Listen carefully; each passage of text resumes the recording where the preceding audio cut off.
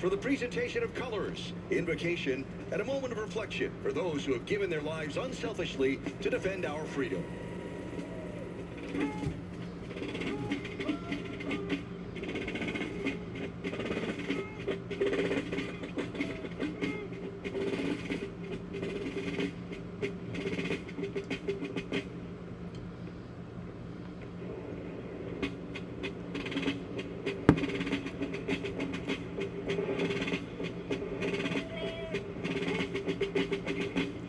Today's invocation, please welcome Indianapolis Archbishop Charles C. Thompson.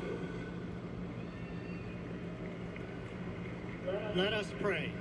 Almighty and loving God, you are lavish in bestowing all your gifts, and we thank you for the favor you have shown us by gathering us together for the 110th Indianapolis 500. Bless the drivers, their teams, and the officials. Cover them with your protection. Help them overcome adversity and reward them for their perseverance. We ask for comfort in this time of need for the friends and family of Kyle Busch. Bless all who have journeyed here to witness these cars testing the limits of speed and achievement. Unite us in appreciation for our freedom and the many sacrifices that make it possible. God bless those who have died for our freedom. God bless all those gathered for this, the greatest spectacle in racing. And God bless America. Damn right.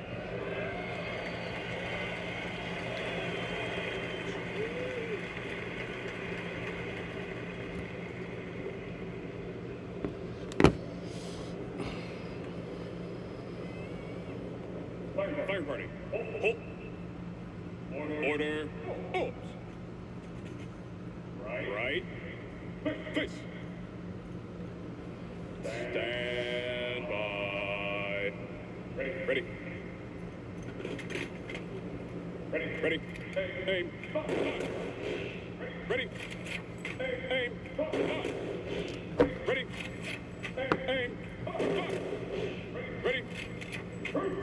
Set. Halt.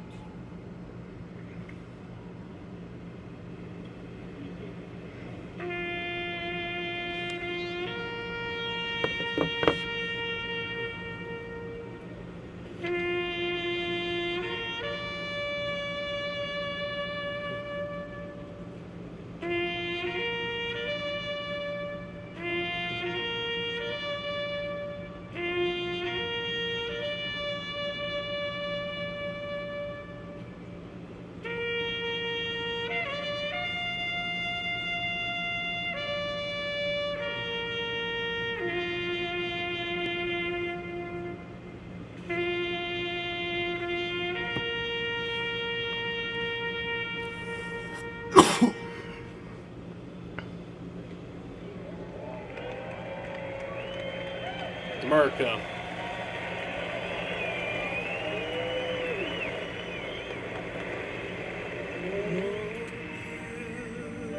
Beautiful for spacious sky, for amber waves of grain, for purple mountain majesty above the fruited plains.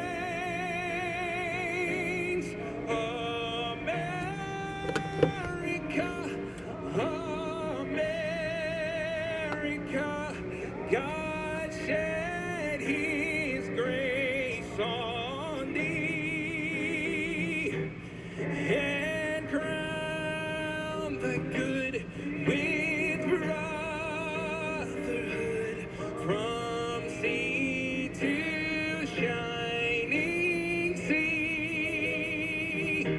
Oh, beautiful, for he was proved in liberating strife to more than self, their country love and mercy more than life.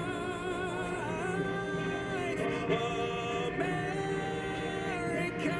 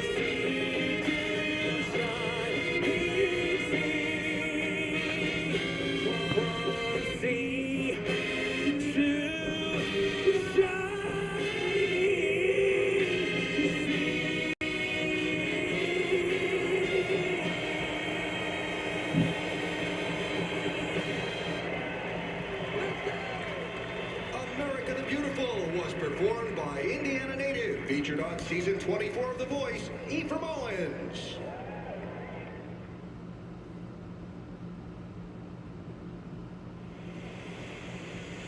What's up, everybody? How's everybody doing today? Indy 500. And in the sound, in the air, and in the earth, in what was, and what's yet to be.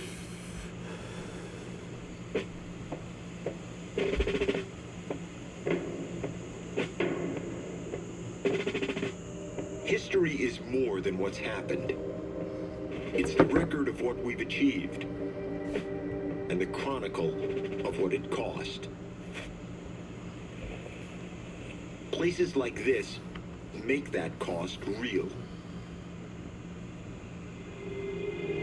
This year, as America celebrates a milestone, we honor 250 years of self-determination, innovation, inspiration,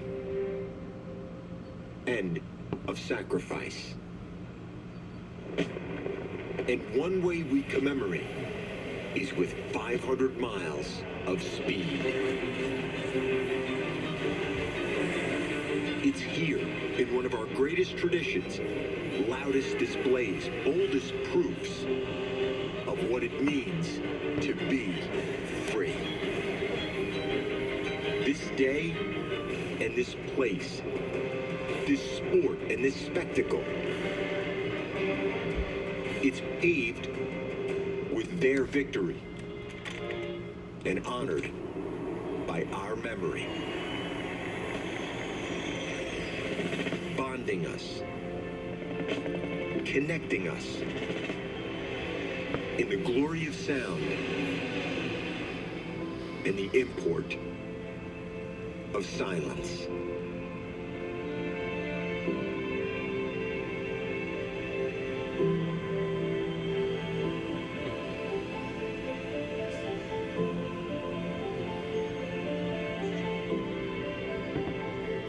Now, to honor America, please stand and remove your hats as Grammy-nominated platinum recording artist Jordan Sparks performs our national anthem.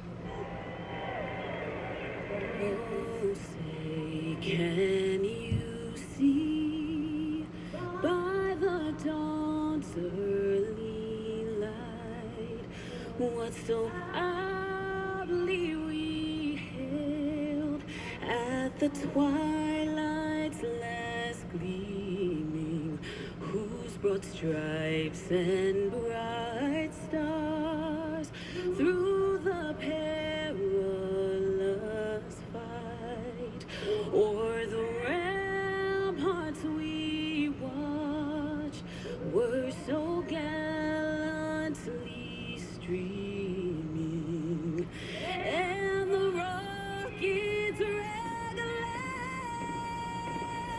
the bombs bursting in air gave proof through the night that our flag was still there. Say, does that star-spangled banner yet wave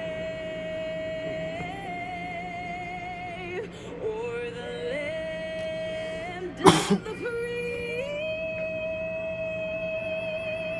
and the home of the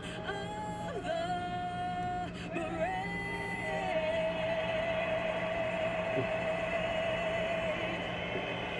America. Let's go, America.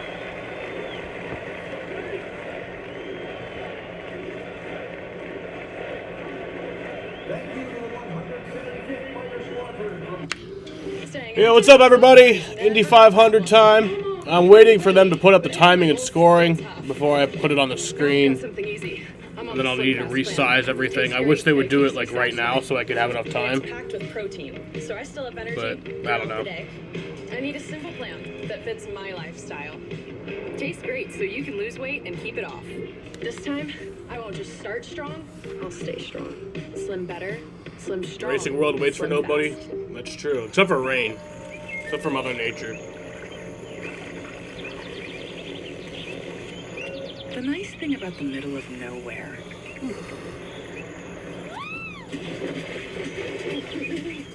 The Catherine leg double, which has been so overshadowed by everything else. She will win. That'd be Get an awesome. Airbnb and go where hotels can't.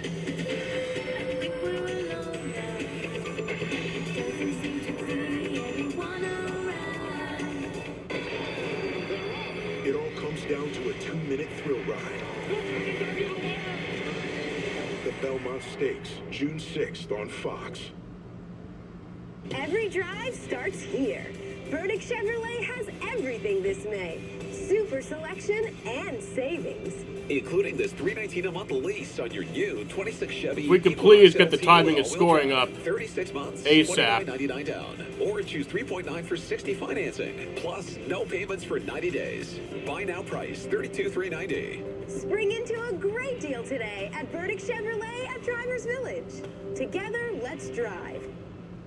The pain was just excruciating. It would bring me to tears. Running just means a lot to me. My feet just really, I was in pain. And it hurt so terribly in my heels, I started like walking like a T-Rex. I couldn't continue. I needed to go to the Good Feet store. And I'm greeted by this gal named Mercy. She said, just try them on. I thought, oh my goodness, this is amazing. Now that I have the Good Feet arch support, running is great. This is the arch support for me. I'm just telling you, I am grateful. I mean, it's real. Reclaim the good life with a free arch support fitting at the Good Feet store. Good feet, good life. Cracks, bowling walls, or other foundation damage can impact your home's health, safety, and value. Wet Basement Solutions will find the source of the problem and provide a permanent solution. Call for a free inspection and estimate. 457-DRYY. WetBasementSolutionsandmore.com. D&D Hearth is where comfort meets craftsmanship. With summer coming up, we want to make sure your patio is looking its best. We offer everything from patio heaters, fire tables, pizza ovens, to pellet stoves. Dude, I really need to put this up. D&D Hearth, igniting comfort. And I need it to be before they actually go racing. I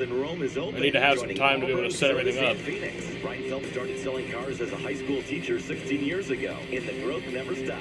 Ryan's goal is to be the best at really bad credit financing, but carry an A-plus reputation. Just because your credit's bad doesn't mean you have to buy from some place like this. My staff cares about its reputation, so it's certainly going to care about you. Visit RyanPhelps.com and see why from Rochester to Utica, everyone's buying from Ryan. Bringing you entertainment television for over 30 years. This is Fox 68, WSYT. Welcome back to Indianapolis, where the drivers are moments from firing up their engines. These stars of today are 500 miles away from having their names remembered forever.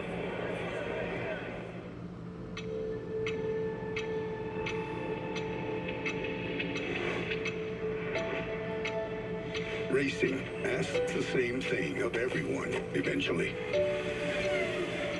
Make room for the next one, the younger one, the faster one, for the kid coming around the corner.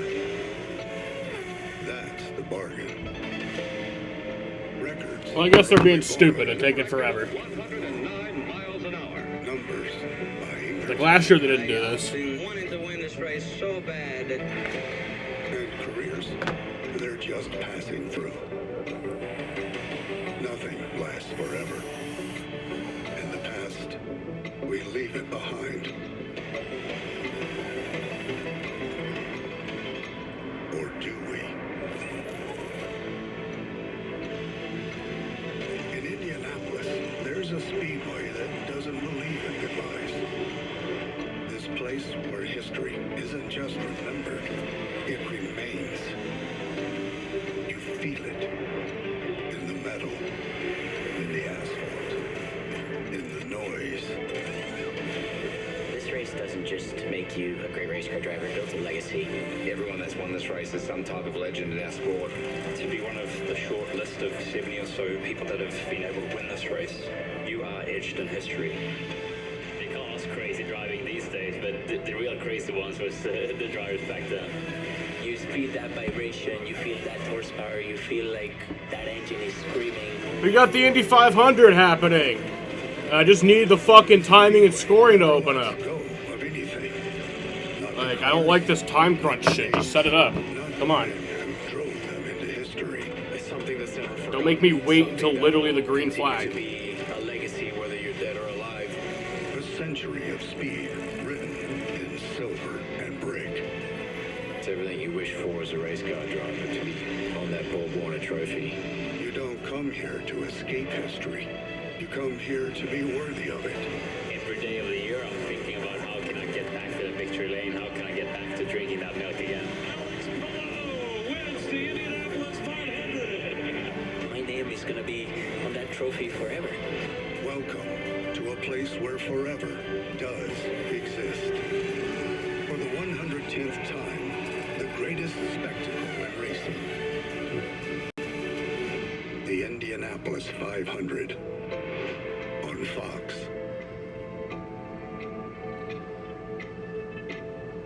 This race is forever. For 33 drivers, this is their date with destiny. Welcome to Fox Sports live coverage of the NTT IndyCar Series Indianapolis 500 presented by Cambridge. This track can make legends. We've got many of them, though, here in Indianapolis. This one goes by the name of MVP-CC. Yes, please welcome today's Grand Marshal, Cambridge Brand Ambassador, and Indiana. Here's Caitlin Clark. Caitlin Clark.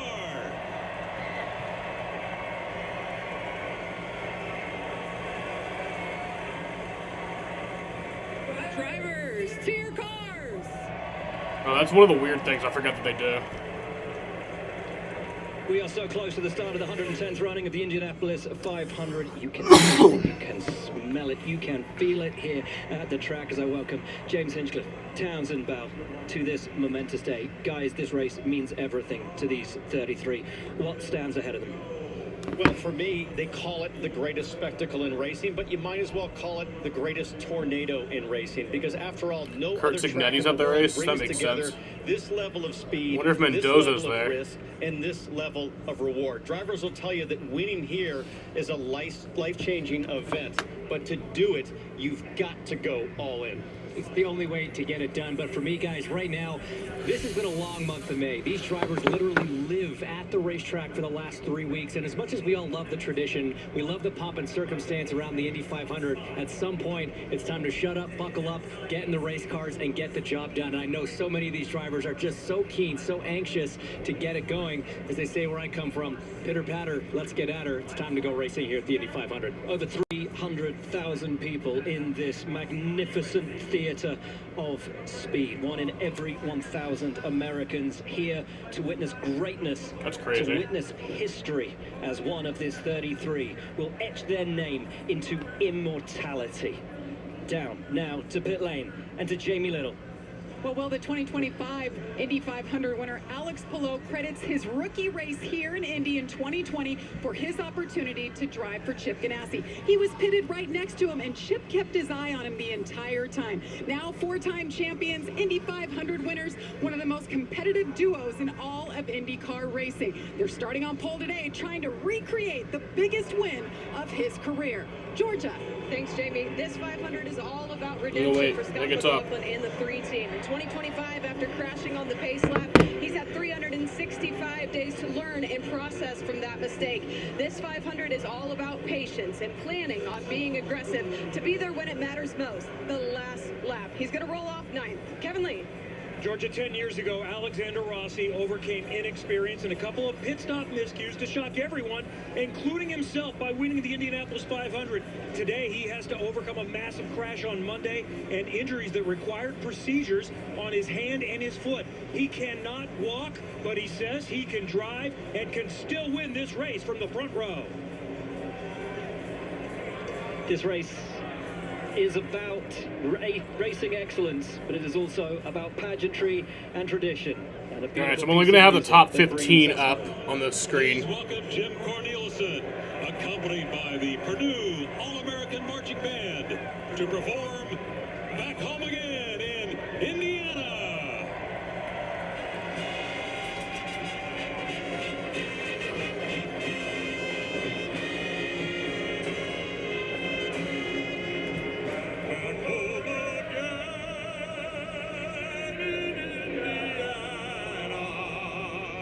And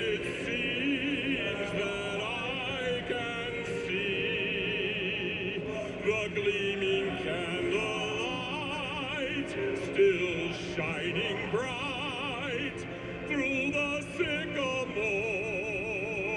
for me.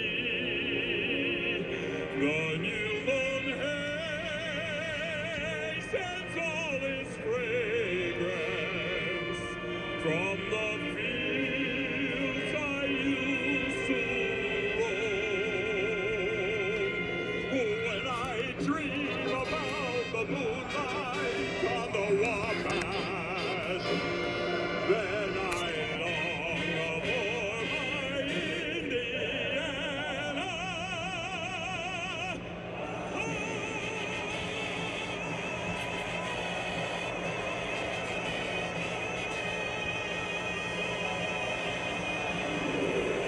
All right. So yeah, we're only gonna have the top 15, because that's how we have it set up.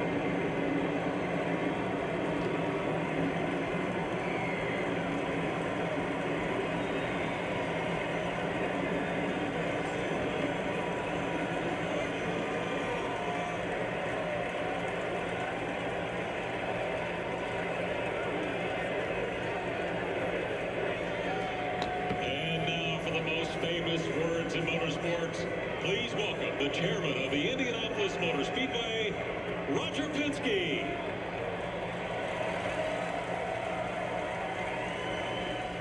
Welcome, race fans, to the 110th running of the Indianapolis 500.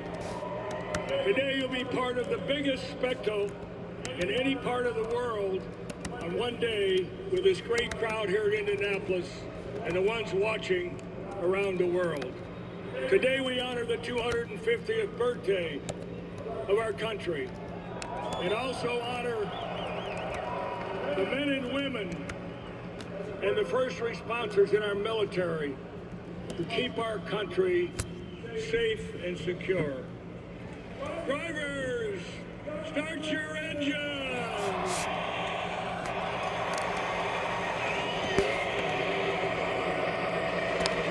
Engines are fired.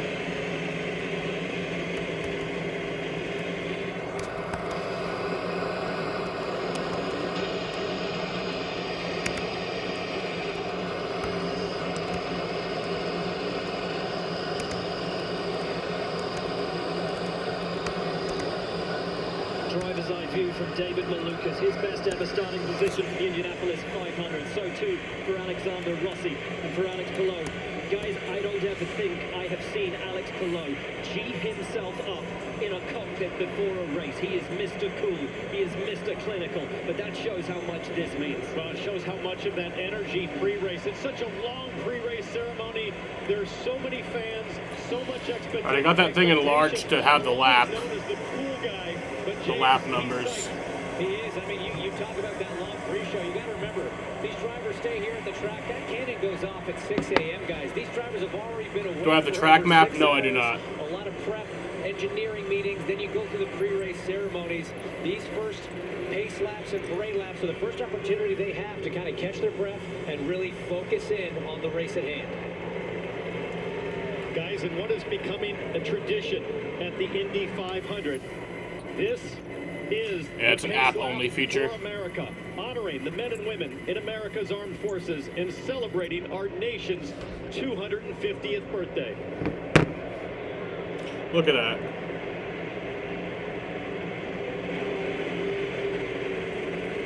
And what a sight. As the 38.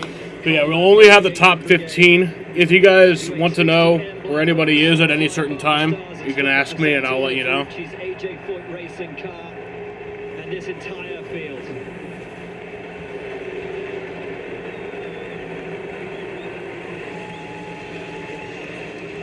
My boy Joseph Newgarden's in 23rd. That's where he starts today. The 110th running of the Indianapolis 500, and we're still creating new traditions every year. And just look at the sellout crowd, guys. These grandstands absolutely packed. One of the earliest sellouts we've had in the Speedway in recent memory. And you can feel it on the ground this morning. Yep, the Indianapolis 500 from Speedway, Indiana. It is a 200-lap race around a 2.5 mile racetrack that comes out to 500 miles. Laps that you take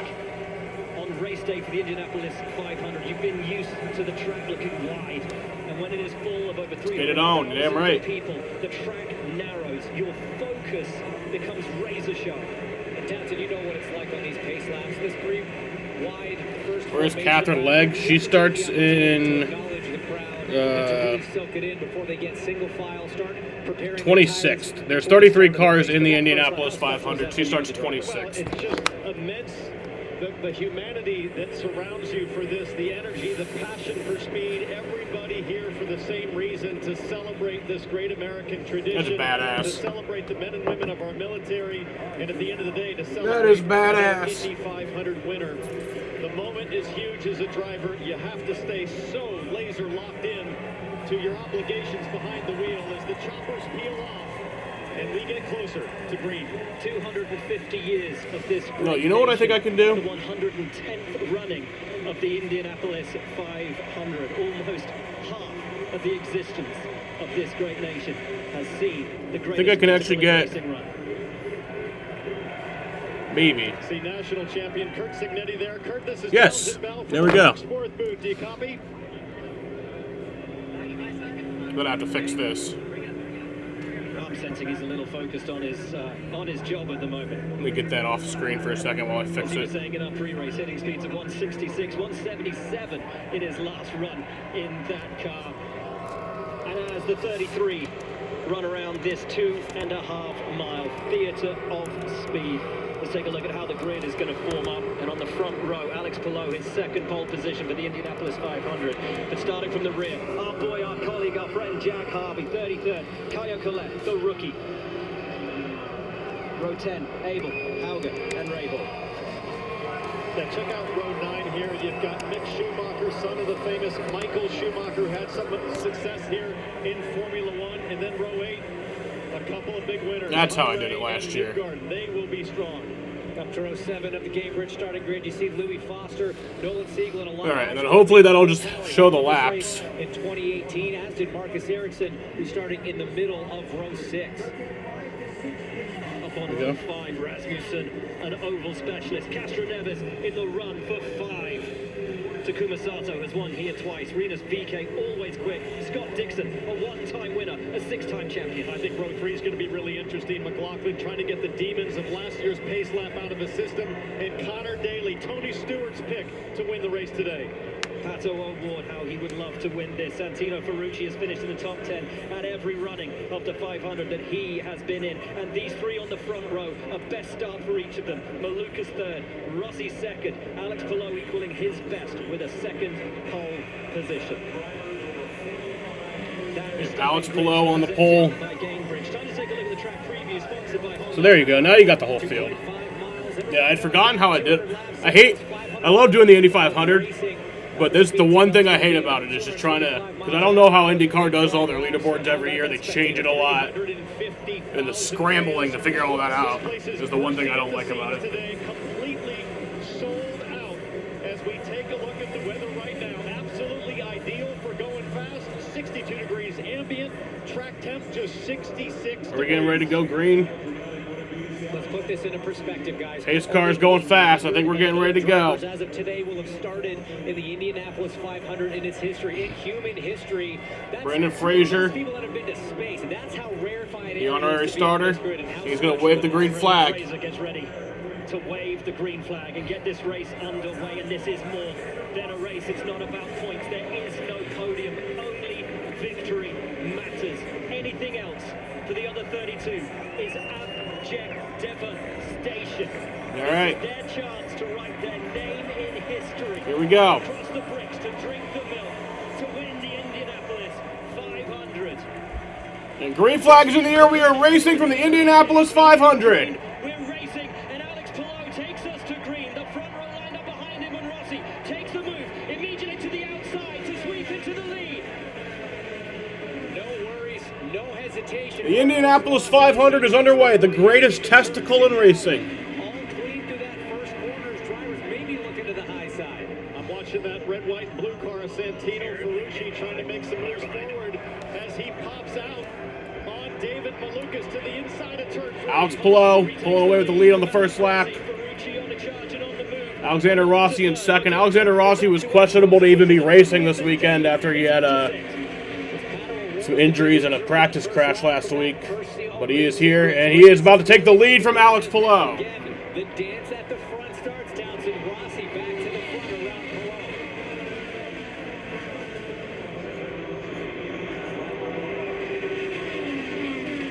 Palou settling in right now, probably thinking, you know what, you want to go lead this thing and burn up more gas? I am happy to play the strategist. Palou, such a master at strategy, and his temperament is what differentiates him. So precise, so calm under pressure. Rasmussen on the move. Nice pass. And guys, Alexander Rossi. In that last practice, a massive crash for him. He is in his backup car today. He has a foot that is bolted back together, a hand that is bolted back together. Alex Palou helped him up on driver intros. He will not give him any help, though, now that this 500-mile race is underway. The greatest testicle in racing, yep. Felix Rosenquist to get David Malukas in turn one. A late pop. We're going to be seeing a lot of those today. We are, and look, if you're Rosenquist, you know you kind of want to be in that top three. If you can get your way into those top three cars, you can kind of be in that pack that's controlling the pace, deciding what fuel mileage to get. The further back in line you are, the harder it is to follow, the harder it is to pass because of the dirty air that's coming off of the car in front. That dirty air, it punches a hole on the straights, which gives you an extra toe, a bit more speed. But the downside of it is it takes some of the downforce, some of that aerodynamic grip away in the corners. Rossi back to the front, 10 years on from his win on debut at this great race. One great thing about IndyCar, no stages. In California. This is a replay. Joseph Newgarden, 3 wide on the run down to 3 on the 2 McLaren teammates, Nolan Siegel and Christian Lundgaard. Oh, lovely stuff from Joseph Newgarden. He has got an incredible race car underneath him. On board here, the shell car of Newgarden. Watch the draft that he gets on this. Anthony Alfredo is on standby for Catherine Legg if she does not make it back to Charlotte on time. Newgarden just breezes to the Catherine Legg is doing the Indy 500 Coke 600 double. Feel bad for her because I feel like it's been overshadowed by just all the bullshit this weekend. I also feel like she didn't, like we only found out like a month ago that she was doing it. Like, I feel like usually when you find out about it, it's like a while beforehand and you have this, a lot of time to hype it up. +5 on the day so far, and he is the biggest mover of the race so far. The 2-time champion, the 2-time Indy 500 race winner, Joseph Newgarden. And Alexander Rossi trying to come back once again to take the lead from Alex Palou. He will. Between Rossi and Palou at the front. On board with Alex Palou. This is the corner, of course, where Rossi had that monumental shunt last Monday in practice. What caused the injuries that needed to be tended to, as Kevin said. And we could end up having rain later in the race. Lap 100 is when this race will be official. Finishing record here is incredible. On the years that he finishes this race. So it's rain possible after 4 p.m. I think we'll honestly be good to go for the entire 500 miles. Former teammate. There goes Palou back to the front, James. But you talked about Rossi. I think incredible. But it could be close. Lovely from Felix Rosenquist. Many people thought he had the car and the temperament to take pole position in last week's qualifying session. He was rapid, only to be denied. Joseph up to 17th, started 23rd. And ultimately Palou, and here comes That's my boy. On Santino Ferrucci. Nice move up the inside into 3. That'll do it for the Penske man. And guys, one of the things you work on so much in practice is not just timing your passes and the art of passing, but also the art of getting past. Ferrucci getting passed by Rosenquist there broke his momentum, and that's what allowed Malukas to get that run. But right now, if I'm Rosenquist, I just want to sit right there, watch these two dance in front, do this choreograph, switching back and forth, back on the driver's eye. And a 2-time winner passes another 2-time winner. Newgarden on Takuma Sato. You know, Joseph Newgarden finished up final practice with an hour left to run. We talked to him, said, how you feeling? He said, yeah, the car's all right. There was a confidence. A cool, calm, quiet confidence in Joseph Newgarden that really didn't need explaining that day. He'd done everything he needed to do. Knew where that car was. The confidence has been brimming in it ever since. Well, you got to remember, Newgarden started dead last year and Rossi and Palou. Been back and forth. Palou's in the lead at the moment. Starting 23rd, no big deal. He's probably thinking to himself, James, I'm going to be in the top 3 or 4 by half distance. It was a mechanical issue last year that took Newgarden out of the race. As we ride again on board, things are looking very, very strong right now. Someone made the worst joke. Why is 8500 racing with F1 cars? These are definitely not F1 cars. I think that'd be interesting, though. Or at least with the old F1 cars, I think it'd be interesting. Nobody more knowledgeable, frankly, of what it means to win on an oval. He's done it so many times. And that experience last year of coming up through the back of the field from that last row to get himself into contention there, he's already done it now. We know he can race from the front. We've seen that plenty of times. But 10 laps in, 20%, or no, it's not how that works. 2% complete? Can kind of put together when he's in that position he needs it. And right now, the guys in front are almost holding the pace back a little bit. That's helping keep the line nice and tight. So Joseph's 5% complete. I think that's what, yeah. Rossi. I think that's how that maths out. His first win leads Alex Palou, our defending race winner at the Indianapolis. We're going to have side by side.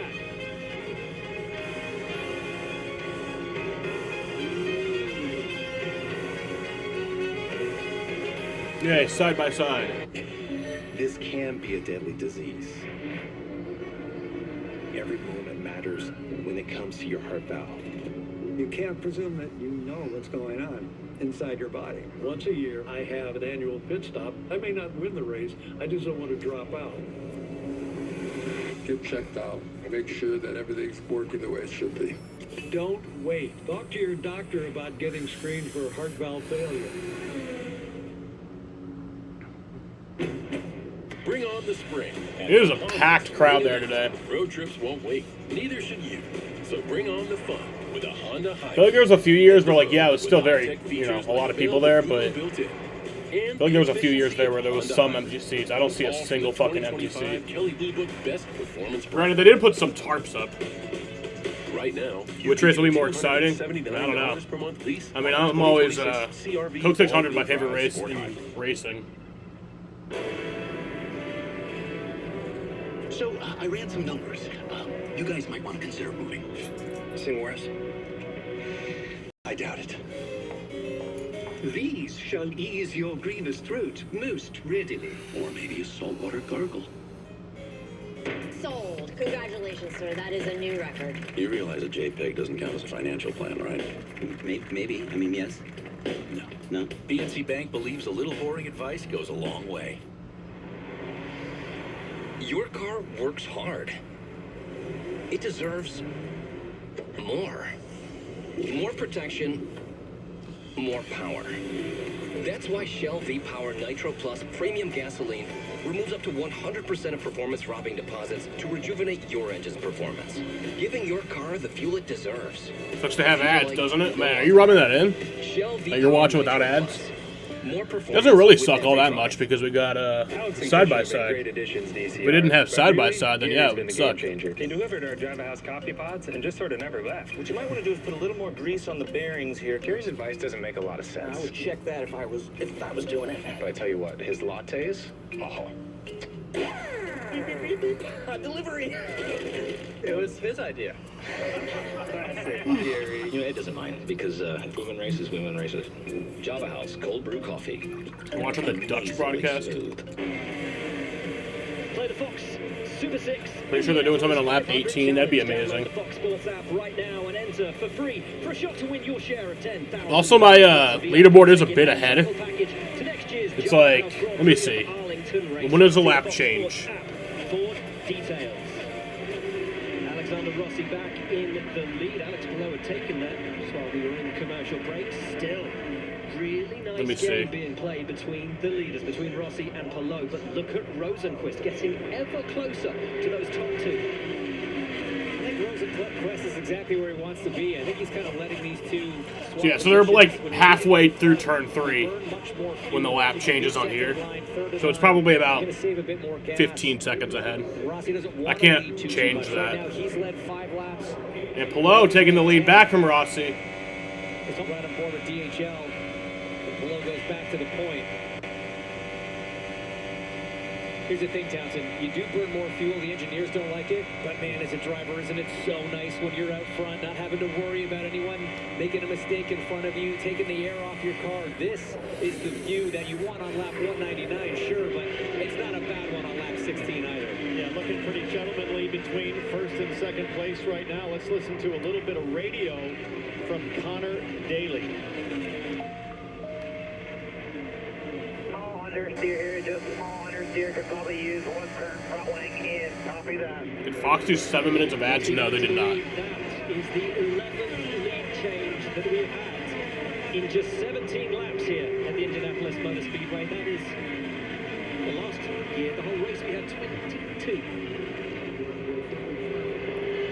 I don't know what they're doing, but I'm going to be a silent lap 18. First pit stop, just battling some understeer tires, not quite gripping the racetrack the way that he wants.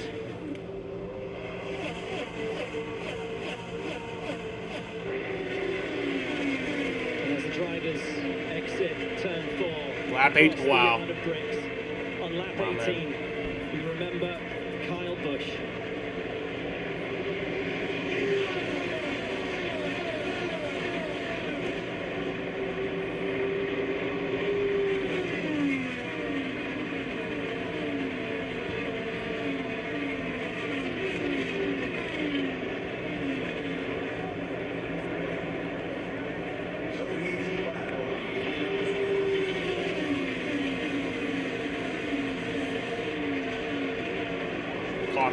Oh, big crash. Catherine Legg. She's involved. Her dream of the double is over. Ryan Hunter-Reay's dream of another Indy 500 win. Big crash on lap 18. McLaren and the AJ Foyt racing car. Their days are big over. Crash. Bitter disappointment for them both. And Catherine Legg's dream of becoming the first woman to complete the double is done. And our safety team is always quick on the scene. We heard Catherine Legg's involved. She's okay. So she'll head to Charlotte. They're going to work down. Anthony Alfredo won't have to race tonight. Pace car going to bring the field around, having to do a little bit of a chicane on the back straight there. You can see the disappointment on the crew, just all the work, guys, that goes into this race. That was a 12-minute and 23-second green flag run to start the race here. So much effort, all come undone here. Yeah, of course they had a wreck on that lap. One-off entries. The 31 for McLaren of Ryan Hunter-Reay. And the 11 for Catherine Legg. Let's take a look at this replay here on the right side of the screen. You'll see Ryan Hunter-Reay just losing the car. Oh, he just lost it by himself. At the exit of turn 2, he stays. It was kind of a chain reaction sort of thing. Trying to keep it off the wall, and at the last yeah, Legg tried to avoid it, and then to try to avoid him. Heavy impact to the inside barrier. We talked about turn 2, guys. This is exactly what happened to Alex Rossi in that Monday practice. Just got a little high. You saw that first moment, he corrected it. Did a good job of keeping his foot buried and keeping it out of the wall initially. And Catherine is not sure which way that car was going to go. I think she made the right decision. I think that hole was closing up impossibly for Catherine Legg. Right here, perfect decision. She had to do that and just narrowly avoided T-boning Ryan Hunter-Reay. Really sacrificing herself to protect the other driver. Horrible situation for both. So Ryan Hunter-Reay, Catherine Legg. You see Ryan going around, nothing but smoke. You can see how much the driver's vision is impaired. They're sitting so low, guys. They're looking through the aero screen. That smoke comes up. And you're going over 200 miles an hour. It's so hard to make that split-second decision and know which way to go, but great to see nothing she could do there, yeah. The trying to avoid it. And a head start to get to Charlotte, unfortunately. And she has been such a popular figure these last couple of weeks here. I've seen so many girls and boys walking around in her merchandise this week. She will head on to Charlotte now, but desperately disappointing for her. Desperately disappointing for Ryan Hunter-Reay, the 2014 winner with McLaren. But think about all of the expertise that he has brought to that McLaren group for this 500 as they search to achieve, or seemingly impossible of winning the Triple Crown of motorsport in the same decade. And I'm just shocked, James, that Ryan Hunter-Reay's car was that loose this early in the race. Temperatures are down, grip is up. He was seemingly running on his own there. We always talk about how treacherous, how difficult turn 2 is, and it just caught another winning driver of this race out. Guys, we talk about how important pit lane is here at the Indy 500, and they're coming to pit lane, Georgia. Here's pit stops. David Malukas comes to pit lane. Today he gave Team Penske their 50th front row start. He's a first-year Team Penske driver, and he brings his car to the attention. I don't think anyone's actually doing that, Andy. I think that might just be you. No, I know you wouldn't. A crew chief for the team, calling his first 500 as strategist this year. He makes his marks to his box. They're going to take 4 tires and fuel today. This is going to be his first stop of the day, and obviously an important one. He is down and away after a small wing adjustment. Jamie, Alexander Rossi in the middle of your screen led 6 laps there. Turn of front wing out of 4 tires. Alex Palou, no changes. Looks good as he battled up front. Has led 13 laps today. The big winners off pit lane. Rosenquist up to second, but Scott McLaughlin has flown up the order with a brilliant stop from his Penske crew. VK, Grosjean, Kaio Colette, and Jack Harvey stayed out. But of those who pitted, it's Palou out of pit lane first. Rosenquist second. Zepbound, watch this. Zepbound helps adults with obesity lose weight and keep it off. Watch this. So you don't feel stuck on your weight loss journey. People taking Zepbound lost up to 48 pounds. In a study, people using Lilly's Zepbound lost an average of 50 pounds, compared to an average of 33 pounds for people using up to a 2.4 milligram dose of the Wegovy injection. Don't share needles or pens or reuse needles. Don't take if allergic to it or if you or someone in your family had MTC or MEN2. Tell your doctor if you get a lump or swelling in your neck. Stop Zepbound and call your doctor if you have severe stomach pain or a serious allergic reaction. Severe side effects may include inflamed pancreas or gallbladder problems. Tell your doctor if you experience vision changes before scheduled procedures with anesthesia. If you're nursing, pregnant, plan to be, or taking birth control pills. Taking Zepbound with a sulfonylurea or insulin may cause low blood sugar. Side effects include nausea, diarrhea, and vomiting, which can cause. Well, then those dehydration people and suck worsen if she kidney decided to hit. Ask your Yeah, doctor exactly. about Zepbound. Coming soon through Medicare. Can't for win with some $50 people. a month.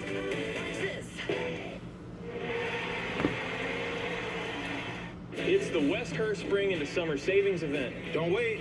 At Westhurst Chevrolet of Clay, formerly Sharon Chevrolet, and Westhurst Chevrolet of East Syracuse, drive happy for less during the Westhurst Spring into Summer Savings event. Purchase, lease, or finance in May, and we'll find the most affordable monthly payment option for you on any new Chevy. With thousands available, stop in and get yours. Westhurst Chevrolet of Clay and Westhurst Chevrolet of East Syracuse. Drive happy for less. D&D Hearth is where comfort meets craftsmanship. With summer coming up, we want to make sure your patio is looking its best. We offer everything from patio heaters, fire tables, pizza ovens, to pellet stoves. Call or stop by today. D&D Hearth, igniting comfort one fireplace at a time. For all the visitors at the door. Hey, what you doing? Jumping in to save the day. A baby on the move and a guy who just can't stay. The fire that's getting closer. That break-in prevented. Whatever it is, when you have Ring, you can be sure that it's protected. Protect your home today at Ring.com. I'm Ryan Phelps, and we just opened our 4th dealership here in Rome, New York. Ryan Phelps Auto now has 4 locations in Auburn, Sodus, Phoenix, and Rome. Ryan started with just 2 cars on his lawn and has grown fast by doing business the right way. Now, the Rome and Utica area can see what buying from Ryan is all about. Over 30 lenders for credit that's good, bad, and really bad. And even buy here, pay here. Visit RyanPhelps.com and see why everyone's buying from Ryan in Rome.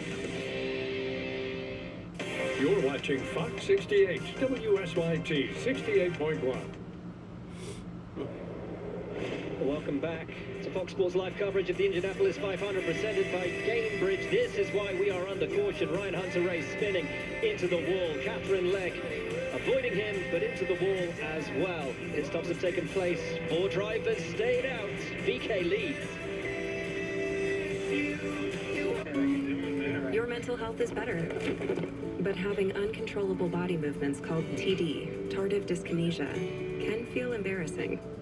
I asked asked my doctor about treating my TD with Ingrezza. #1 prescribed Ingrezza reduced TD movements by greater than 10 times, with most seeing a response as early as 2 weeks. And you can keep taking most mental health meds. Ingrezza can cause depression, suicidal thoughts, or actions in patients with Huntington's disease. Call your doctor if you become depressed, have sudden behavior, mood changes, or suicidal thoughts. Don't take Ingrezza if allergic. Serious side effects may include allergic reactions like sudden, potentially fatal swelling and hives, sleepiness, the most common side effect, and heart rhythm problems. Know how Ingrezza affects you before operating a car or dangerous machinery. Report fever, stiff muscles, or problems thinking, as these might be life-threatening. Shaking, stiffness, drooling, and trouble with moving or balance may occur. Taking control starts with asking your doctor about Ingrezza.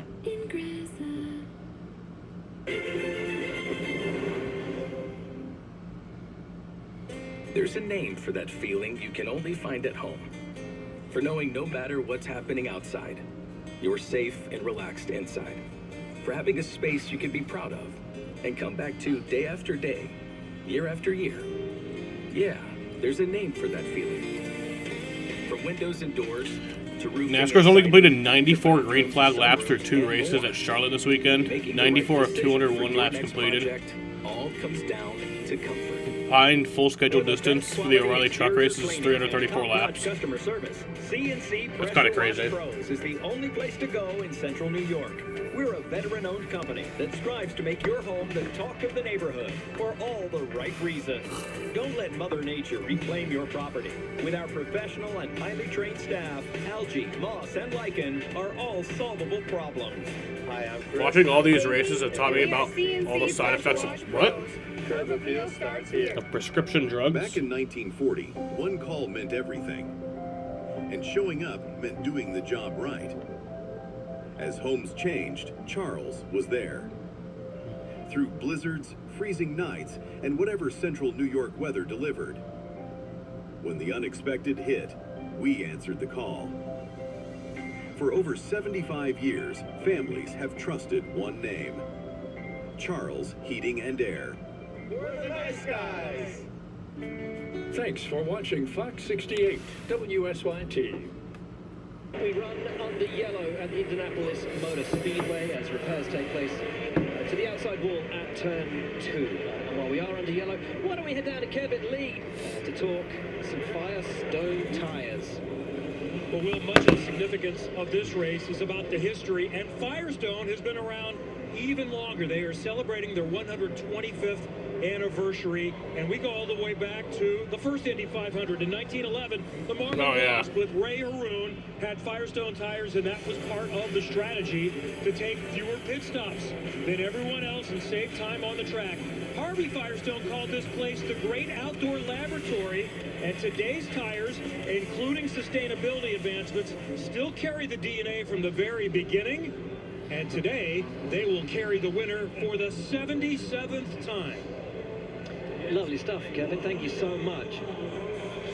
Right, one lap left to go until we get back up and running. And man who was fighting for the lead for the opening. When was the last time the Indy 500 was rain shortened? 2007. Let's take a look at what happened here, James. It looks like the right Dario Franchitti won. had to go to the spare wheel nut, loses valuable time right there. Has to get it rethreaded and then gunned.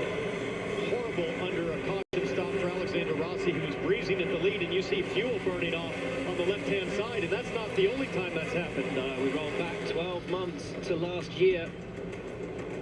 A fire on pit lane for Alexander Rossi saw the end of his race. Pit stop woes, though, today for ECR. We've already seen Alexander Rossi lost 11 positions on that stop. All three ECR cars combined lost 13 positions on that round of pit stops. It was also shortened in 2004. For a reason we're not quite sure of. Had to come back in the pit lane for a second time. I can only imagine that's because they didn't get the fuel nozzle attached on that first stop for Christian Rasmussen. But I tell you one thing, guys. Christian Rasmussen fighting through from the back of the field.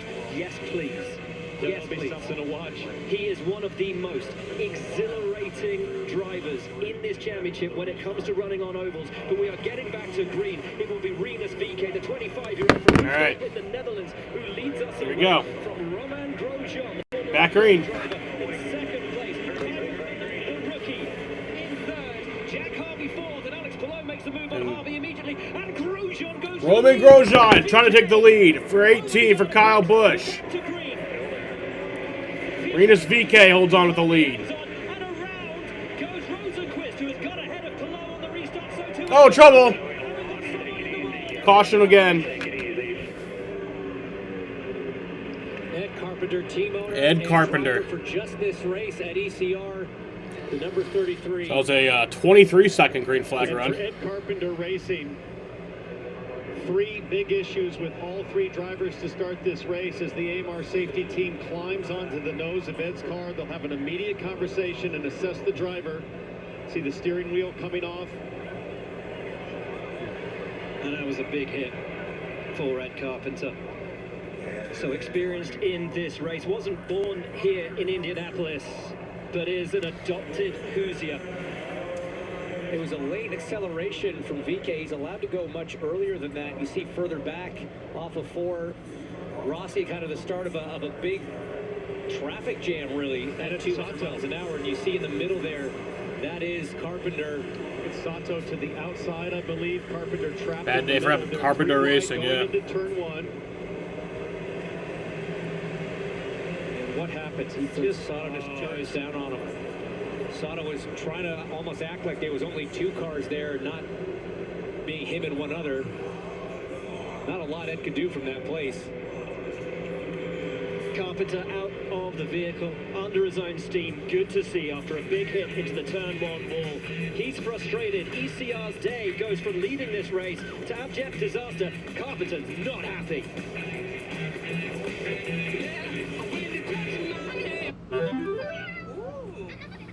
If you're planning on all getting together, why stay in hotel rooms and not be together?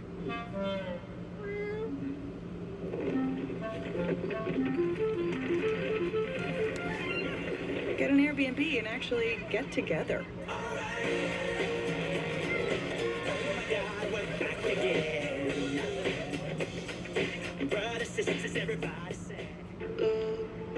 People think you're good at something, or you're not. But really, you set a goal, and you show up. You let yourself be bad at it. And then one day, you're like, I can do this now. Grandpa is pissed. So start how you can. Your grandpa, or? The medics are there so fast, yeah. I mean, the medics were there fast during the Core Days crash earlier. I thought they got there extremely fast. Davidson Ford, you pay what we pay with Ford employee pricing. Choose from over 100 Ford Explorers. Drive a 2026 4x4 home today. Employee priced at just $359 a month. Save big on nearly every new Ford. Shop DavidsonFordClay.com. Nice. At Holbrook Heating and Air, we bring experience, dedication, and a personal touch that you only get from a family-owned business. That's the Holbrook advantage. For 2 generations, we've helped upstate New York families stay warm in the winter, cool in the summer, and enjoy healthier indoor air quality year-round. For new installations, repairs, routine maintenance, choose a name you can trust. Holbrook Heating and Air Conditioning is your hometown expert. Your comfort is our business. For the best quality exterior cleaning and top-notch customer service, C&C Pressure Wash Pros is the only place to go in Central New York. Hi, I'm Chris. I'm Casey, and we are C&C Pressure Wash Pros. Curb appeal starts here. Our job is to first listen, understand what's going on with a individual, and figure out the best way to get them to whatever goal they're trying to accomplish. Joseph Newgarden has made his way up to 13th. Listeners. And I think that's up 10 spots from his start. Rockbridge good at what we do. Ryan Hunter Ray is out of the care center. That want to build relationships with clients and are getting satisfaction out of seeing these clients have the ability to do what they want to do. We want to do the right things for the right reasons. You're watching Fox 68, WSYT 68.1.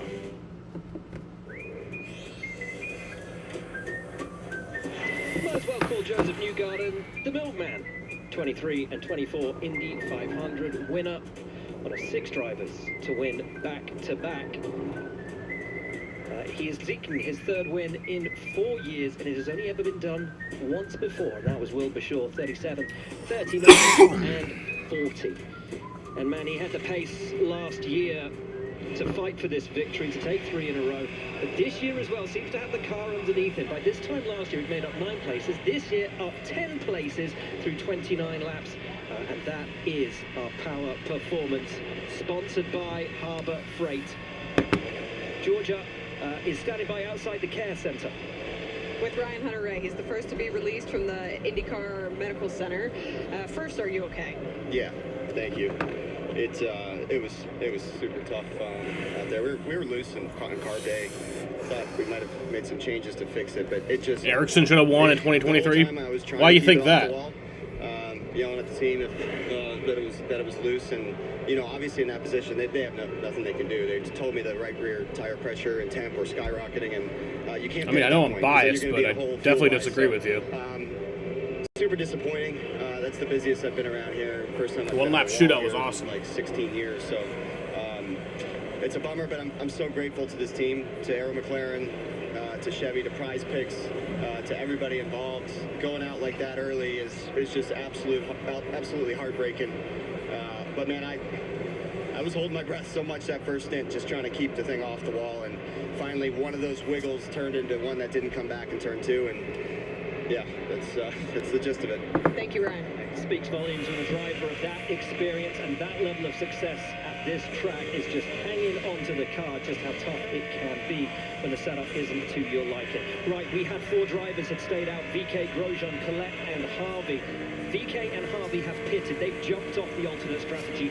Grosjean and Collette are committing to it. Grosjean, the 39-year-old from Geneva, Switzerland, races under a French license, formerly an F1 driver. Here we go. Been in IndyCar for some years now. Back green. Championship has never had a win, but will lead the field back to green. And their restart zone is huge. And Collette goes with him, the impressive rookie who qualified so well, only to have a penalty afterwards. Renegade him to the back of the grid, takes the lead of the Collette to the lead. And here comes Alex Palou. Crucially behind, Palou got back by both McLaughlin and Felix Rosenquist. So the champ on a charge now is Ferrucci and Rosie side by side in 2. How do you even pronounce that name? K.O. Collette?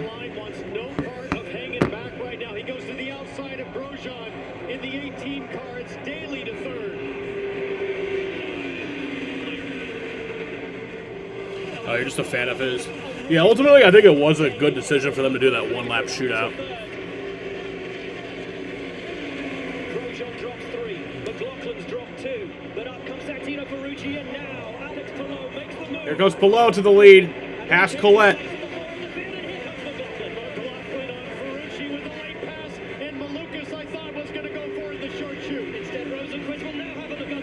God damn it. That's close. Wheel to wheel through 2. It's a handful in turn 2 on your own, side by side like that. Brave stuff is now Newgarden. Once again, moving up the order. He's up to 9th. It's cold in here, but I don't want to turn off my AC. That's unbelievably close. I'm sure there was contact between Newgarden and Rosenquist, but Newgarden's up to 7th, up to 8th now. He can't surely think about it. He does. And here comes Connor Daly for the lead. The crowd loves it.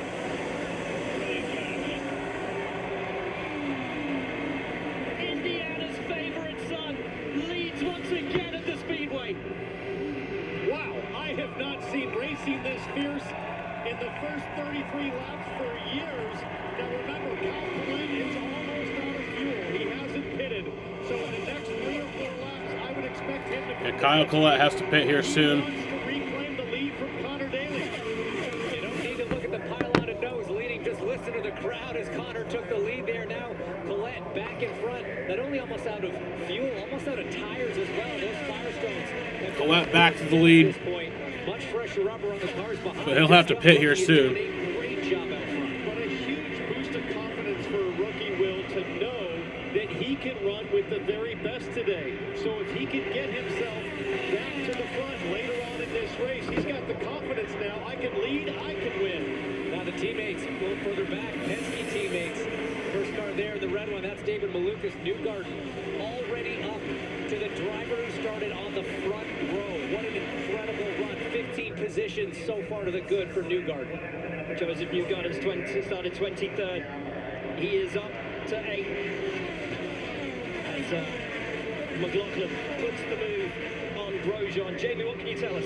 Connor Daly back to second now. He took a sniff up the lead. Didn't quite get a lap led, though. He has led in 5 different races at the 500. 7 different teams he's driven for here at the 500. We played the radio. He talked about how he wanted more front grip in those tires. They put a turn of front wing in, and that car has set sail, guys. Up 3 spots since that restart. But Caio Collet, the 24-year-old from Sao Paulo, Brazil, who has impressed everybody since his first turn at the wheel at the Speedway, leads from Daly. Daly looking to get back through and back into the lead. Can't do it at 1. Collet has been so impressive since the open test that we had here. Qualified up in the top 10 originally before a post-qualifying penalty.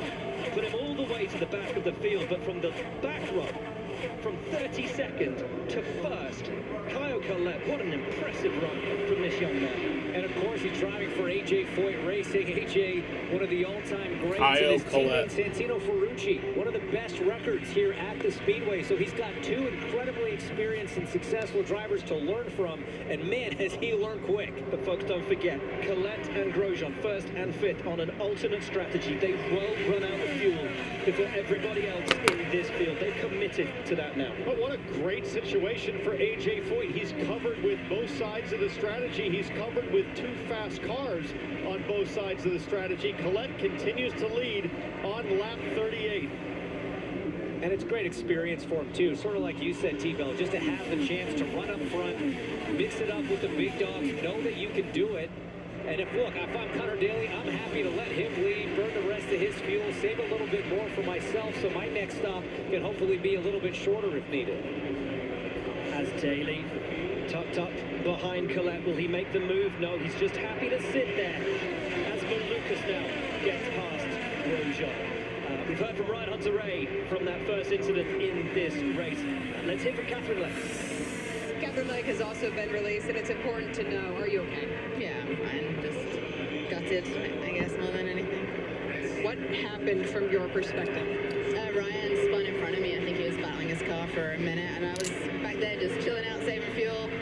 And he spun, went down the track, then started coming back up the track, so I had to abort mission and try and go low, and I just didn't make it, basically. Obviously, this is a disappointment and not the way you wanted it to end here at the Indianapolis Motor Speedway, but you still have a big day ahead of you. So we just wanted to say congratulations on starting the race and your future endeavors today. Appreciate it, Catherine. Grosjean aborts into Catherine Legg's all right. It's good to see she will be heading to Charlotte here shortly. 5, 6. Collet still leads. There is Grosjean in the lower half of your picture. Decent looking stop for the Dale Coyne team. But how long can he go? Well, by Grosjean pitting, that means Collet's probably going to have to pit in the next lap or 2. But Collet knows how to lead out front. This guy, as he comes to pit lane, this guy can run a 5K in 18 minutes. He's one of the fittest drivers in the series. He comes in for fuel. Now Daly leads. Connor Daly back to the lead. The boy from Noblesville, Indiana. Daly adores this track. The fan base here adore him. They are raucous in their approval anytime he gets even a sniff of the lead. But here comes the defending race winner, the 4-time champion Alex Palou to the lead. And Malukas puts the move on his teammate Scott McLaughlin. And that next car up ahead is Romain Grosjean. You lose basically about a lap with the pit stop here in Indy. Now Grosjean's out there on full fuel and fresh tires, trying to desperately stay on that lead lap. Fresh tires are good. Not as good as a massive draft behind. I think Palou's going to have the opportunity to get around him and potentially trap Grosjean a lap down. Should a yellow come out before Palou has to pit again. Think about the last lap, though, of last year's Indy 500. How smart Palou was in using the traffic ahead of him just to drag him along, use a little bit less fuel, a little bit less tires, really take advantage of those guys who had the fresher rubber ahead. So it's Alex Palou, 4-time champion, defending race winner who leads from Connor Daly, who has never won a race in his IndyCar career. David Malukas, driving for Penske, is 3rd. He too has never won a race in IndyCar. Scott McLaughlin is 4th. Joseph Newgarden is 5th. Then it's Rosenquist, Ferrucci, Dixon and Simpson. Pato O'Ward for McLaren rounds out the top 10.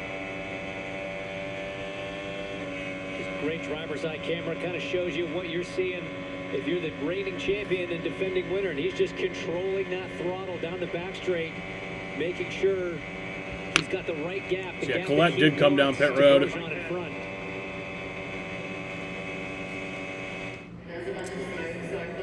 Well, Palou leads from Connor Daly. It's his 13th Indianapolis 500 this year. Unlucky for some, maybe not for Connor. Is this his year?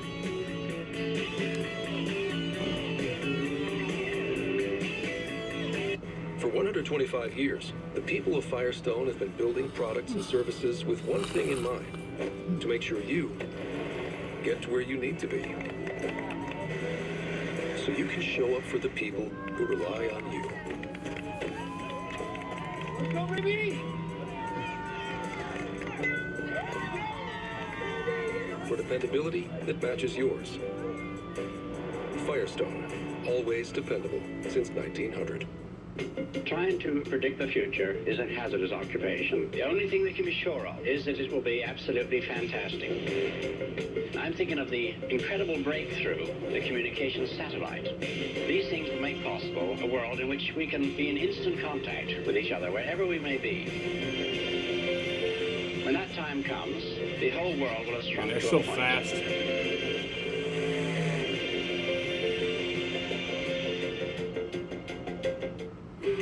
Whether you're a professional technician or just take pride in maintaining your own vehicle, Harbor Freight has the quality auto tools you need at unbeatable prices.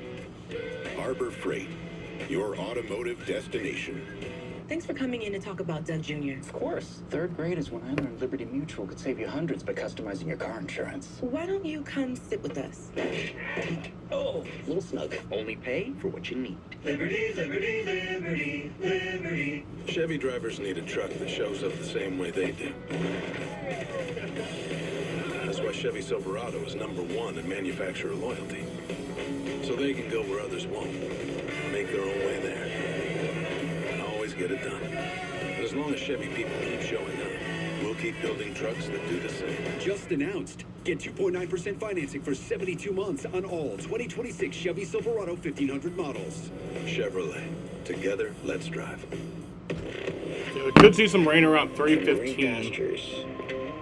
To roaring tracks. There's a strength that never falters. A legacy shaped by those who came before us. McLaughlin looks high. Binding us beyond trade or title.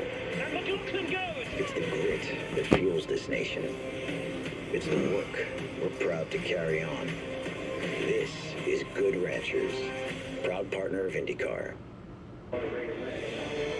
This summer, the biggest tournament on the planet comes to America, and you can see it all right here on Fox. Get ready for the 2026 FIFA World Cup.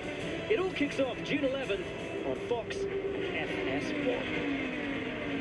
Alex Palou still leading the Indianapolis 500, lap 48 of 200 completed. Connor Daly is second. Then it is the Penske trio of David Malukas, Scott McLaughlin, Joseph Newgarden is fifth from his starting position of 23rd. But guys, the driver on the move since the restart is not Newgarden, it's not Malukas, it's Rasmussen. We said watch out for him. This is a guy who took his first win on an oval last year in Milwaukee. He is renowned for being electrifying on an oval. He takes chances no one else dares, and he is displaying that here today once again. A driver you cannot keep your eyes off. Oh, he's so exciting to watch. Nobody's more comfortable with a loose car than Christian Rasmussen. That's where the back end of the race car wants to walk around. Exactly what led to Ryan Hunter-Reay's crash earlier, but Rasmussen just loves to dance on the wild side, and late in this race, if he's in contention, that can be an advantage. And guys, we've been talking a lot about Newgarden's charge up through the field. Another driver that we had eyes on right from the beginning was Kyle Kirkwood, who was out of position a little bit. We see the Sam's Club on board right now for the Andretti Global driver. Let's listen in on a little bit of radio from Kyle. Did we help you with that tire pressure adjustment? No, it feels pretty good now. Okay, we're half tanks. Just think about saving fuel here.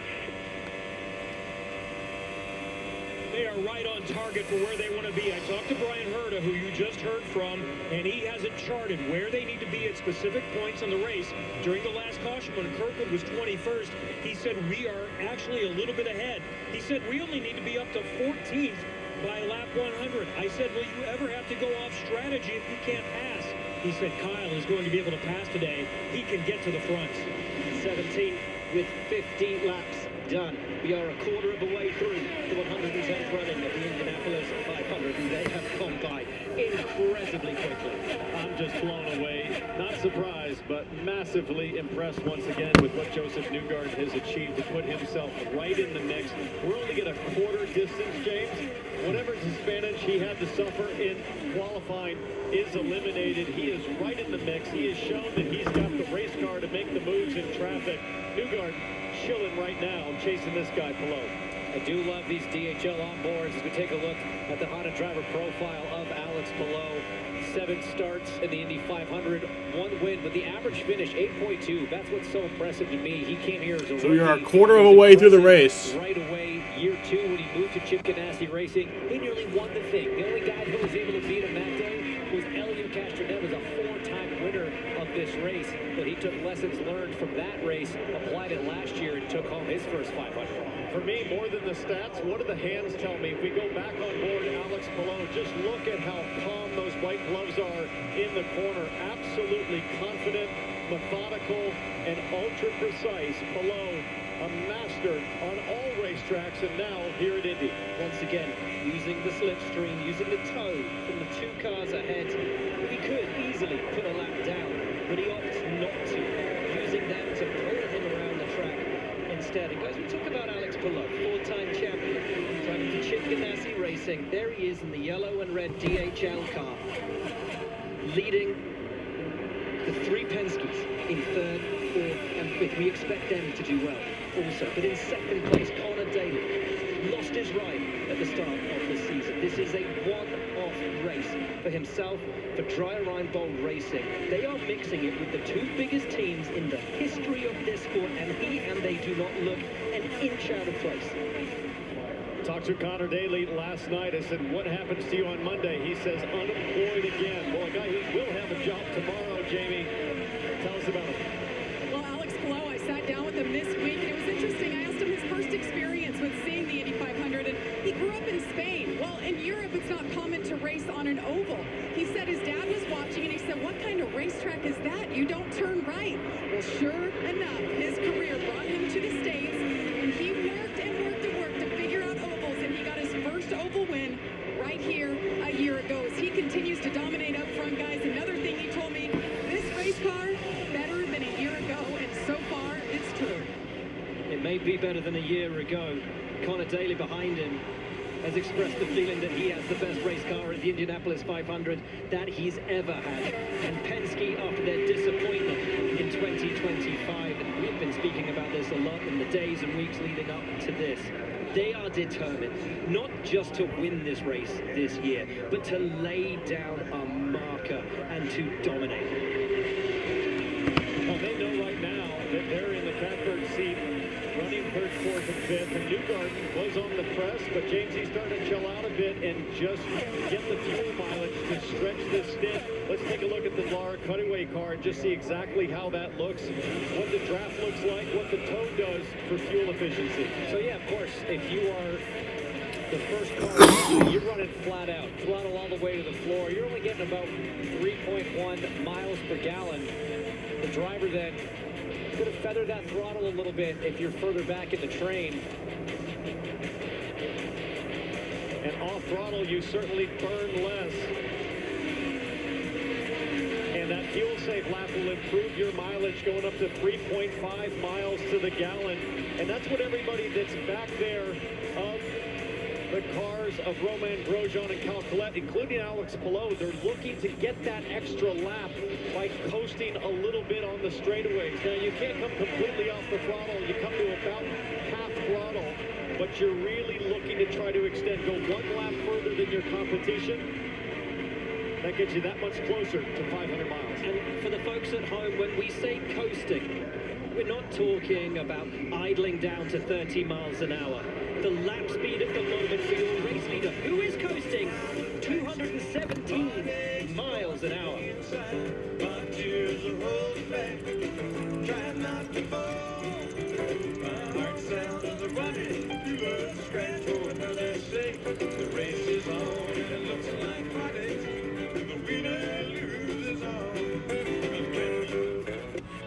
Alex Palou still leading right now. Extended. Save up to 30% on moving and storage until June 8th and see why Pods is America's #1 container moving company. Whether you're relocating to a new home or renovating your current one, save up to 30%. Pods brings the container to you, and you can pack at your own pace.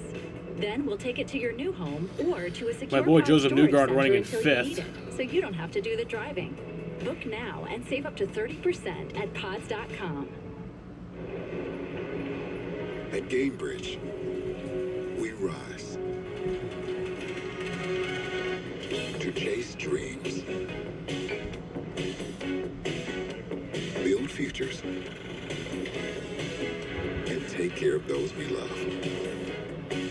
Isn't it time what you work for worked for you? Stingray Rob is on pit road. Gamebridge, let your money work for you.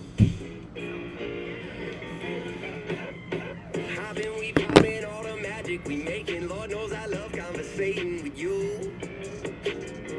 We come together, get the fireworks started. Yeah, we the life of the party, it's true. Like, look at that, look at that, look at that smile. Every time you come around, I feel like I'm brand new. 250 years of American summers, millions of American cookouts. Make yours a classic with Heinz, Kraft, and Oscar Mayer.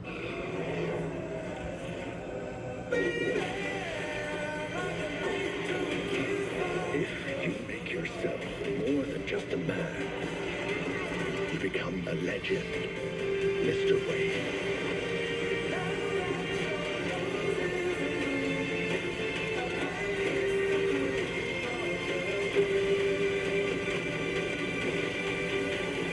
Rated E10 for ages 10 and up.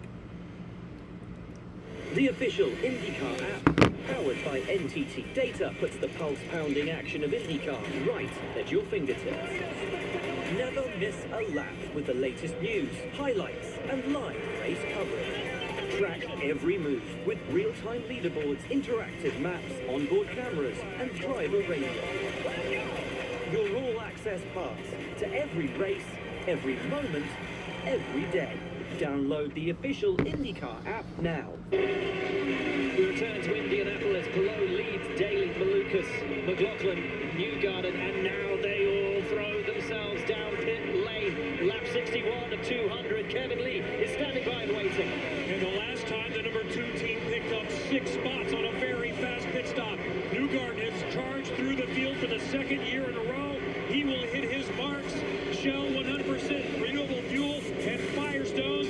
Stop is solid for Newgarden, Georgia. His teammate Scott McLaughlin back on pit lane for his second pit stop as well. It was 4 tires, fuel, and a small front wing adjustment. He had an open box to get out. Jamie. LeCount and Palou down pit road. It's close as they exit and blend at the end. Palou making his way down next time. And Palou will pit this time. Ahead of Connor Daly on that stop. A lot of pit stops happening. Absolutely phenomenally. McLaughlin leads Daly. Then it's Newgarden. Then it's Malukas. You're allowed 2 wheels over that white line. All 4. And it's a penalty as McLaughlin brings them round to keep the pace. Stay ahead of this group because they fall ultimately a lap down. But Alex Palou now will bring himself onto pit lane and Jamie is standing by. Hasn't said a whole lot about this race car. He has been happy with it. The 10 of Palou led the most laps today, 34. There's that pit crew. Seldom do they make mistakes. Another good stop for Palou. He's down. See that pit stop time there, 7.2 for Palou. Rosenquist right behind him. MSR crew doing equally as good a job. Newgarden took McLaughlin heading into turn 1. But we'll have to see how they blend on the back straightaway. Newgarden, McLaughlin, and Palou. And here they come. Palou's out of the pits. Palou out. Rosenquist behind him. Newgarden has got Palou. to the group. Malukas making the move on Daly. Down the back stretch and into So it looks like Palou will still have the lead once everybody pits. Pit stop, Felix Rosenquist and the Meyer Shank team as Pato O'Rourke gets by. To just get by. That was an aggressive move by Pato. Really assertive on the inside of turn 3. So Palou leads Rosenquist. In terms of those who have stopped, Rasmussen, you see on the left, leads this race. He had to stop a couple of times under caution. He's on an alternate strategy from VK, Harvey, Mick Schumacher. But this battle between Palou, Rosenquist, Newgarden, McLaughlin, and Lucas and Daly, ultimately O'Ward in there as well. And Simpson comes out right into the middle, and Dixon has leapt up. And now Malukas on the inside of McLaughlin. All sorts of shakeups happening as everybody tries to settle back in after this green flag sequence. But so much time and position, track position, can be lost and gained through these cycles. You see those top few haven't pit yet, as now Schumacher comes into the pits. So it's Ganassi running 1 and 3, and Penske now right up in the mix as well with all three of their cars. Huge pit stop for Scott Dixon on the green flag cycle. The second place car of Felix Rosenquist. The MSR team in an association with Ganassi. So it is effectively a Ganassi 1, 2, 3. As Lucas puts the move on Newgarden for the 3, 4, 5, for the 4, 5, 6, as Ericsson gets through one Grosjean. Almost looked like Ericsson got into the grass to get past Roman Grosjean there. Ericsson really doing a great job. Up to 13th right now. That'll become 10th. Malukas now on Dixon. Malukas has pace. Pace aplenty in that Penske. It's up to what will be a net third for him. Rosenquist ahead. Palou at the front of the group. Meanwhile, some drama for Connor Daly. Let's listen. You guys bumped my left mirror. You guys killed my left mirror. Copy. Killed my left mirror. I can't see. Copy that. We're going to have to do the best we can. Connor's got a spotter, but that is wounded visibility for sure. Could have been from the tear-off crew member or the fueler, perhaps, clipping the left side mirror when they went in to service the car. Interestingly, everybody we thought was on an alternate strategy has now stopped. So everyone back on the same strategy means that this returns to be in the battle for the lead of this race. 67 of 200 done. Palou leads Rosenquist by 0.3. Malukas is up to third. And look how racy that Penske looks as he gets right underneath the back of Rosenquist on the run down to 3. Does he look on the inside or the outside, or keep his powder dry? Just stays where he is for the moment. Dixon 4th, Newgarden 5th, McLaughlin 6th. What a battle we're having. I think Malukas thought maybe Rosenquist was going to try to pop out on the 10. Decided to just back off and have a little bit of clean room there. But Ferrucci fell down a little bit in that order. Let's take a look at the pit stop for the AJ Foyt Racing driver. It's his marks just right. The outside rear, the hardest of the 4 tires to change, but I saw a wheel nut rolling. Yeah, that outside front, you can see it right there. Out of the gun. Quick work, though. All things, you see him reach down to his belt, grab the backup nut. Not bad, all things considered. That could have been a lot worse. Ferrucci still in 12th Here there. comes Dixon. Dixon in the third around Malukas. We haven't spoken much about Marcus Ericsson or indeed the Andretti cars, other than that of Carl Kirkwood. Ericsson, though, a one-time winner of this race, and look at the pace that Dixon has on 4. PNC Bank on board, giving us great shots of that pass for Dixon. This guy is so good around here. He's led more laps at Indy than any other driver in history, and we always say he's only won once, and you can hear that call from Dixon saying, let's speed up, we got to work together with his teammate Palou. They did a beautiful job of this back in 2023 and controlled the first half of the race. Did they talk to each other on the radio? As Dixon now goes around. And Scott Dixon around Alex Palou for the race lead. Scott Dixon. Scott Dixon did not lead a single lap in Indianapolis 500 last year. He has led until today 677 laps at the Indy 500, the most of all time. The 6-time champion, the 2008 winner of this fabled race, back in the lead. Scott Dixon won this race in 2008.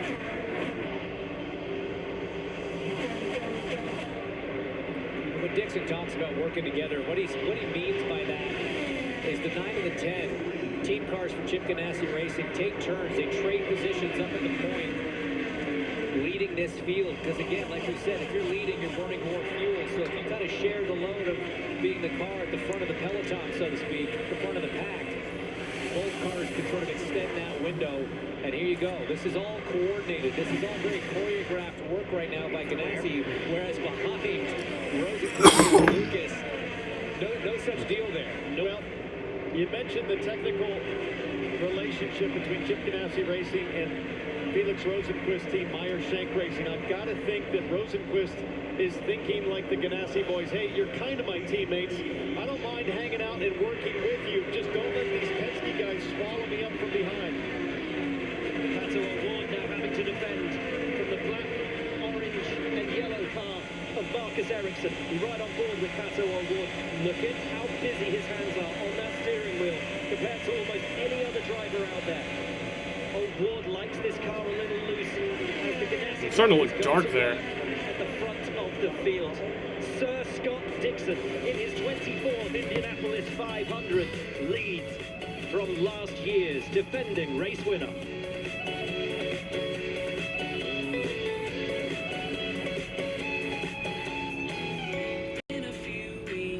Over here, we have our break room. Oh, great. I would love a latte. Or an iced coffee? We don't have that. I'll be back in about 15 minutes. Don't get burned by your old coffee. Switch to Java House. Just peel and pour over ice water. Or And Alex Palou around Dixon for the lead. Required. Authentically cold brewed in small batches for premium barista quality coffee in seconds. Java House. Amazingly smooth. When I move, you move. Just like that. When I move, you move. Just like that. When I move, you move. Huggies Little Movers with HugFit 360. Big moves, even bigger protection. I'm so worried I'm overpaying on car insurance. Wonder why you're paying so much. Check this out. Wow, $1,000 less for the same coverage. Careful, you might cause an accident. Download the free Experian app. We're Tire Rack. We test tires to provide you with truth, transparency, and unbiased recommendations. We stock over 1 million tires to ensure we have what you need. We're Tire Rack. We work hard to ship your tires fast and free. We offer convenient installation options to keep you moving forward. We do all this for one reason. Tires matter. TireRack.com, official partner of the Indianapolis Motor Speedway. Bring on the fun and bring home a new Honda. Honda vehicles are built for exploring, with available features like all-terrain tires, off-road tuned suspension, and trail watch. All from the 2025 Kelley Blue Book Best Value brand. Buy online, reserve from select dealers, or hurry into your local Honda dealer today.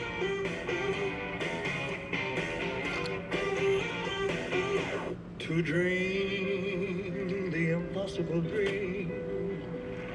To reach United States World Champions.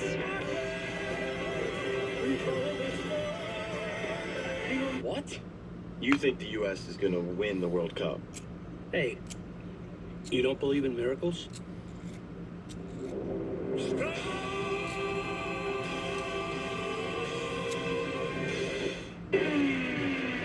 We're back in Indianapolis where Scott Dixon and Alex Palou still lead.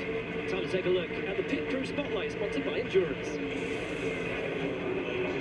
And Joseph Newgarden helped his charge through the field as we take a look at the two team by picking up 6 spots on the first pit stop. Stayed even after he got up to 5th on number 2, but they're a little bit shy on fuel as we look at the rest of this race strategy. You needed to get to 63 for the second stop to still be able to do it on 3 more stops. And what do we see? Scott Dixon, best on fuel as he and Alex Palou trade the lead back and forth a little bit.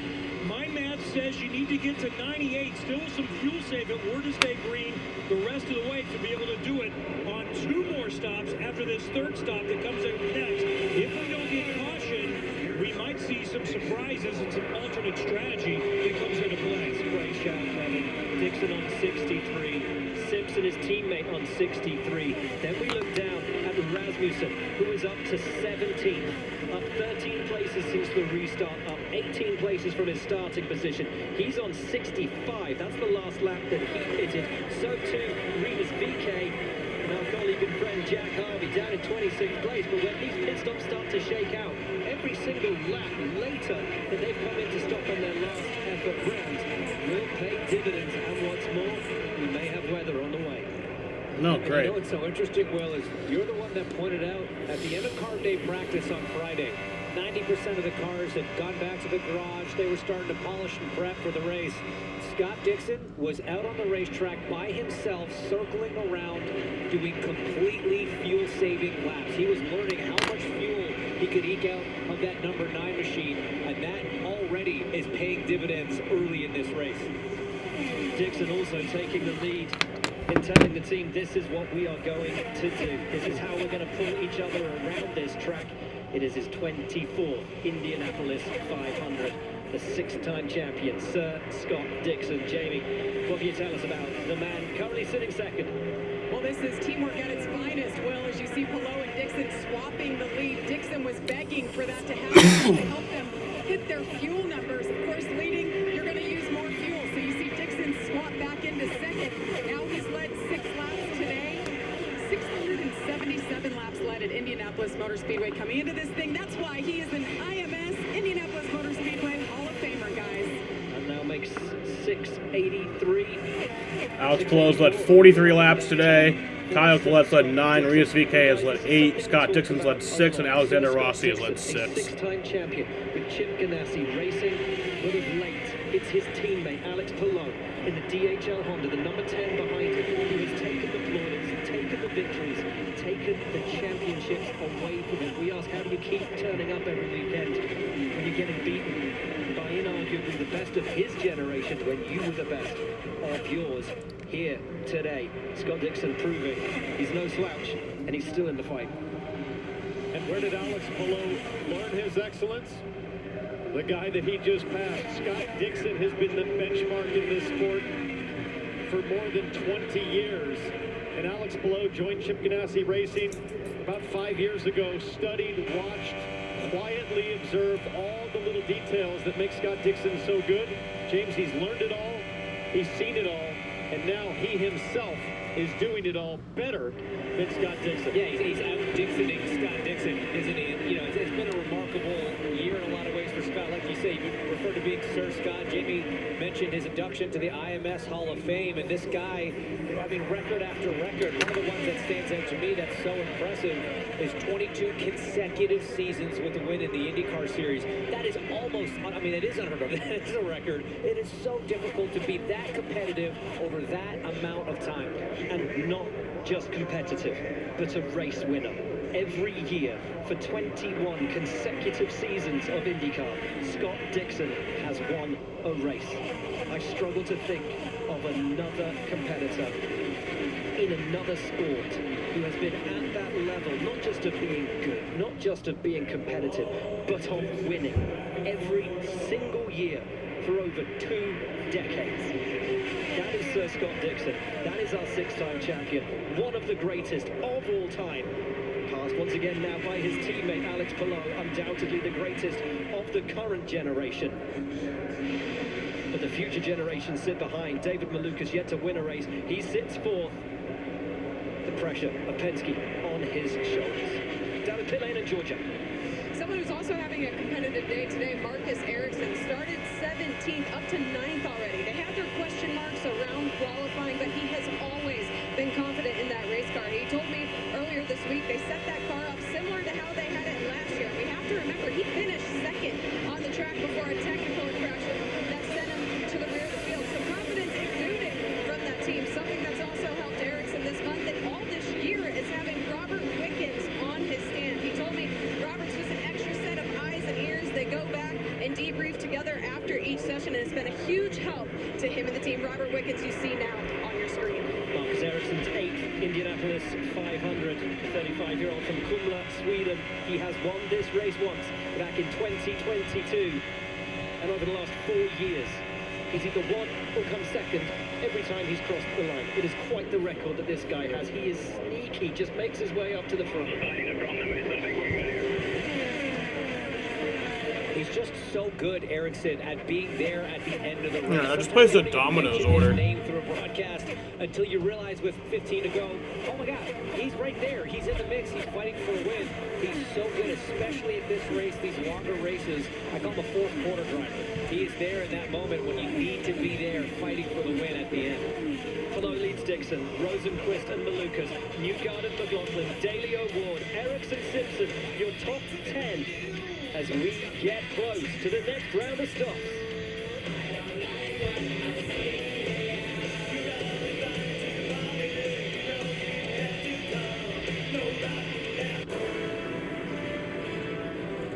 So, I ran some numbers. You guys might want to consider moving. Sing worse? I doubt it.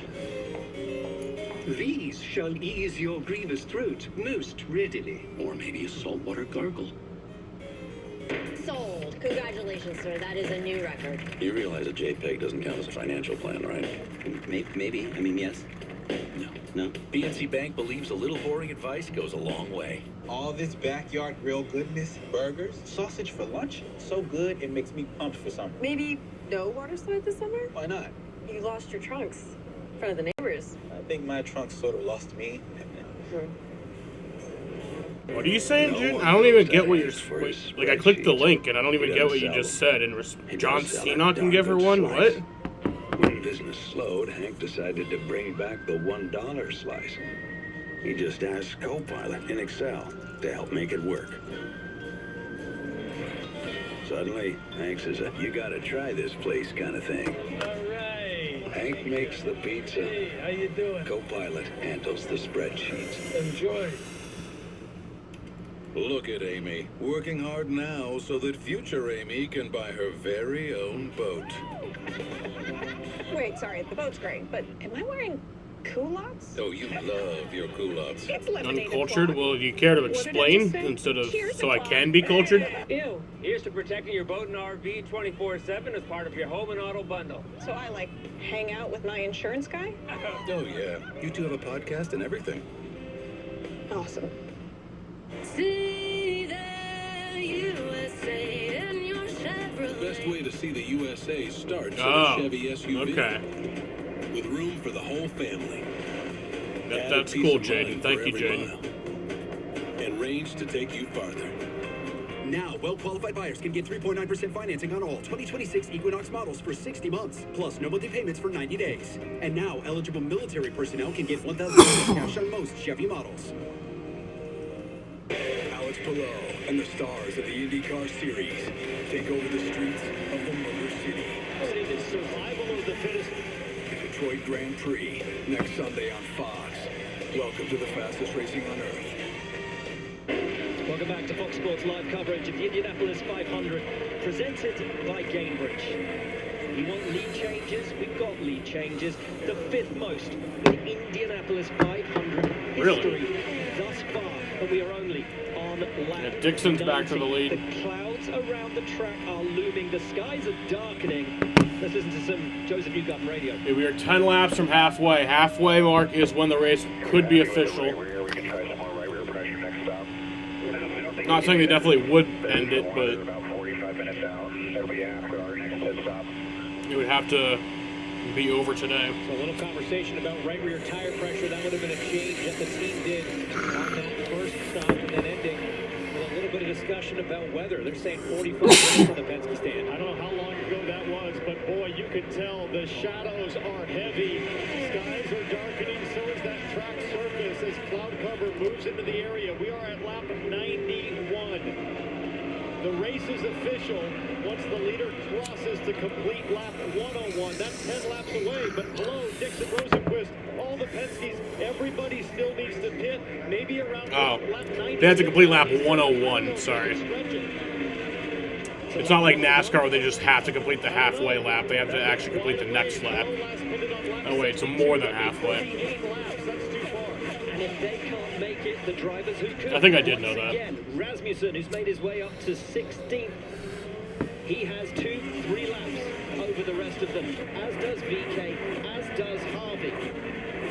Guys, we just saw Alex Rossi peeling off the pit lane there. Not sure if that's a strategic decision to maybe be Trouble. Caution. Will Power in the Andretti has had a torrid and horrid start to the season. For Will Power And guys, there's liquid on the brings out the racetrack caution. there. He's got a motor going, or a gearbox perhaps. On Caution the for radio, Will we Power. He understand. spins around on the. He's pulling down into the. He was pulling down into the off track, and he just spun out there. Lock up. Oh my God, that could Dropped have some been liquid so too. much worse for Will Power. Neutral blew up like. Well, under caution, fluid pouring from the back of Will Power's car. We are under caution once again here in Indianapolis. Will Power lucky to escape what could have been a horrible. Should Penske have actually let him go? I guess. I don't know, Jim, look it up. Soldiers, you are about to embark upon the Great Crusade. For 250 years, America has been built on courage. The eyes of the world are upon you. And sacrifice. General Eisenhower, there are two aggressive storms. Send my men into the storm. Why should I trust you? They'll never see it coming, sir, never. This Friday, experience the one decision that changed the world. We will accept nothing less than full victory. Fresher, the untold true story of D-Day. Rated PG-13. Only in theaters this Friday. Summer's here. You can celebrate anything. No. Buying your first Jaden, car. I'm just being an asshole. Should Will Power still be with Penske? Yes, he should. He's one of the greater IndyCar drivers to ever drive an IndyCar, and It's his daily fiber. especially with Penske, and Penske should not have given up on them. All-wheel drive 2026 RAV4 with 0 down and first month's payment of $399 due at signing. Your summer starts here. Toyota, let's go places. D&D Hearth is where comfort meets craftsmanship. With summer coming up, we want to make sure your patio is looking its best. We offer everything from patio heaters, fire tables. Last time we watched the full to Indy 500 was others to balance. 2015. When you work with us, I've watched we are able to every provide Indy full and 500 custom since installs, as well as 2014. masonry repairs. With over Now, 30 years of experience, our qualified staff. I didn't watch the entire race in 2015. I didn't watch. I just think D&D Hearth, igniting comfort, one I don't know what I fireplace was at a doing time. that day. I just know I didn't watch the entire race. I watched like the first half of it. Your home is a lasting legacy you should be proud of. 2019, I was at the Cook Stellar gives you 600. the power to choose. Take So, $1,800 like, I was just off at the your home track. exterior So I could only be project, or watching, like, enjoy part of it, 18 but I did watch months the with no finish of payments. At Stellar, we help you upgrade your home. And then using 2024, quality I materials watched some of and it, like, exceptional on my service at phone. every step. But that was Built on a reputation happening during the homeowners can 600 count because of the on. delay. Invest in your home today by scanning the QR code to schedule a free estimate. When quality counts, choose Every drive starts here. Burdick Chevrolet has everything this May. Selection and savings. Including this $319 a month lease on your new 26 Chevy Equinox LT with all-wheel drive. 36 months, $29.99 down. Or choose 3.9%. Oh, yeah, 2020. Yeah, you're right. Plus no payments for 90 days. Buy now Yeah, price, 2020 $32,390. was happening during the Dover Great race deal today at Burdick because Chevrolet that got at moved to Drivers August. Village. Together, let's drive. But no, I did have. Actually, no, I did watch the whole race that year. I had it on my iPad. This is Fox 68. And obviously, I was mainly focusing on the Cup race. But I did watch that race. Moments ago, the Indianapolis I think I just had it like muted for a lot of on it. pit lane. Already the track under caution. Alexander Rossi has an From issue. the rear of his ECR car. That's not It is a good. Retirement once again for Alexander Rossi at ECR. You will remember he's in the backup car. His hand and his foot bolted So that'll be it together for Alexander after an accident Rossi. Earlier in the week, not even making it as far as his own pit stand. The Andretti team helping him out, and there is something. That was a 32-minute and 38-second green flag run there. With the crew. Sorry, a 42-minute and 48-second green flag run. Called him to his first Indy 500 victory exactly 10 years ago. Fluid from Will Power's gearbox failure on the warm-up lane. Fluid from the stricken car of Alex Rossi in the pit box of Kyle Kirkwood. There's all sorts of madness unfolding here. Meanwhile, Here's Rossi the man on himself crutches. crunching back to the bus. Did the race on crutches.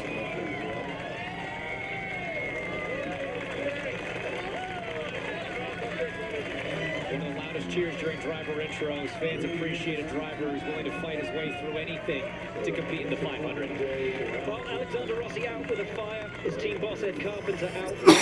But Christian Rasmussen remains on track, is up to 15th place and has more fuel on board his car than the leaders. There's still a chance for the Sultan of Sketch. Well, the benefit for Christian Rasmussen by having more fuel on board is when the pits do open and everybody more than likely is going to come in here, it's a little less fill time for Christian Rasmussen. Normally you're waiting on fuel in one of these Indy 500 pit stops. If he can just shave a half a second less being plugged into fuel, James, it can make up for his team. It can mean several positions on pit lane. He's the lone ECR representative now after Ed Carpenter's crash and what we just saw from Rossi.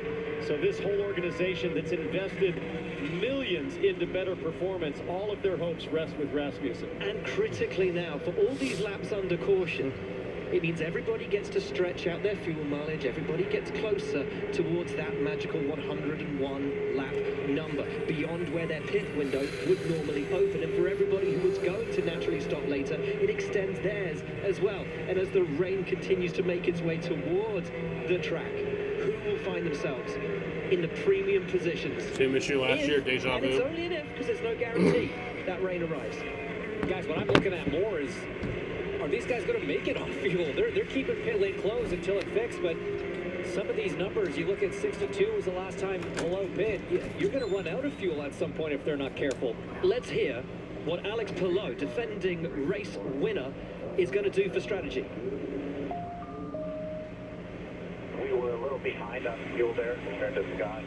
Yeah, because Felix left me alone there for that. Running T3 certainly gets everything you need.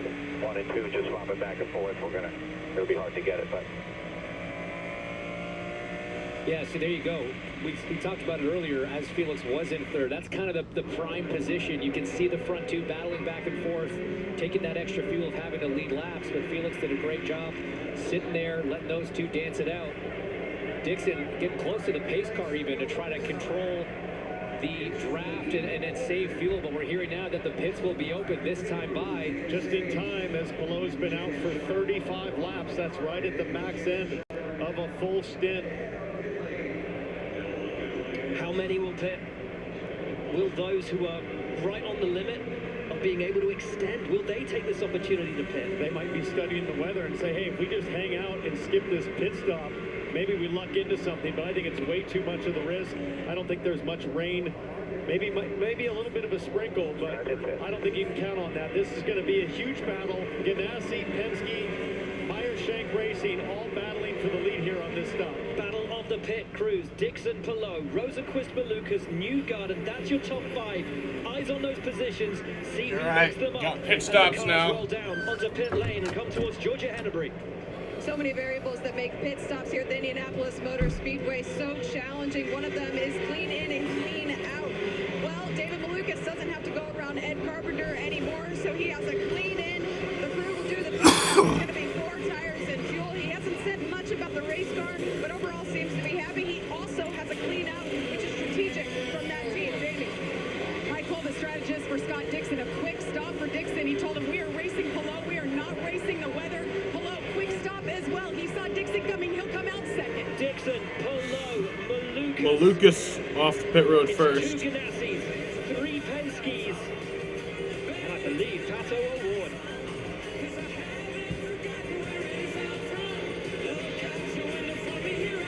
Trying to predict the future is a hazardous occupation. The only thing we can be sure of is that it will be absolutely fantastic. I'm thinking of the incredible breakthrough, the communications satellite. These things will make possible a world in which we can be in instant contact with each other wherever we may be.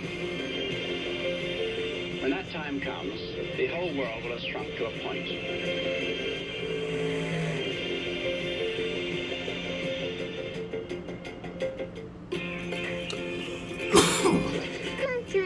Camping was fun, but it looks like we brought the Blitz back with us. If you have kids, then you really need WeatherTech. It's the ultimate way to kid-proof your vehicle. From laser-measured floor liners for the front or rear to cargo liner. Did Donovan Mitchell ever end up coming back into the game last night? I know he went to the locker room. Got you covered. Your turn. Yes, he did. Find these American-made products at WeatherTech.com. Dixon. Pod's biggest sale of the year has been extended. Save up to 30% on moving and storage until June 8th, and see why Pods is America's #1 container moving company. Whether Not you're everybody relocating pitted or there, though. renovating, save up to 30% at Pods.com. Oscar Mayer deli fresh meats are so deli fresh. People think they're fresh from the deli. Yeah, let me get a turkey on a roll with number 4s. I'm at the deli. No, you're not. It's not the deli. It's Oscar Mayer deli fresh. If you have an app that I can type busy order. Vehicle breakdowns are costly. If your check engine light comes on tomorrow, the repair could easily cost thousands. It was like almost a $6,000 job. But with Endurance, you could never pay out of pocket for a costly repair again. Plus, your rate stays the same no matter how many claims you file. I've had 5 claims for over $12,000. Who's going to pay for your next car repair? You or Endurance? Call right now to get $300 off any plan. The true West has no fences. There's an edge, but you gotta find it. Find comfort from the traditions that help define it, and the confidence from having the courage to defy it. But being brave isn't about being different. It's about being yourself. Now, we might not need more people in the West, but would it hurt to have a little more West in the people? The Indianapolis Motor Speedway and Gallagher teamed up with over 2,000 students from 10 local schools for Gallagher Community Day. All 33 of today's drivers engaged in interactive sessions covering racing, the history of the Indy 500s, and introductory STEM activities. Scott McLaughlin, David Lucas, and Joseph Newgarden had so much fun with the kids from Arthur C. Newby Elementary. Gallagher is proud to be the trusted insurance broker and risk manager of the Indianapolis Motor Speedway, NTT IndyCar Series, and Team Penske.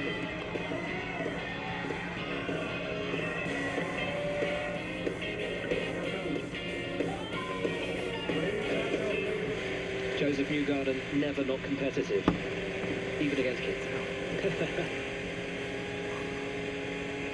How about that?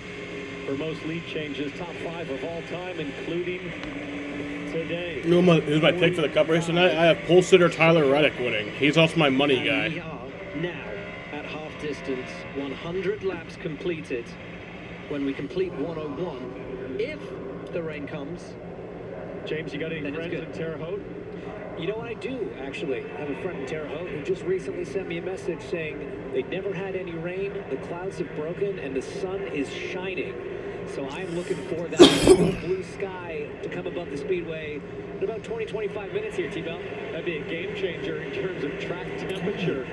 A whole curveball for this field. If the sun comes out, the track temp shoots upwards quickly. And I do believe that Chip Ganassi Racing thinks the same thing, and that's why you heard Barry Wanzer say, we're racing Dixon, we're not racing the rain, to his driver Alex Palou. And when you're on board with Dixon there, you could hear him clutching and coasting, just trying to save as much fuel as he possibly can. As a few of the other cars at the back of the field come in just to top off on fuel, maybe give themselves a little bit more options later in the race. we saw Carl Kirkwood earlier, one of the fastest guys from the open test. Heard some radio from him as well. He's up to 11th. Let's listen in again. Okay, so we're tracking rain currently 54 minutes away. That's about 2 stints worth of racing. Kyle, we got 3 stints worth of racing. 54 minutes away? 500 miles. Well, welcome back, Daniel. From the 27th stand and from Terre Haute. Who do you trust? Brian Herter or James's anonymous friend in Terre Haute? We'll find out. All right, so they have now finished lap, they have finished lap 101. So this race is now official if it were to rain and they couldn't get it restarted. This track does not have lights. Get the Nate rate. It's gonna be fun. It's happening. And save some dough. Can you do that? Yeah, because it's my era. With special ticket pricing. This is the nicest thing anyone's ever done for me. This is awesome. Everybody's excited. Hey, feet up. Janitor's coming through. Look, she got stuck. Am I kicking it? There she goes. The breadwinner. Rated PG. Get the Nate rate. Special ticket pricing now available. We ride at dawn. People say that, but dawn We're up long before that. Day after day, night after night. Powered by Pennzoil. Also, these engines we love keep running strong. No, we don't just ride at dawn. We race at midnight. Rain 54 minutes out. That was according to who was that? Of your vehicle, Pennzoil. Long may we drive. Available at your local Walmart or online at walmart.com. Whether you're a professional technician or just take pride in maintaining your own vehicle, Harbor Freight has the quality auto tools you need at unbeatable prices. Harbor Freight, your automotive destination. Well, I'm Gary, and I work for Java House. Gary? Gary's my guy. He delivered our Java House coffee pods and just sort of never left. Oh, hey, Gary. Sorry to interrupt. Thanks, man. Pod delivery! Since adding Java House, productivity is through the roof. People don't want to go home. Which is why I never do. Java House, anyone? It's going to help you guys change these tires a little bit faster, I have a feeling. Yeah, here you go. Java House cold brew coffee. Amazingly smooth. Turn after turn. Era after era. And they're off. Here he comes around the curve. Firestone has been there. Faster than anyone else. At the races that defined the sport. On the roads that brought us home. Through the miles that made legends. Whether they're conquering the competition or you're conquering your daily drive. With Firestone, you can do it with confidence. Firestone, for dependability at every turn.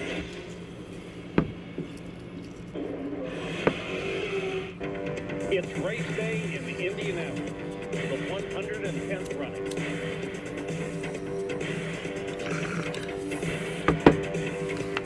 Back in Indianapolis Motor Speedway, 110 runnings of this fabled race. 109 winners in the book. The 110 about to be written. We're feeling precipitation. Back home again in Indiana. Scott Dixon leads. So you let me get some rain. Lucas made it off pit lane third from Newgarden and McLaughlin. Pato Award is up to sixth. Rosenquist, Ericsson, Daly, and up into the top 10 for the first time today. Marcus Armstrong. That's your top 10. And the fans all have stopped between laps 97 and laps 100. We run lap 103. If we get a torrential downpour now, result will stand. And we are getting conflicting sort of reports from around the track of whether we have a slight sprinkling potentially at the north end of the circuit, potentially a couple of little spots on pit lane, but nothing bad enough yet to call a cessation or a pausing of this race. I was just trying to look on Scott Dixon's aero screen there if he saw any sort of sprinkles, and the thing is the track has spotters all the way around, not just the track itself, the property in general, to give race control a heads up, hopefully before you can see it. I see on some here on visor. Newgarden Yep, Hills. Just look on the getting left some rain. side, you can see some beads of moisture. They're starting to get bigger. Damn. We are in official race distance land right now, 104 laps complete. Oh. But if you look at the radar, these look like passing showers. I wouldn't call them a shower. It is a light sprinkling right now. We do hear reports that it's being seen on pit lane as well. But if we can ride this out for a few more laps, it's not like we've lost the track. We don't have to get track dryers out there. We can hopefully get back to racing here pretty soon. You couldn't even call it drizzle at the moment. It's just if it rains hard enough, will water start filling up in the cockpit? That's a certain points of that's a good question, Jaden. When you're oval racing at 220 thought miles about an hour, 0 spots of rain are acceptable. I mean, I know that they have covers that they can put on it. Super diligent about making sure track conditions are perfect and are safe. Yeah, similar to NASCAR, they have car covers. But as a driver, it's a good question. So tough in this situation. You just want to get You just back leave to it out, racing. The race start kind cooling. of finally got into a nice rhythm after those early cautions. People were finding their groove, finding their feeding, but now you're just driving around under caution, trying to save fuel, not knowing how long it's going to be before you get racing again. One man who will be eager to get back to racing ways started today 23rd, currently finds himself 4th, running for his 3rd win in the last 4 years. Joseph Newgarden, Kevin. And Joseph Newgarden was not even supposed to be a race car driver. He was a baseball and a basketball player as a kid, but he always had his eye on racing. But his parents wouldn't let him get a go-kart, so he talked them into a scooter at 11 years old. And beating the neighborhood kids wasn't just enough. You know Joseph Newgarden. So he started searching out proper events, found a sanctioned series. The family would travel from Nashville to the West Coast and started winning big events. So then they approved the go-kart. When he was 13 years old, which is way later than almost everyone else here, started racing.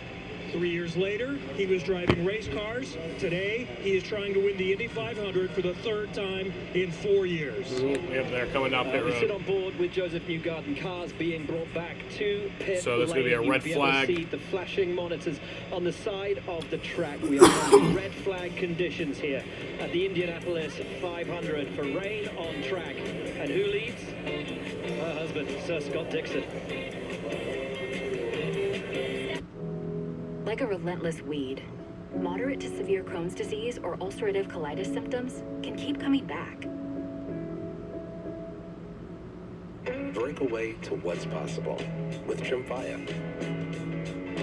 The only IL-23 blocker for Crohn's and UC to offer self-administration from the start. Tremfya can help with symptom relief as early as 4 weeks, remission at 12 weeks, 1 year, and 2 years. Some had visible repair of their intestinal lining.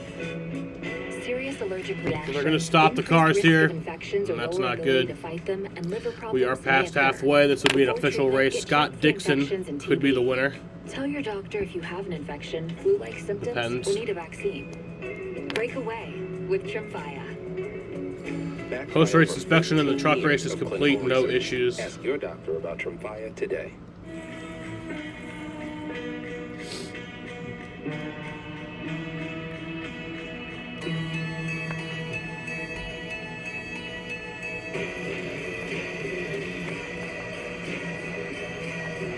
All right, red flag is out at 2:24 p.m.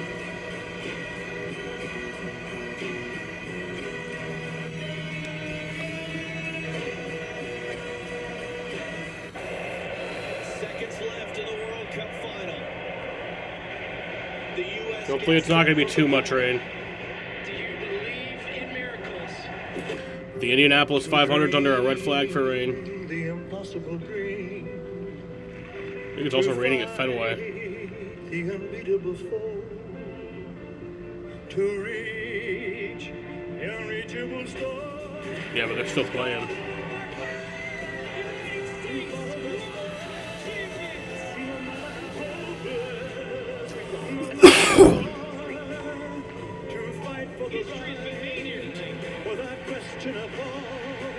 Told you we'd win. Zlatan still has some hope. No, he's not. Beckham and Texas liquor stores across the state have run out of beer.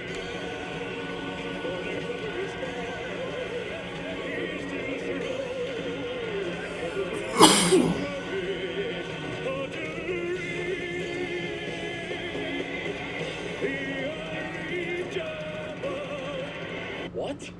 You think the U.S. is going to win the World Cup? What? You don't believe in miracles?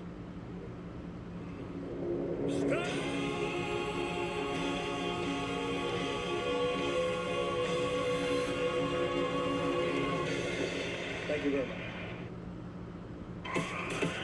So Ganassi won 2 so far in 2026. So let's take a look at the history of this great team. First win at Indy for Juan Pablo Montoya in 2000. Dario Franchitti, two-time winner, 2010, 2012, 6 Indy 500 wins, 1,807 laps led. The most recent wins for Ericsson in 22 and Palou in 25. There is your race leader, Scott Dixon, 106 laps completed under red flag for the time being. As we saw when we went to commercial break, his wife, Emma, getting excited about prospects.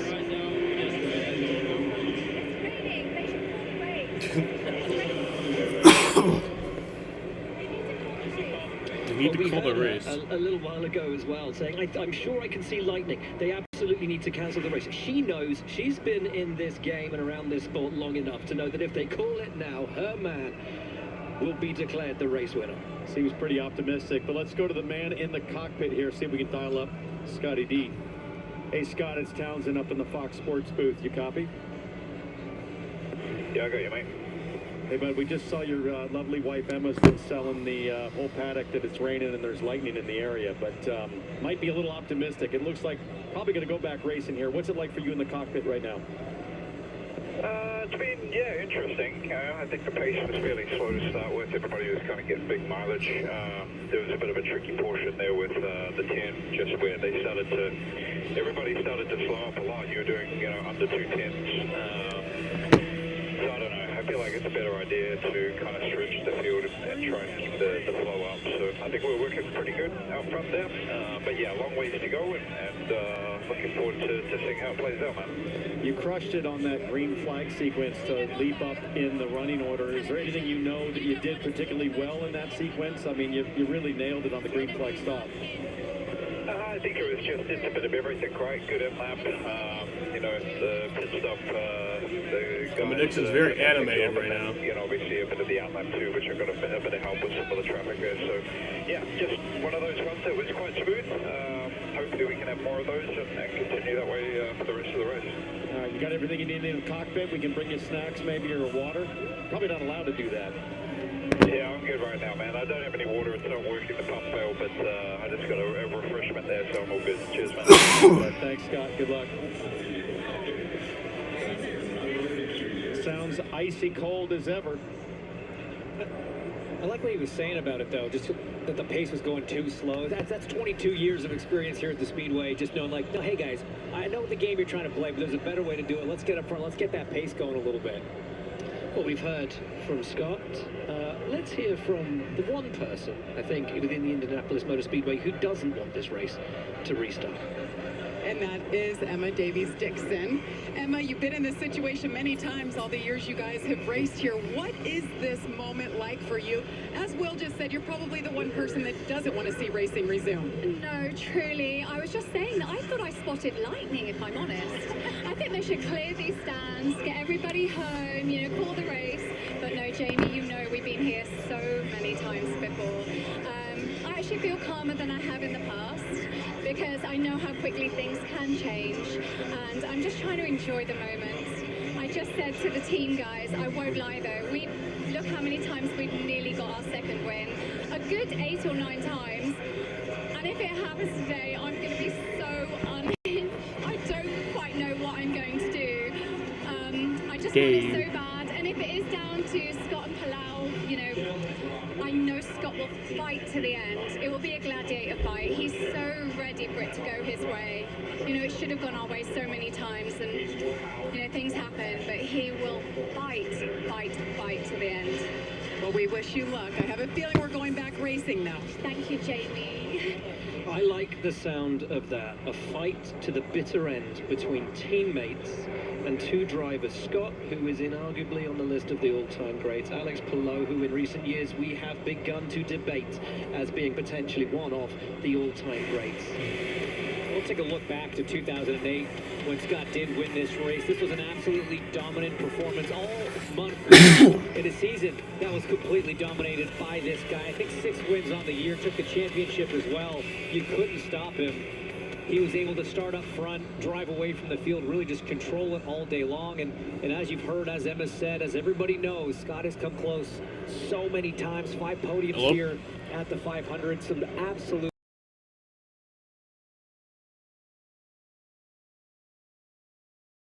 But this guy certainly earned it. The weird thing about these red flag periods as a driver is it's been long enough now that your heart rate starts to slow, you really start to relax. I'll be right back. You sometimes even get a little bit sleepy, like, wow, I didn't realize what I've been through. It's 100 laps of the Indy 500 already. Maybe you start to get a little hungry. You start to think a little bit distracted sometimes with these long delays, and you wait and wait and wait until your team manager comes on the radio and says, okay, we're going to go back to green, and then all of a sudden you get that flood of adrenaline comes back as you rack to do it again. Well, Scott Dixon may have won the Indy 250, but we still got half this race left to go. These guys didn't slow down. I think they know there's a race happening. We test every vehicle for driving safety, performance, and efficiency. But we also believe a vehicle should be fun. So we set out to test the all-new Prelude for joy, excitement, and exhilaration. And found that it's not just the way our vehicles move, but the way they make you feel that makes them a Honda. Honda, proud partner of the NTT IndyCar Series. I got This my can food. be a deadly disease. Every moment matters when it comes to your heart valve. You can't presume that you know what's going on inside your body. Once a year, I have an annual pit stop. I may not win the race. I just don't want to drop out. Get checked out. Make sure that everything's working the way it should be. Don't wait. Talk to your doctor about getting screened for heart valve failure. Alex and Christian have been great additions to ECR, but really, Gary's been the game changer. He delivered our Java House coffee pods and just sort of never left. What you might want to do is put a little more grease on the bearings here. Gary's advice doesn't make a lot of sense. I would check that if I was doing it. But I tell you what, his lattes, Delivery. it was his idea. Classic, Gary. You know, Ed doesn't mind because women races, women races. Java House cold brew coffee, amazingly smooth. Trying to predict the future is a hazardous occupation. The only thing we can be sure of is that it will be absolutely fantastic. Dixon is 45 and still one of the best. Incredible breakthrough. That is crazy. Communications It's like Denny. satellite. These things will make possible a world in which we can be in instant contact with each other wherever we may be. When that time comes, the whole world will have shrunk to a point. How long do we wait, do you expect? I mean, Welcome back to Indianapolis, where we're taking a look at the maybe half 2 of the race hours, sponsored by Edwards but- Life Sciences. We have completed 105 of 200 laps. The current race leader is Scott Dixon. We've had 8 race leaders today, 45 lead changes. That's the 5th most. Regardless, I'll have to get off there around Three-quarter periods. 1 when Ryan Hunter ran, 15, Catherine 5:20. Legg crashed. The 2nd when Ed Carpenter crashed on Get the ready for the restart. Coke And the 600 third stream. just now for rain. That rain, as we understand, has stopped. The track is being dried, and we are not far off, folks, from having engines refired and this race restarted. And I cannot wait. It is a Ganassi 1-2. Scott Dixon versus Alex Palou. Yeah, I didn't think this would take that long. One-time winners of this great race. Behind the 3 Penske's of David Malukas, Joseph Newgarden, and Scott McLaughlin. Pato O'Ward sits 6th. Then Rosenquist, Ericsson, himself an Indy 500 winner, Daly and Armstrong. That is Dixon's when your guys at Sebastian Bourdais retire. to get this race back up underway. Getting ready to refire engines here.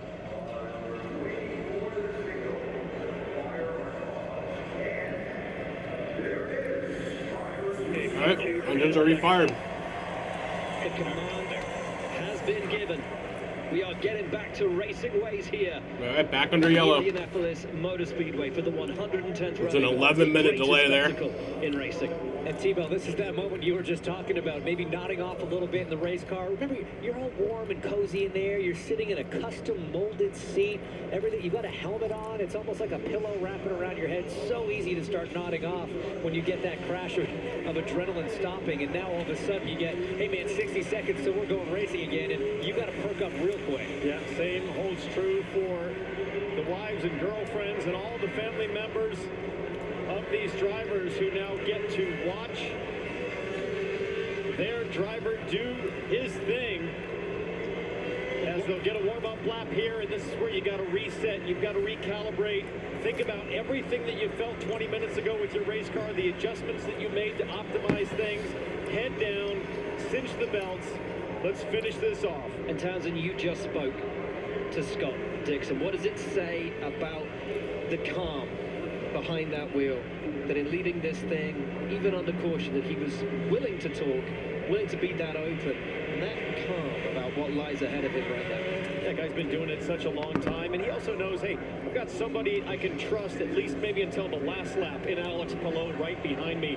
I'm curious, how aggressive does Team Penske get right now this restart? Are they going to be happy to continue to run third, fourth, and fifth? And what of David Malukas hunting today for his first ever international win? His first ever win, naturally. So there's an 11-minute red flag, rain delay there in the Indy 500. Longtime crew chief turned They were getting one to go. Travis Law, your first Indianapolis 500 calling strategy. I want to say that's an exciting opportunity, but now running third at the biggest and greatest spectacle in racing. What's going through your head, and what are you telling David? Yeah, really, we're on strategy right now. That's kind of our plan, to be third at this point, you know, halfway through the race. David's done a great job of managing the cars around him. Crew always had a good pit stop on the last one, picking up another one, so I'd say we're on target where we want to be right now. Thanks, Travis. Thank you. There is David Malukas. And I think that the weight of responsibility of this great team rests on his young shoulders, leading in that 12 car, which for so many years belonged to Willpower. We are so back. Stepping into that seat. But he has to contend with two of the fastest teammates of any team in IndyCar. Scott McLaughlin sits fifth. In first, it's Joseph Newgarden, Kevin. And he really wants to get to the next pit stop and just survive. I don't expect him to really be able to tack. He just said during this red flag, I was really going to struggle to fight. The car has a lot of wash right now. I'm really just out of range and can't use the jacker. So they are going to take the time needed to make a front wing adjustment on the next stop. And we are in range to do it on two more stops, where they have to get to about lap 133. And the leaders would like to go further than that to be able to do it on two more. One of the fastest drivers of this month of May so far, Felix Rosenquist, became a father 2 weeks ago. He sits in the top 10, has looked brilliant all day. What of his strategy?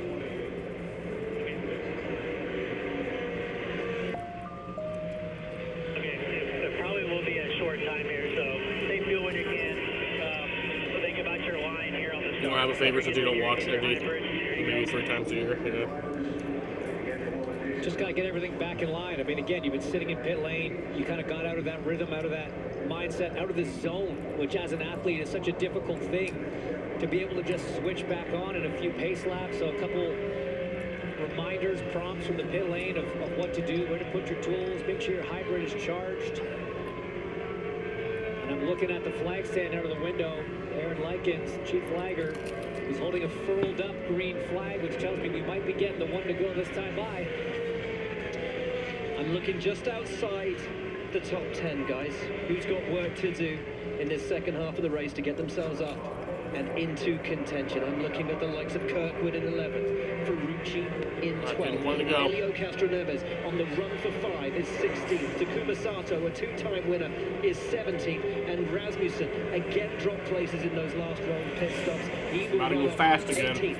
It's a great point, Will, because with 2 pit stops to go, if you're south of about 10th position right now, you're thinking, okay, restart, big opportunity. If I want to be in the mix, I'm going to go for it as Graham Rahal makes a strategic stop, topping up with fuel here on lap 109. But mid-pack, these restarts can get nuts. Scott Dixon will bring us back to green. Right. Finally getting ready to go back green. That caution came out like 38 minutes ago. Only an 11-minute red flag, but a lot of yellow time there. To win at the Indy Dixon will lead his teammate Alex. Yeah, I agree, Jaden. We're in the restart zone. Back green. When will Dixon gun it? The Indy 500 is back underway. Foot to the floor and look at Malukas all over the back of Alex Palou on the run down over the roller bricks. The yard of bricks is crossed now. Here comes Palou. Palou on the outside. He'll take the lead. Here comes Malukas for second. And look, boy, got loose. It got Dixon loose, and Malukas closed back down. Connor Daly going huge through turn 1. He goes to the outside of turn 2. Connor Daly wants to One of your get back checks to on the Van lead. Halen is this. That's weird. No, it does not make that much sense. And Malukas to the lead. Dixon's falling back. Not a great start for the driver that restarted up front in P1. Oh, big block. Who was that throwing that? That was Armstrong. Here comes Ferrucci around Castroneves. This is what I was talking about, that urgency now. 90 laps left in the Indy 500.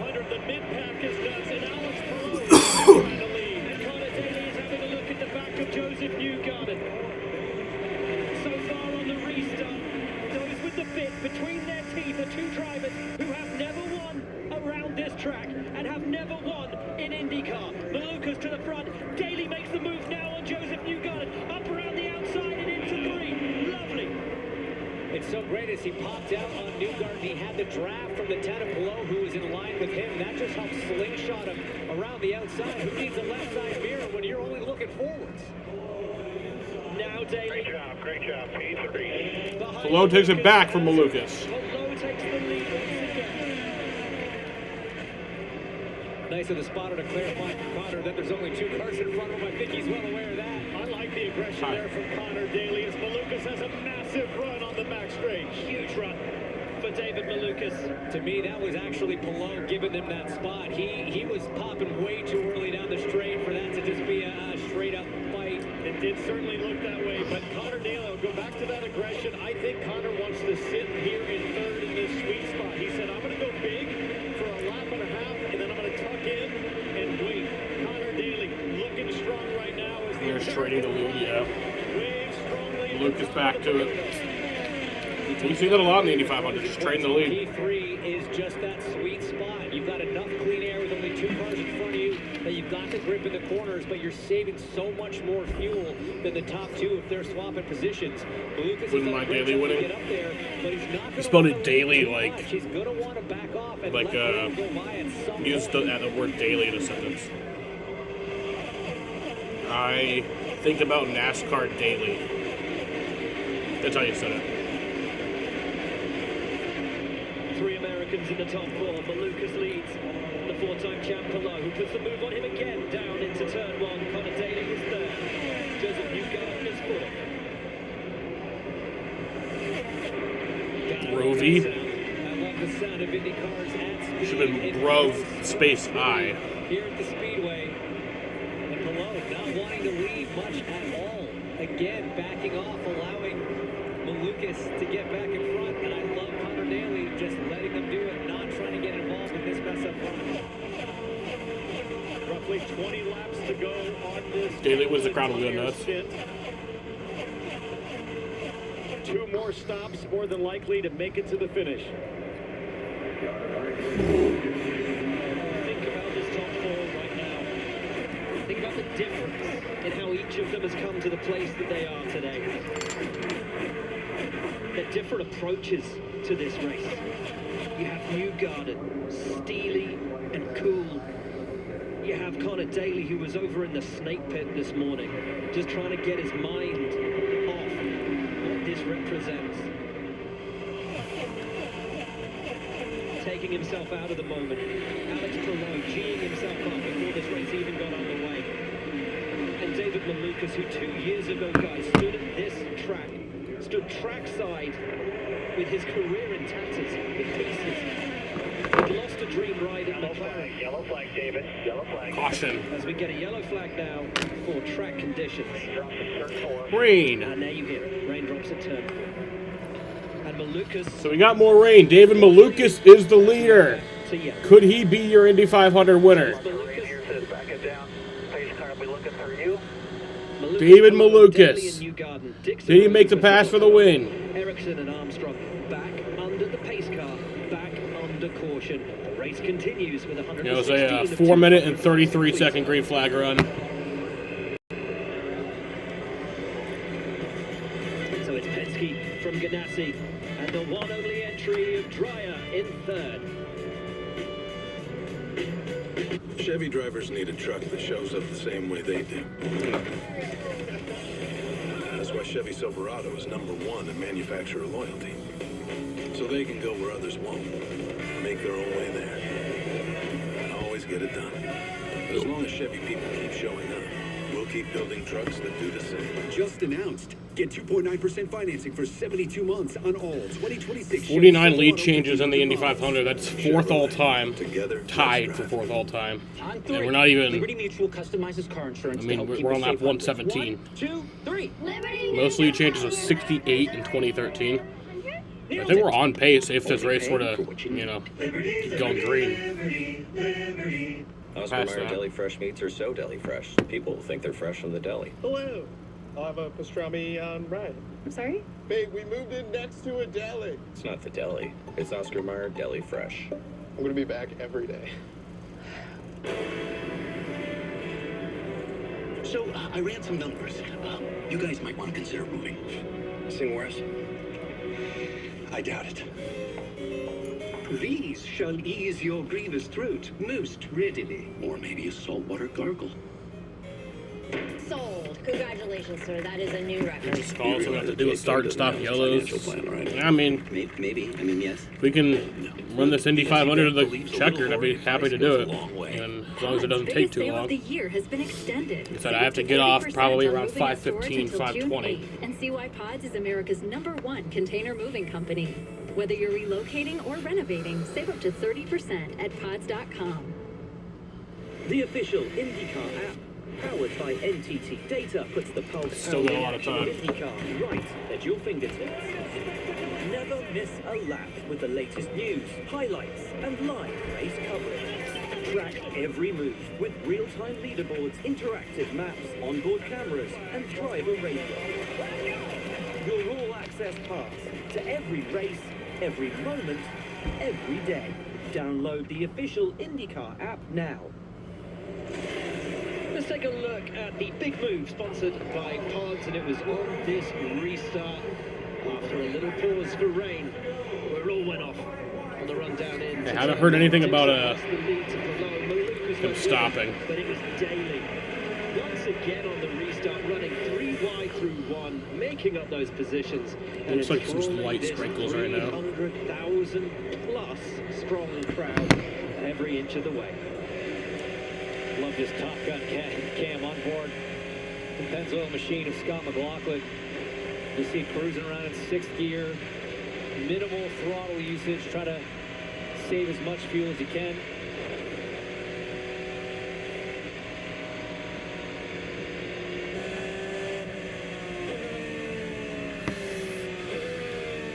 Well, in comes Christian Lundgaard, Jack Harvey, Kevin Simpson is in, Graham Rahal is in, Jacob Abel is in. Jamie, down to you.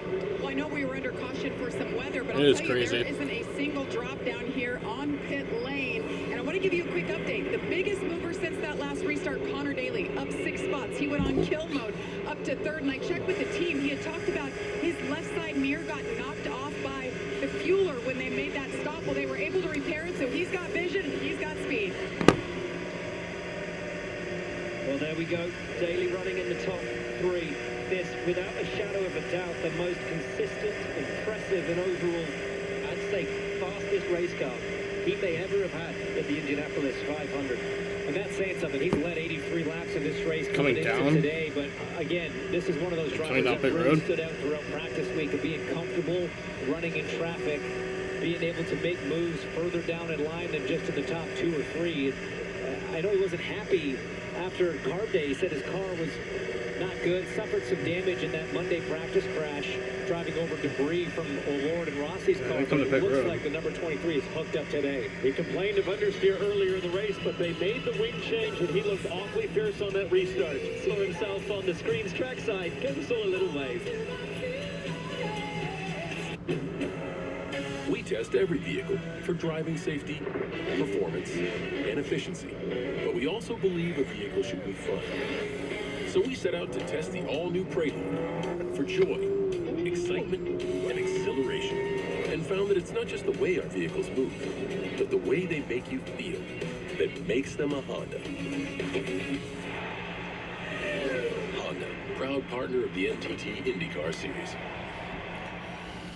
Connor Daly's told it's just light sprinkles right now, and then there'll be a pretty significant break until bigger stuff arrives. You can't presume that you know what's going on inside your body. Once a year, I have an annual pit stop. I may not win the race. I just don't want to drop out. Get checked out. Make sure that everything's working the way it should be. Don't wait. Talk to your doctor about getting screened for heart valve failure.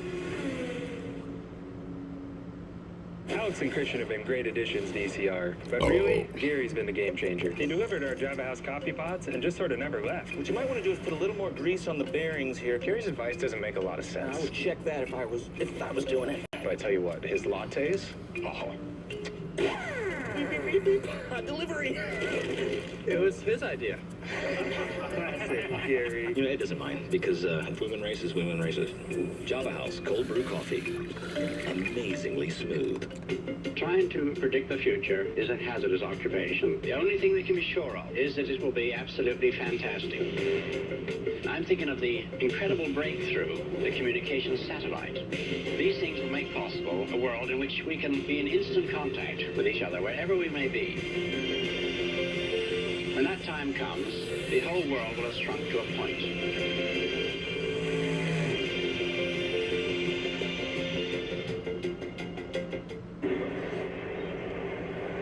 Talking about my generation.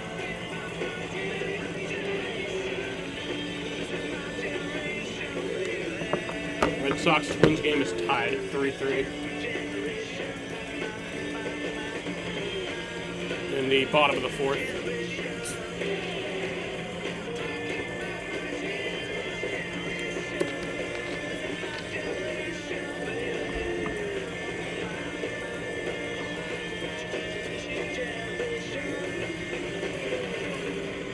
Back in Indianapolis, sitting on board with the best of his generation, Alex Palou, second in the race at the moment from David Malukas. They started on the front row together. Still inseparable in the top three, but they've been joined by Connor Daly. What about our boy, Hollywood Harvey, 27th at the moment. Kevin, what do you know? So we've seen some come in and top off here recently. The last was on 118, and Jack Harvey was one of those. Graham Rahal, Christian Lundgaard, Kiffin Simpson, Romain Grosjean. Here's what's being discussed right now.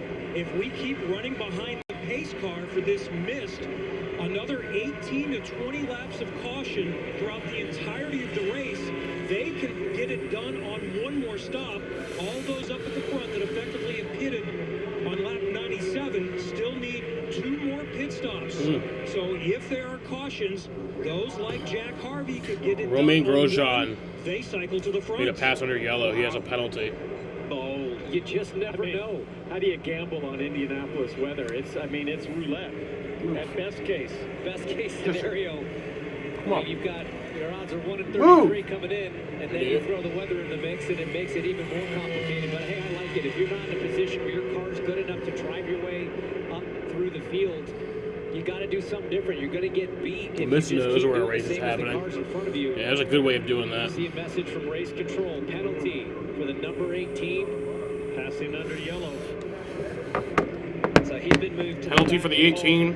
Where have I seen that before? penalty we've seen in the race today. It's been phenomenally clean actually up to this point. I would give anything for a Kyle Busch speeding penalty right now. Romain Grosjean, the Lloyd onboard, he went to pass him coming to pit lane. It was very clearly discussed that this is still considered a yellow flag racetrack, and as such, you cannot pass. You see, the pass has already been done up here. A little awkward because it didn't look like Lundgaard was going to pit, and then all of a sudden Lundgaard started to fade in there. Rising on board, David Malukas, who is your leader, just cruising along. Look at how much information the drivers have on the dash. I love this shot because it gives everyone at home a little bit of insight as to what kind of info the drivers are digesting while they're racing. And what's it showing us? Everything. Everything, and it's different for every driver. Obviously, the big 6 in the middle, that's your gear. You see this green box, 95 off to the side here. That's going to be the state of charge of the hybrid system. Speed is on here. You've got things like RPM up here, weight jacker position, roll bar position. And down here you get some temperatures, that's tire pressures potentially. And what about the bumpers? What do the drivers need when they're out there on track? I mean, the right pedal is the most important thing. But there's some buttons on the wheel that, are certainly ones you want to use. Pit control, that's PLC, that's a speed limiter. You've got your weight jacker buttons here to adjust the handling of the race car. All these down here, these rotaries down here, these are different engine maps for things like fuel savings and things like that. As we sit on board with David Malukas, looming large in his mirrors is Alex Palou. But in third place, one of the most impressive drivers of this month and of this day is Connor Daly. Jamie Little down on pit lane. I know you're with somebody who's going to have an awful lot to say in how this race plays out today. That would be team owner Dennis Reinbold. He's also the strategist for Connor Daly.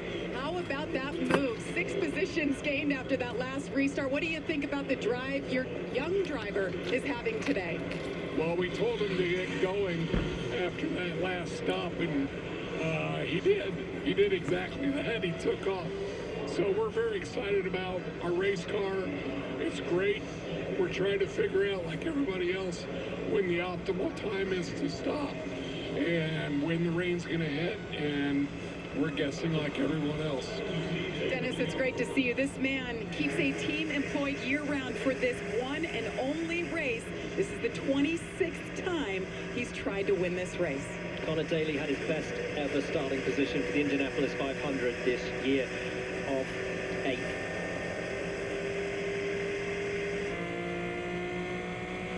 Let's check out some radio from Kyle Kirkwood. Right now, we're feeling like we need to take some rear wing out for you. What do you think? It'll be a little bit on the low side. That's what we'd like to do if you're comfortable with doing that.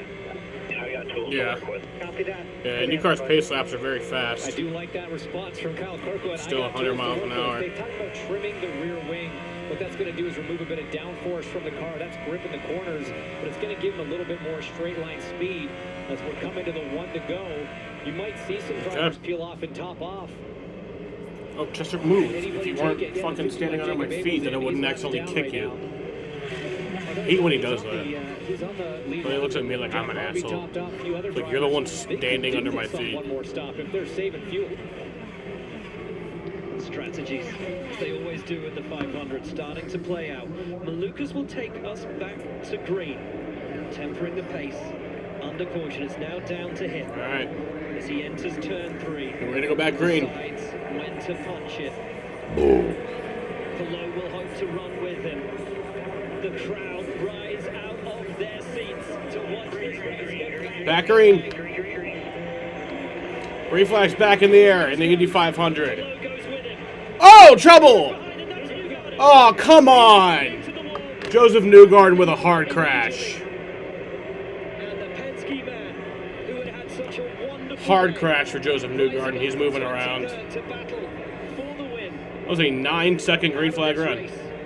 With 126 laps complete. I thought I saw some cars side by side going into 4. Once the green flag drops in IndyCar, you are allowed to pull out of line, pull out of position, and start passing. You do not have to wait till the start-finish line. AMR it's a 9-second green flag run there. The 2. Let's try and see what happened. There's Newgarden. Oh, just lost it. Oh, just got onto the curb maybe. Did that left front cross over? Got a little airborne. To the fin curb on the inside. Here's Newgarden's deal. Left front tire. Does it get there? It does, James. It is the move we've Can't be doing that. So many times here, Townsend. That rumble strip, that curbing on the Can't be doing that. 4 has caught out many drivers over the years. So easy to do. Your eyes are forward, but that's a big hit. Big hit. Oftentimes we see this out of a rookie, Will. And Newgarden just trying to get as much clean air to the inside, to the low side for his front wing, and he just took too much. On board here from Dixon. Oh, no time to react. If you just slam on your brakes, if you're Scott Dixon in that moment, you're going to spin around right with him. And this on board with Newgarden. That is how easily it's done and how quickly it's over. From back-to-back victories to back-to-back DNFs for Joseph Newgarden. Such a rare mistake from this guy. 2-time champion, 2-time 500 winner. It's unfortunate. And his racecraft today has been utterly sublime. Guys, when you run over that rumble strip, is it simply a case of that rumble strip unsettling the car? Or because we've had a little bit of moisture in the air, a little bit of rain, can that also sort of pull in the curving? They're so deceiving because you get to that rumble strip and the camber flattens out there. So the banking of the track goes away. You touch that and it weight jacks the car as Ashley Newgarden, Joseph's wife, just can't believe it. What a day we've had, James, with the likes of Ryan Hunter-Reay making a mistake on the road, a former winner. Newgarden, of course, here right now on the restart coming out of turn 4, and the crew in disbelief. Although that's Malukas's guys. Yeah, it just shows you guys this racetrack is so tricky. This race has to be respected. It doesn't matter what you've accomplished here. It can bite back. It giveth and it taketh away. 2 wins to 2 DNFs for one of the great drivers of this legendary race. Joseph Newgarden is out of the 110th running of the Indianapolis 500. Well, that's a shame. And Doug. That name on your shirt, it means something. Because Liberty Mutual customizes car insurance to save people hundreds. Tommy, stop that. Now let's get out there and play like it. Again, Doug? Parents need to stay over there. Sorry, Coach. No, so get your little buddy. No! Only pay for what you need. Liberty, liberty, liberty, liberty. America's #1 comedian, Nate Bargatze, Come in, huh? That's my guy! is on the big screen Woo! in the family event of the summer. Your mom does this? The Breadwinner, rated PG. Special ticket pricing now available. From green pastures to roaring tracks, there's a strength that never falters. A legacy shaped by those who came before us. McLaughlin looks high. Binding us beyond trade or title. And McLaughlin goes. It's the grit that fuels this nation. It's the work we're proud to carry on. This is Good Ranchers, proud partner of IndyCar. Hey, listen up. Get the Nate rate It's gonna be fun. It's happening. and save some dough on the Breadwinner Can you do that? Yeah, because it's my era. with special ticket pricing. Jackpot. Everyone wins. I'm just so excited I could choke you. Okay. All right. The Breadwinner, rated PG. Just explain to the people watching and listening to this show why you think the Indy 500 is the greatest race in the world. There is nothing I have experienced on this earth that levels up to what the Indianapolis 500 is, because it is so much more than just a race. It really is. Check out the all-new Fox Sports digital show Speed with Harvick and Buxton, fueled by poets. Subscribe to Speed on Fox on YouTube, the Fox Sports app, or wherever you get your podcasts. Now, worrying scenes down at Turn 4, the AMR safety team on site as they always are. That is the remains of Joseph Newgarden's number 2 Shell Chevrolet. Here a replay of the incident into the wall. Huge hit for Joseph Newgarden. The ambulance taken down as a precaution. Is he good? Frustration for his fans. But I think we saw Joseph walking from his wreck. All right, and good. walking, and that's good to Yeah. see Joseph refusing the stretcher and instead walking to the ambulance under his own steam. That wreck was a good news situation, bad news situation in terms of they weren't going full speed yet. T-Bow, it was just a restart. They were getting up to speed, but he spun around so much that he went into the wall almost head on, almost completely forwards, and that's a bad angle to hit in an Indy car at this place. Certainly is. You see the shell car taken away and Newgarden taken to the infield care center.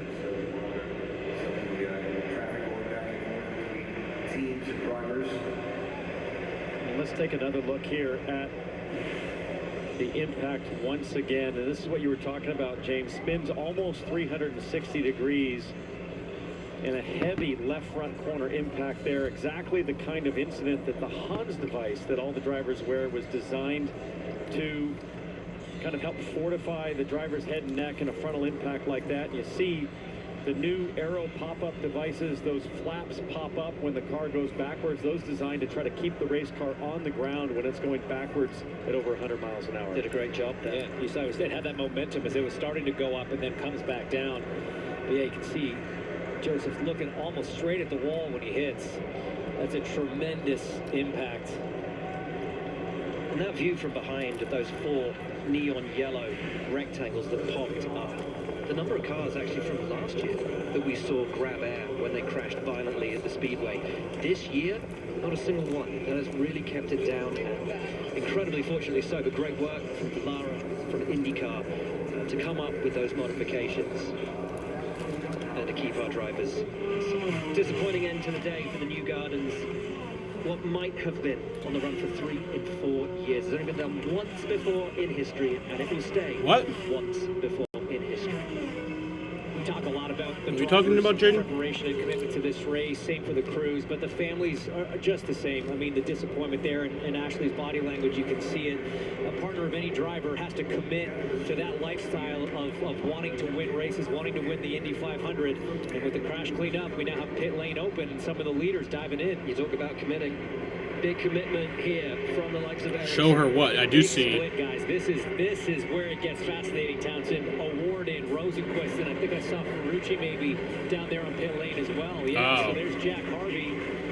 These riders that's crazy. Thinking they can do it, knowing they I can see do it now, it. Jaden. One more stop, Kevin. So I know what Jack Harvey was told is do the opposite. If the leaders come in, stay out. If they don't come in, you're going to come in, but it was a little bit mixed. Did we have any of the lead group? We're about 3 laps away from where you could have made it home on one more stop on this. But the way this is trending, don't you have to gamble that there's going to be more caution?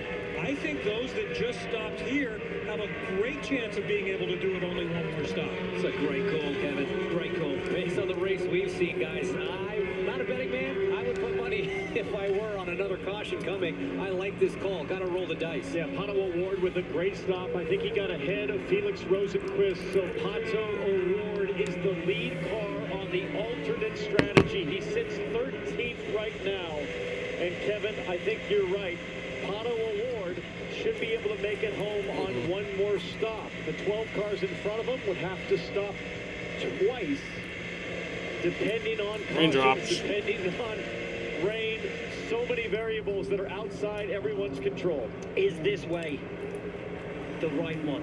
Is this where the day turns for McLaren? The 50th anniversary of their last win. And the Indianapolis 500, what they are calling unfinished business. Pato O'Ward may just have put himself in a position to win this race. O'Ward will restart 13th. Behind him, Rosenquist and Armstrong. The MSR duo, then VK. And you heard Pato Award's strategist, Nick Snyder, tell him, hey, we might be in a situation where we can make it on one more. So be smart with saving fuel here. As Pato Award downshifts now, warms his tires. They know they're coming back to green. James, going to be fascinating down the stretch as this plays out. It certainly is, come back green. I saw raindrops, so we're going to look back on this in a little bit. As if they don't care. Looks forward to this restart. Guess they don't give no fucks. 69 laps have in store in this year's 500. It's 69 to go. Is Formula One team racing later today, but there is nowhere on this earth Zach Brown would rather be than here in the Indianapolis Motor Speedway. This race means more to him than any other. Malukas. All right, back green. Back to green. Palou will again want to go green. Daly always so quick on the restart, and he's already up and with the defending race winner who moves to the outside, and Malukas tries to defend, but it's Daly on the inside. Connor Daly to the lead. Oh my God! 4 wide. Jesus Christ! How did they not crash there? Scott McLaughlin to second. Malukas goes from the lead to 6. It just shows you what a disadvantage being the leader on a restart can be now, as Daly has to defend against McLaughlin. And McLaughlin up and on the inside of Connor Daly, and here comes Alex Palou as well. Palou's coming. McLaughlin to the lead. Get through. He keeps his foot in it, stays on the gearbox of McLaughlin. That shows Connor's here to fight, man. I like this. Connor Daly and several others taking advantage of a clean racetrack. The sweepers doing their work as Connor Daly takes the lead at the yard. Connor Daly back to the lead.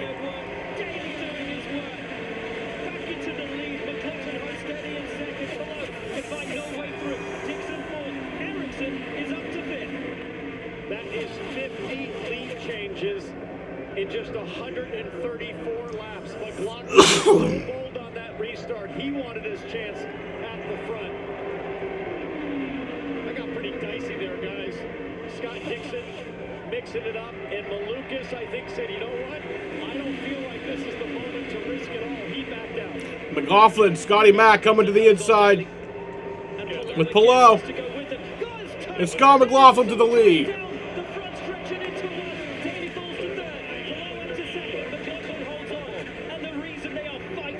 Tooth and nail over this lead is that if rain comes at any moment and this race doesn't restart, whoever is leading Connor Daly got so close to the curb in turn one, and that is a very defensive-looking move from Connor Daly in reaction to Scott Dixon popping out. James, how'd you see that? I don't want to put that out in the universe, but the rules are very clear, T-Bell. I'm not sure that was within him. That's something we're going to have to pay attention to as Polo back to the point. And Daly around the outside, trying around the outside, but no way through it. Polo to the lead. 52 lead changes. That's tied for third all time. From where he was sitting as Connor Daly. One more lead change, and that'll be How about Marcus Ericsson solidified as third all time. with McLaughlin's Pennzoil Chevy. And Lucas has made the move on Ericsson. Now has Dixon in his sights. Back towards the back in the group that could ultimately fight for this win later on. There is Foster. Foster fighting with Sato and Siegel. Back at the front though, Polo and McLaughlin. And Polo slides in behind him. And here comes Daly. oh wow, Polo to the lead.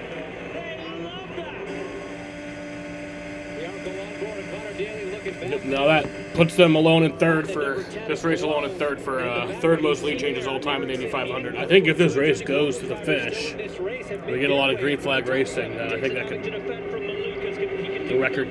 the record 68. Dixon, I'm almost sure would have been on the radio about that defensive move from Daly. Daly off the floor now. Here comes Marcus Ericsson on Dixon as Daly goes to the front once again. Connor Daly to the lead. McLaughlin now having to defend from Polo.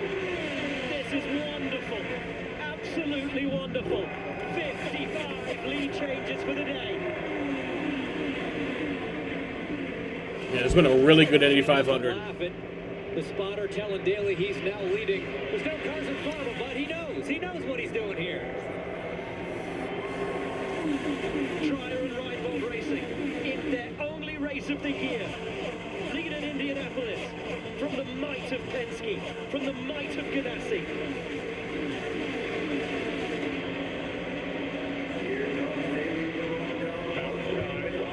And McLaughlin retakes the lead. And now Polo takes the lead. Wow. What great racing. I love when he mixes that precision with a little bit of aggression because he pulls off some incredible moves. His spatial awareness is remarkable for Polo to know exactly Daly falls to fourth. was, and now Connor Daly all the way back to fourth as David Malukas goes to the point. That move from Alex Polo Yeah, this is insane. was just divine. It was so well calculated. He carried so much momentum and just scythed his way through. And Scott McLaughlin takes the lead there. From Scott McLaughlin, who again now moves into the lead. Did he lead that lap? Changes for the day. These guys are turning 220 laps now. No fuel saving. They are head down. Everybody wants to lead at this point. They also know that the cars that did. Yeah, they also know rain could come at any If they've time. got any chance and there's no yellow, they've got to pull out a lead. And Polo back to the lead. they can't afford to back the group Man, and try to extend lead is their changing by a like lap or two. There's no benefit for that. two to three times a lap. Like, it's crazy. Like, the lead changes are only recorded at the line. I wonder how many lead changes there actually have been. Was able to bounce back from that fall into P6, work his way back up into the top three. That car again still looking super strong. Folks, these laps now averaging 219, 220 miles an hour. That's an average for the lap.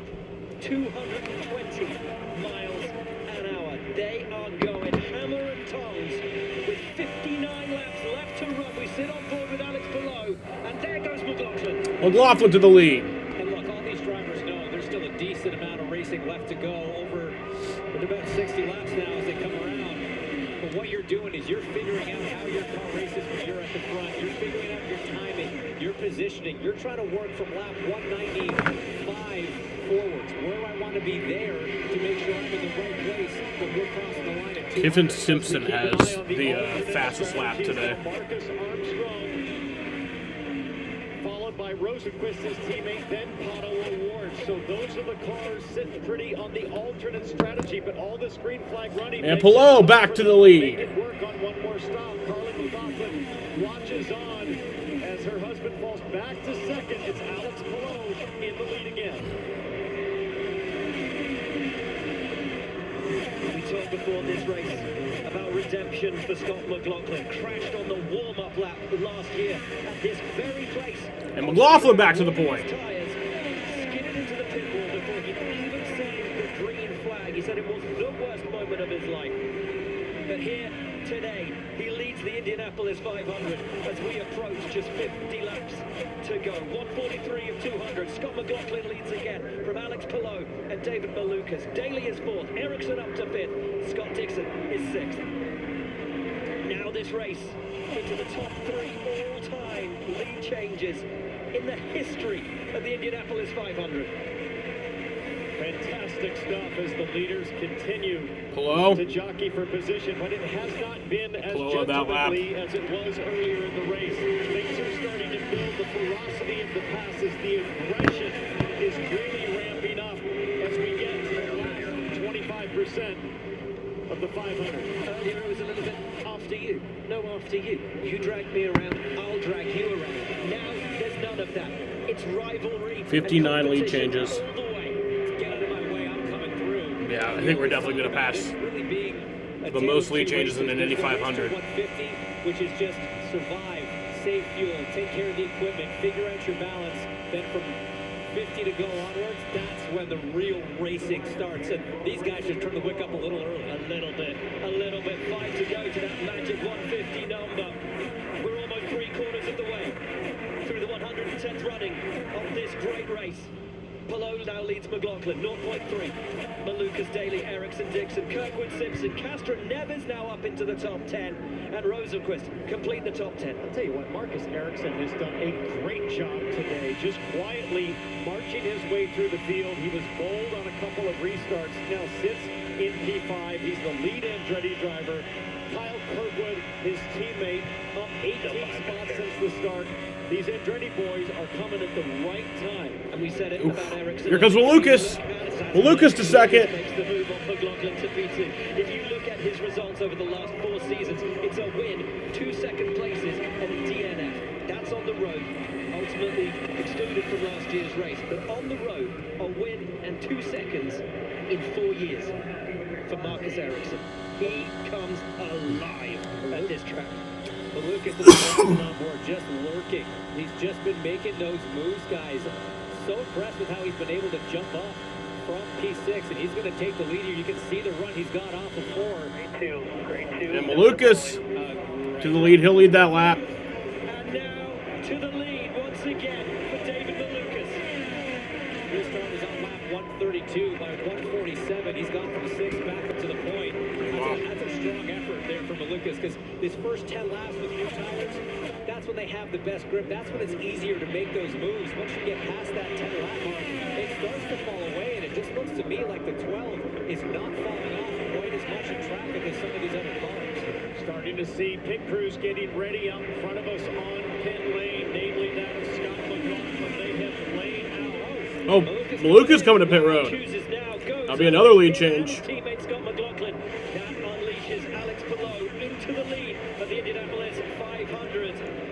The 12 and the 3 for Penske on pit lane, and they're driving down to Georgia Henbury. A duo of Penske's coming down pit lane. Will, like you said, they went back and forth on Scott McLaughlin's car. If they were going to put front wing in it or not, ultimately decided about it. David Malukas, he's led 21 laps with 4 tires fuel for all of those. No adjustments for David. Small adjustment to the weight.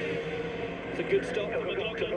Does Malukas get out ahead of him? No, McLaughlin pips Malukas on pit McLaughlin lane. passes Malukas. Now it's all about what can Alex Palou, Connor Daly, how crisp can their stops be? How aggressive will they be on the brake pedal as they come to pit lane? McLaughlin, Malukas down and away. Palou is on pit lane. Scott Dixon roars around in the lead of this race. Daly's in 2. So too is Marcus Ericsson. Yeah, it's the 58th lead change of the race. Jamie is waiting.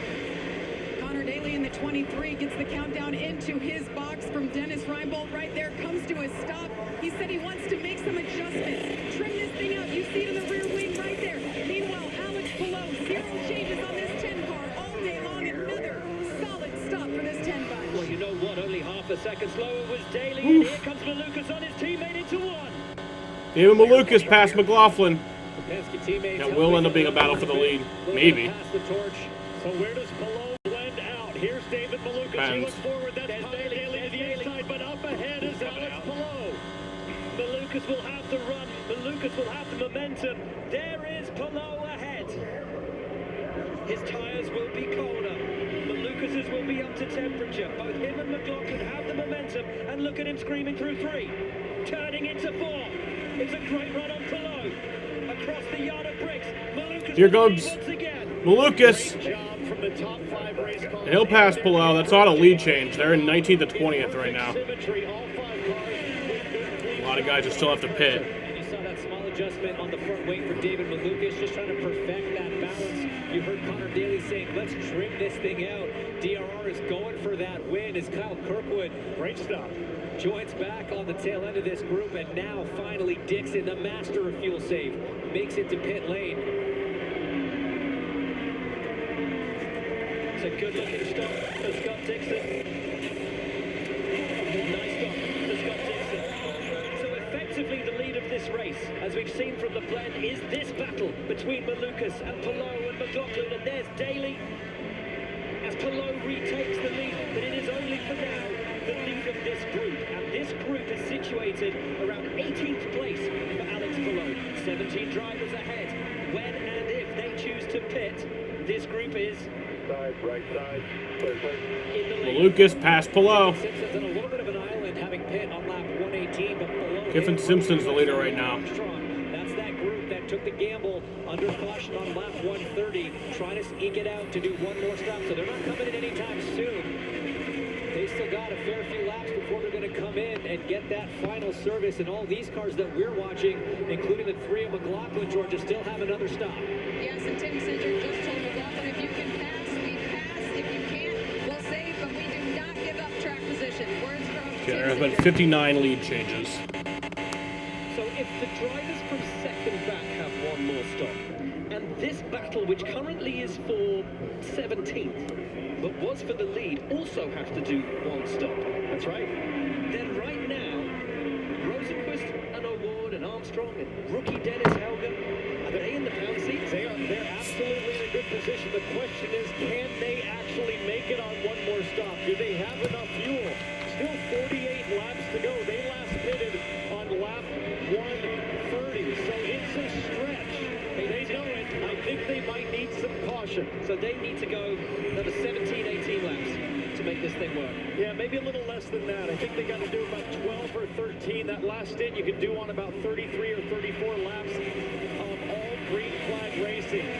So it's a gamble right now. We don't really know as we sit here exactly how much fuel they have, but by my calculations, I still think Palou in this gang is on the safer strategy to make it on one more. For sure they can make it on one more stop. Palou and this rabble on the safer strategy. But Rosenquist, O'Ward, Armstrong, and everyone up there in the top 10 has rolled the dice and has gambled which was the right way to go. Fuel safe for now, or push the whole way through. Rosenquist now leads on the alternate strategy.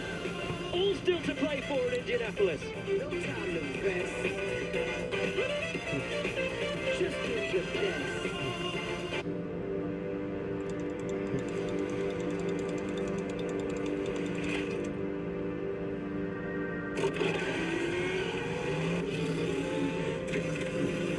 I suddenly realized that I was no longer driving conscious, and I was in a different dimension. Just going. And I realized I was well beyond my conscious understanding.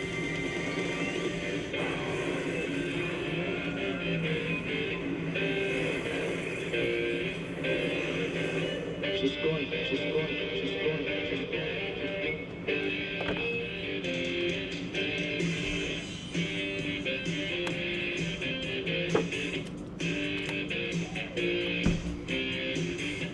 There's salad and there's bread. It's the perfect bite in every bite. So what you gonna do? You're gonna take your favorite salad and you stuff it, yeah, stuff it, yeah, stuff it, yeah, stuff it, yeah. Stuff it? Yeah. Stuff it. Say stuff it and get salad and bread in every bite. New salad stuffers, only at Panera. Yeah. As a veteran, I turned my skills from the service into a career in tech. But before I got the training I needed to grow, before a mentor helped me reimagine my future, and before I made it happen, I was heard. At JP Morgan Chase, we listen to what people need. That's why we invest in job training programs all across America to help people build new skills. Together, we make what matters happen. It's gonna suck. It's the last chance for love before each farmer gets one girl the boot. Then there were two. Farmer Wants a Wife, Tuesday on Fox. Place your hands over your heart and hold on to your butt. June 1st, it's Air Force versus Marines for America's birthday. Which of these words appear in the Star Spangled Banner? I don't know. Oh, say, can you splash? Release the ball and fall on your... Quiz with Balls is all new after the 1% Club, June 1st on Fox. Coming June 6th, horse racing's greatest thrill ride. Golden Tempo made history once. Can he do it again at the Belmont Stakes? Saturday, June 6th. Coverage begins at 4 Eastern, live on Fox. Well, Felix Rosenqvist leads this race. His main challenger at the top of the field is this man, Pato O'Ward, who seems to be saving more fuel than the race leader and on a strategy which could see him launch up and into the lead of this race. Felix Rosenqvist is the leader right now. Man watching on keenly is his team boss, Zach Brown, who's with Jamie Little. Yes, Zach Brown listening on headset right now. Pato O'Ward, fourth. How are you feeling about this strategy that you guys are on and making it a one more stop, Zach? Nervous. It's going to be a nail biter. Rain's about 15 miles away, so that could be a factor here. And one more stop's going to be close, but we picked our strategy. And actually looks like the sun's come out a bit. Here shortly. So fuel. See a little bit of sun. The race car, is it good enough if he can keep it up there? If he can keep up there, Pato can work some magic. I don't think we've had the fastest car all day, but I think we've worked away on it. And if we can get him in a position to win, I'm sure he can do the rest. Thank you, Zach. Good luck. Thank you. Well, Pato O'Ward has been in this position before, only to have his heart broken. This race that he wants to win above all others, guys. And it took something magical to take it away from him. Yeah, Joseph Newgarden with just such a big, bold move on the outside. Pato O'Ward, a runner-up once again as he contemplates if that would be his best chance to win, or if it would come at some point in the future. And right now, boy, based on what Zach Brown said, James, I think they're a little bit short. Yeah, but look, they've caught up to the back end of the field. So you got Pato O'Ward here running second in front of him, Rosenqvist. But Rosenqvist is off the back of that other lead pack of the starting with David Malukas. And right in front of Rosenqvist, crucially, is Elio Castroneves, his teammate and team owner, who can help tow him around the same way that Ryan Hunter-Reay towed Alex Rossi around 10 years ago to try to win this race on fuel. There is a beautiful irony now that the lead group of this race have caught up to the back of the group who were leading earlier, but are now on a different strategy, and that this may allow Rosenqvist, O'Ward, Hauger to save enough fuel to make the strategy work that would defeat the likes of Palou and Malukas and McLaughlin and Daly. They had to push hard and burn fuel to get there, but now that they're there, I think it's a good situation for them. They can start saving that last stint. It's going to be long, it's going to be tough, but look, the other drivers have to make up 7/8 of the racetrack to catch them. And look who's behind Pato O'Ward. Rookie Dennis Hauger, the reigning Indy Next champion, dubbed the Norwegian Nightmare, one of the most promising young drivers in this championship. We haven't seen a rookie of his like for some time. Kevin Lee has more on him. And who is calling strategy for Dennis Hauger? It's the team owner, Dale Coyne. That was a switch in assignments, and Dale has been known to do something a little bit different and has won multiple races over the years with cars that you didn't expect to be in the fight. Hauger has had a very solid but not spectacular month so far, but the talent is there. A former winner on the F1 ladder and F2 and dominated the Indy Next Championship. pressure, and he's right there with O'Ward and Rosenquist on pace. What a majestic job he's doing today. Guys, they only got to make it a few more laps, but Pato O'Ward just pitted. 37 laps to go. That is a long way to get home if this race stays green. But Dennis Hauger, crucially, Pato O'Ward's pitting. additional lap over Pato O'Ward, along with Felix Rosenquist. These guys are hanging on by a thread to make this strategy work. Jamie. You see Pato O'Ward, he went 34 laps. They brought him down. They said, box now. They'll make it as fast as possible. Pack it with fuel. Tear off for the number 5. Car is good. A little slow on the right front. And he's down. See 7.6, that's a pretty decent time. We've seen some a little bit quicker, some a little bit slower, but now you see Hauger pulling in. Let's hear some radio from the leader, Felix Rosenquist, who stays out another lap. If we're safe on fuel, can I go to a better mixture just to stop just flood? Yes, go to red 5. We got 4 or 5 more laps here, red 5. Not sure how long ago that was, but I'll tell you what, Felix Rosenquist has done an amazing job to out-save Pato O'Ward and Dennis Hauger, going 2 laps further than Pato O'Ward. And Felix has got that really nice draft off Castro Neves. As he comes around, it'll be 34 laps left in this race. Felix Rosenquist coming to pit road. And he might be in range to make it. careful, buddy. Last pit stop for you in the Indy 500. You don't want any mistakes here. It can still all come unglued. This team has done such a good job, Jamie, getting to this point. They really have. This car has had so much speed today. They have been adjusting on it each stop. Just a little too much oversteer. But they've done a good job in the pits. Kumasada will take the lead. Into his box, which they hope will be his final stop. Oh, wait, no, maybe not. Fill it with fuel as much as they can. You see the tear off there for He's coming to pit road also. As we have 34 laps to go. They're waiting the fuel. Solid stop. Big outlap. I'll tell you what to do. Just focus. Needs that big outlap. As Felix Rosenquist, the leaders come through. They will pass. And here's David Malukas to take the lead. Him losing the lead of the race. This is not going a lap down. These guys will all have to stop one more time. Guys, Yep. if Felix Rosenquist can save a little fuel, he is in a great spot to win his first. And O'Ward's out ahead of him. Wow. Stopping a couple of laps earlier. Had the advantage. Award ahead of Rosenquist. Momentum on track. Gets ahead of Rosenquist. But Pato O'Ward has to go 2 laps farther on fuel than Felix Rosenquist. That's why we heard the hesitation in Zach Brown's voice. I don't think you can go 36 laps under green. But here's the thing. Look at everybody ahead of him. Lucas below. Rockland. Hauger's had him speeding on the pit lane. A drive-through for Dennis Hauger. He's out of the mix now. Oh, what a heartbreak. Heartbreak for the young Norwegian, the rookie doing such a good job. In front, but it is for the lead. But no panic. We got 33 laps to go. He's 2 laps shorter than us. And the reason they say don't panic is because Lucas below and McLaughlin. A penalty for Dennis Hauger. One more time. O'Ward in 4th is good to the finish.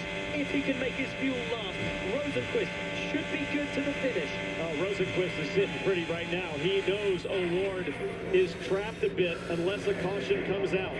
Hello to the lead. 2 to go. The leaders can hit at any time and make it easily on fuel, but they will stay out in case a caution comes. And the longer that you can go if a caution doesn't come, the shorter that final stop has to be in terms of the amount of fuel that you have to put on We need board. to average fuel 85 to get to the end. Potatoes 2 laps worse than us. He needs to save 2 laps worth of fuel. But here's why you can't just sit there and let him burn that fuel. If a yellow does come out, then Pato's safe. So Felix does need to put the hammer down and chase down Pato O'Ward. Let's listen to Pato's radio. How are they doing? Malukas back to the lead. Pato trying to get fuel 7.4. Fuel 7.4. That's what we need to the end. You're currently ahead of Pro, who is also on our strategy, but has a bit more fuel to use. James, the folks at home won't see it, but you're grimacing. Yeah, look, every team does something a little bit different, and they try to code their MPG, but I've been around enough to know certain scales, and if 74 is what I think it is, guys, that is a large number to hit, and based on what we've seen at this racetrack in the past, that is a tall order in terms of number of laps, 36, that Pato O'Ward needs to do. These guys both pitted on lap 130 on the previous stop. Rosenquist with a brilliant, magical 64 lead changes. to the good on fuel advantage over Pato O'Ward. That's the experience of Rosenquist. Boy, what a it's been for him today. An incredible run from Felix Rosenqvist. Guys, let's not forget, he was the fastest all the way through Super Sunday of qualifying. Rapid. With Pato for the win. He's 2 laps worse off on fuel than you are. You're talking about them for the win, but right now it's still David Malukas up front, leading this pack ahead of Palou, McLaughlin. That's your top 3 right now. They're going to have to peel into the pits here in a moment. And What's up, Daniel Barry? How's it going? Behind the yellow car of McLaughlin, but Palou's just sitting behind Malukas, saving fuel for exactly what we just talked about, Townsend. Short fill. It doesn't look like it's going to be the right strategy necessarily, but he wants to be the best car on it in case the brakes fall their way. Rosenqvist in 5th for MSR. Guys, MSR have won 1 race. What was it? It was this one, back in 2021 with Elio Castroneves. They know how to deal with pressure. They know how to play the highest stakes game. They know how to win the greatest spectacle of racing. Maybe. Felix Rosenqvist, 29, now 28 laps. Oh no, Daniel, the different Daniel. There's 2 Daniels that join my chat. Look, they're going to come out almost a full lap behind these 2 when they pit. Even if these guys have to back off a fair amount to save the fuel, that is an awful lot of racetrack to make up.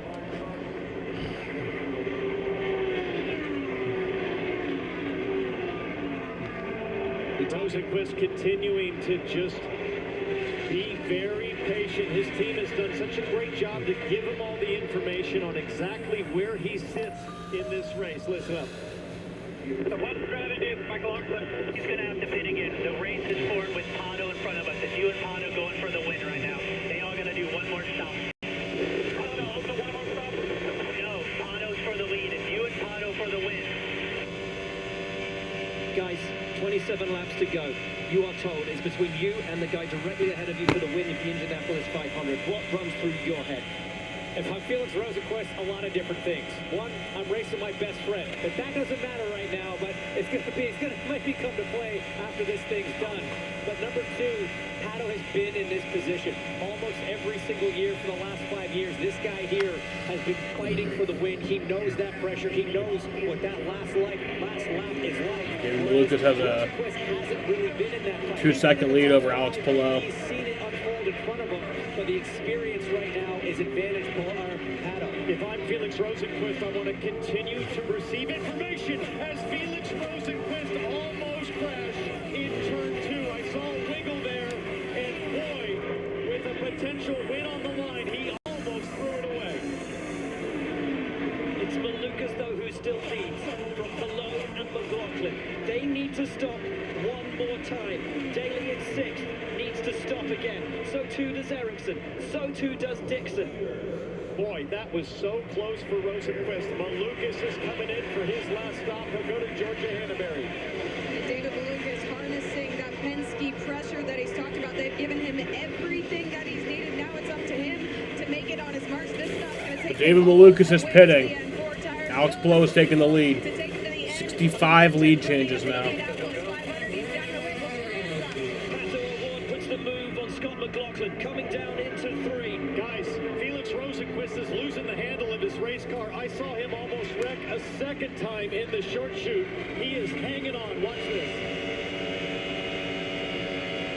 Oh, got a little low. Just put the front end of that curve. It doesn't look like much movement in the wheel for where we're sitting, but I promise you, from the seat of that race car, it's a big one. Watch this one. Just getting really dicey with the rear of the car. He's making the adjustments, and you can see that gap to Pato O'Ward has grown. Now you've got Jack Harvey sitting between O'Ward and Rosenqvist. Townsend, Pato looked like he's saving a whole lot of fuel to me as Palou now on pit lane. Green stop for the pole sitter. Should be the last pit stop. Stuck in no man's land, and now things are really stacking up. I was going to say, Cena's praying for a yellow because that might be what's coming right here. Siegel on the outside of Kevin Simpson. And these guys know they're fighting for what could be a top 3, top 4 position. When all of these pit stops shake out, they've taken their final stop. Siegel's in that mix, so too is Simpson. Collette as as well. The rookie could be on for a top 3, top 4 finish at his first ever Indianapolis 500. So 23 to go, and this is straight up the lead of the race. Pato O'Ward, Rosenquist, and Marcus Ericsson there, also in no man's land. He still needs to make another stop. Looks like it might be between Ward and Rosenquist. Sit there behind the 19 of Dennis Howger. We know he's sort of taken himself out of contention with that penalty. Nope, he's going by. James, I think Pato's driving for a caution, meaning he is going to keep the point and just gamble that a caution's coming out. There are 22 laps to go.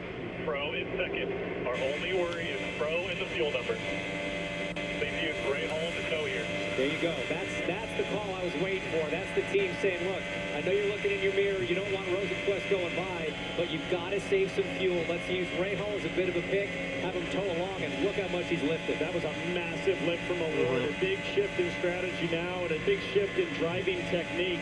All the way down to 205 miles an hour in turn 4. All the way down to 205. That's crazy thing to say. Consumption. And as long as he keeps an eye on Rosenquist behind, you've got to have that patience. You got to have that reserve. Hey guys, there's another player in this party that is starting to close in, and that is the teammate of Felix Rosenquist. Marcus Armstrong is on the same strategy. Meyer Shank Racing. Marcus Armstrong. With 2 of their 3 cars is in the hunt. Armstrong just 2.8 seconds back.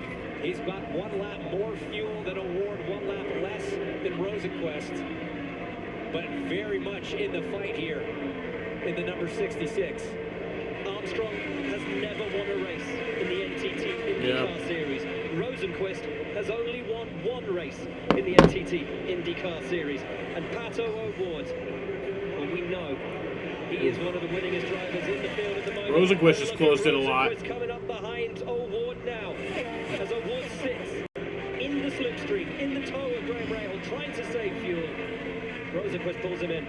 This is such a difficult position for Pato O'Ward to be in because he can see Felix in his mirror. He knows he's got more fuel, so he has to stay as calm and controlled as possible. Guys, the last lap, 210 miles an hour for Pato O'Ward and Felix Rosenquist. They are nursing their race cars home.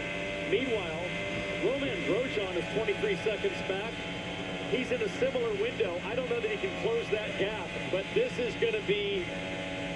It's going to get good, yeah. Make it home and yeah, it is. With your track position for all 4 of these drivers.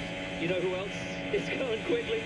Grosjean. Newgarden has a minor foot injury that is being iced and will likely be released from the care center after the race. Well, that's not good, but it's also good that it doesn't seem to be anything too big. Just came out of the care center to update us on Joseph Newgarden. She said he's fine. 66 lead changes. A contusion, but wants to watch the end of the race. Thanks, Kevin. Great to have that update on Joseph Newgarden as O'Ward sweeps past Graham Rahal. And here comes Rosenquist as well. 18 to go. This is the battle for the win of the 110th Indianapolis 500. And we've said it. Pato's been here before, time and time again. Felix has been Romain Grosjean's in 4th. Really in the thick of it. I mentioned earlier just how dicey it's been for Felix Rosenquist these last few laps. Watch this guy's huge draft up the front straightaway. Watch Rosenquist flop, and then watch how free his car gets here in the middle of turn 1 in the dirty air. He was on the anchors there. That's not something you normally have to do here in Indy. Guys, as we've been watching the lead of this race and the battle between O'Ward and Rosenquist, as Rosenquist lines up, Pato O'Ward on the run down into 1, just sits in his toe at the moment. The one-time leaders of this race have taken their stops, and I'm looking at Alex Palou in 7th place right now on track. He's made his final stop. He's running about 5 miles an hour a lap, up near the 220s every lap. He's not out of this yet. Let's check in on pit lane with Jamie Little. Townsend, you guys talked about Felix Rosenquist, and he's 2 laps better than Pato O'Ward. They just came on the radio and told Felix, we are good to go on fuel. If you want to make a move on O'Ward now, go for it. And you know what, in all of that, I haven't even spotted Malukas. We just need to hit our number. If he passes you, we'll use him to tow. So we go at the end. Haven't even spotted Malukas. Up to 4th, and he has pace in hand. 2020. Oh my goodness. Pato O'Ward just did a 2:07. David Malukas is at a 2:17. 20 seconds back still is Malukas, but he is flying now. And you heard the call from Will Anderson on Pato O'Ward's radio. If you've got to let him go, let him go. We'll use him as a tow. Because I believe that's Sato trying to get into the mix there. No, that's lap cars. No, that's Mick Schumacher. Oh, excuse us. Mick Schumacher, who is a lap down, is mixing it up. Red, white, and black car. And Rosenquist to the lead. And that's the lead for Felix Rosenquist. Pato O'Ward drops down. That's the 67th lead change. And the McLaren man has it all to do as Rosenquist stretches his legs. He's got to know where he is on fuel. I assume he knows he's good to start pressing for these last 15 laps. Pato in the I don't know exactly how many I keep hearing different answers. In front of Rosenquist. He's at the head of this train. No one to help him out. It all comes down to the engine. I think this is 67. The steering wheel and the right foot. That's how the driver can help affect that fuel number. A couple different engine maps that you can put it into that'll weed it out, save you a little bit. But ultimately, the driver's right foot is the most powerful tool when you're trying to save fuel. And if he was comfortable to go by at this 14 to go. I think we're good to the end. he can hit that number out front by himself. And that last lap for 87. That's what we need to hit to the end. last lap for Remember, this is Rosenquist, IndyCar. There's no 19, overtime. So he has stepped it up most definitely. If they're using the same scale, guys, we heard it was 7-7 for O'Ward, 8-7 for Rosenquist. And this the move that seals first place for now.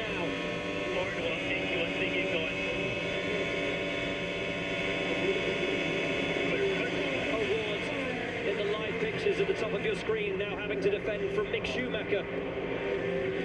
As O'Ward desperately tries to make a fuel number work, not just to get him home, but to allow him once again to fight for victory at Indianapolis.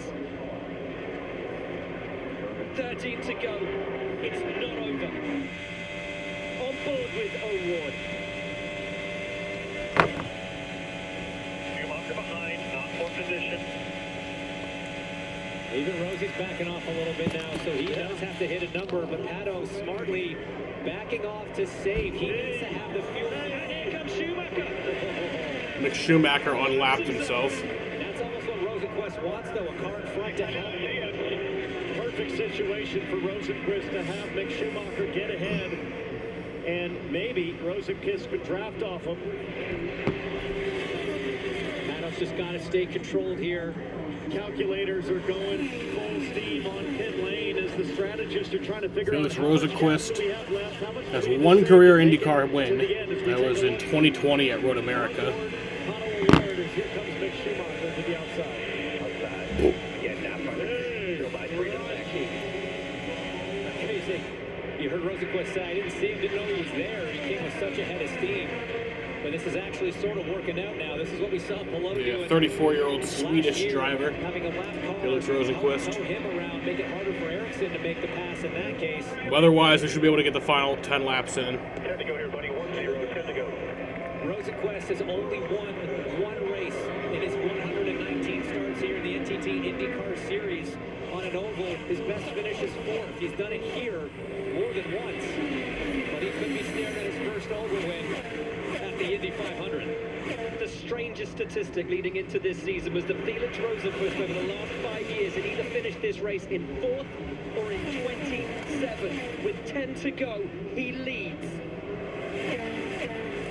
And as much as that gap to the other group, led by David Malukas, has come down, there's just not enough laps left for the pace that the 60 and the 5 Felix Rosenquist are able to run. in the puke-colored car is He's got more juice 9.5 laps to go, coming to 9 to go. with less than 10 laps to go. You can never count Pato O'Ward out. There is something about that guy and this place, this track, that calls to him. Always has. 9 to go. Will not give this up until the flag falls. Pretty fantastic when you think about one of the smaller teams in this field running first and third right now with 9 laps to go. Mike Shank and Jim Meyer hooked up several years ago. You see Mike Shank. What's up, Daniel? Team owner, and the success was almost immediate. Winning in sports cars at the biggest races like Daytona, winning the Indy 500 with Helio Castroneves. They've been looking for the consistency to back up the potential. They're seeing it today. Yellow's Caution! Oh my God! Cairo Colette on fire. Gotta get out. Looks like the fire's out. 8 to go. Oh my God. Wow, everything just changed, guys. The last thing 8 laps to go. Caution is out. was a caution right now. This gives Pato Award a chance to fight. This gives maybe David Malukas a We might go chance into red with good if- fuel. We watch to as save the AMR laps. safety team tends to the rookie of Kyle Collette. A big, big impact. Cairo on the right Colette, side. big crash. Scary looking crash for rookie Caio Colette. That does change everything. Brazilian from Sao Paulo. Yeah, I wonder if they'll go under red to save laps. Indianapolis 500 has impressed us all. 24 years of age, graduate of the Indy Next series.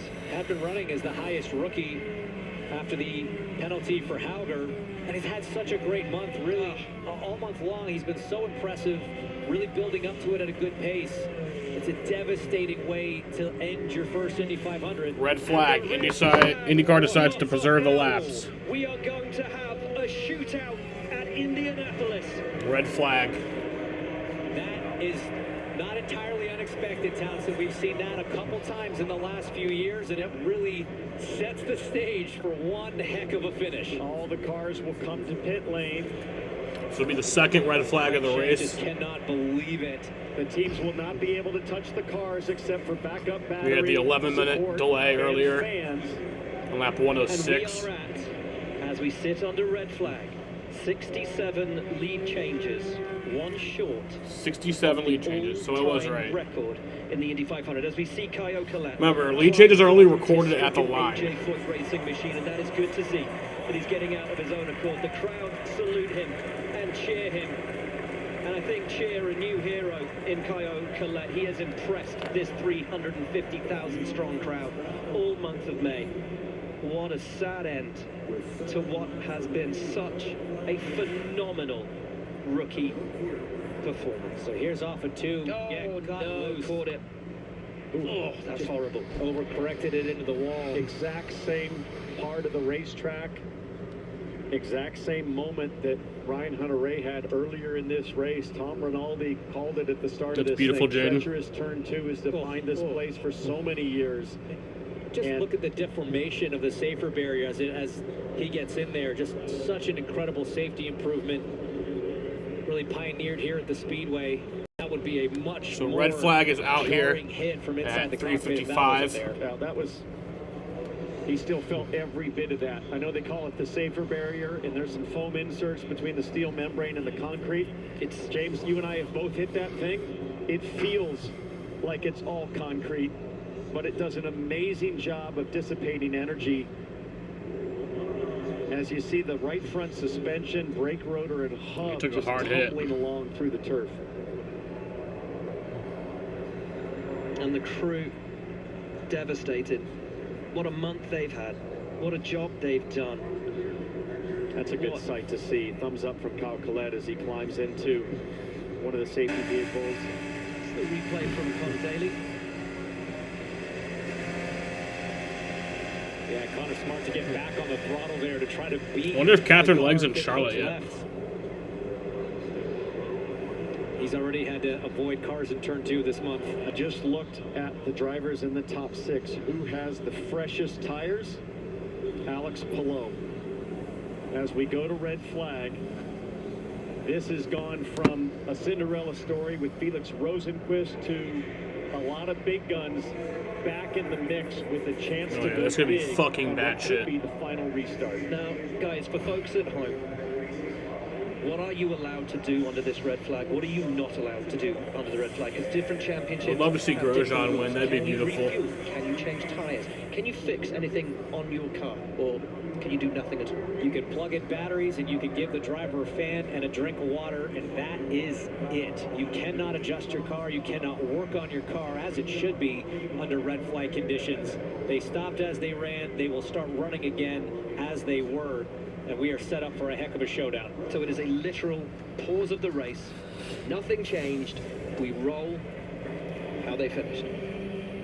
Well, one man who has two of his drivers in the top 3. Is he nervous? Is he excited? He's with Georgia. And we'll find out here, Will. I'm here with Mike Shank, owner of Myers Shank Racing. You have 2 cars in the top 3 right now, giving all the variables, including fuel. Once they go again, can they fight? They can absolutely fight. Our fuel's going to be okay now. They have a little bit better tires than us. I'm so fucking disappointed in what happened here with the yellow. We had this first and third done, and to have this happen was really gutting. Now we got to regroup, re-rack, and get 6-7 laps done here and push as hard as we can. Everyone's doing a fantastic job. All of our partners are here, and I couldn't ask for a better show no matter what happens. What are your drivers being told? Push like hell. Thank you, Mike.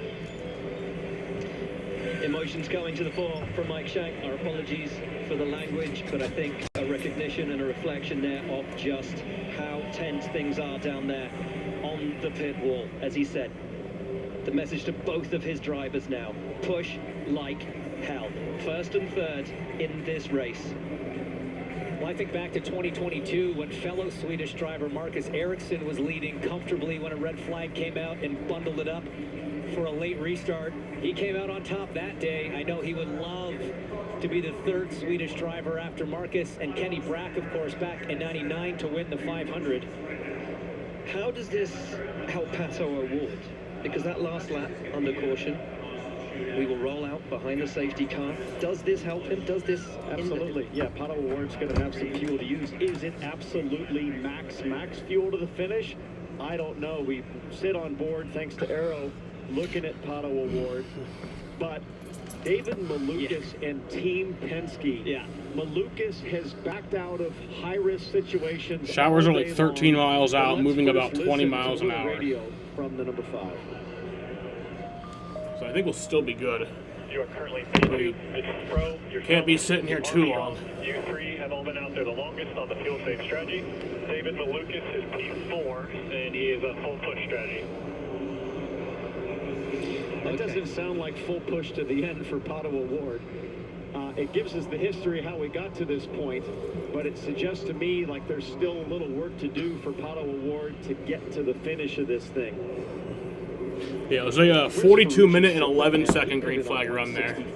So he's level on Longest of the day, obviously. with Marcus Armstrong.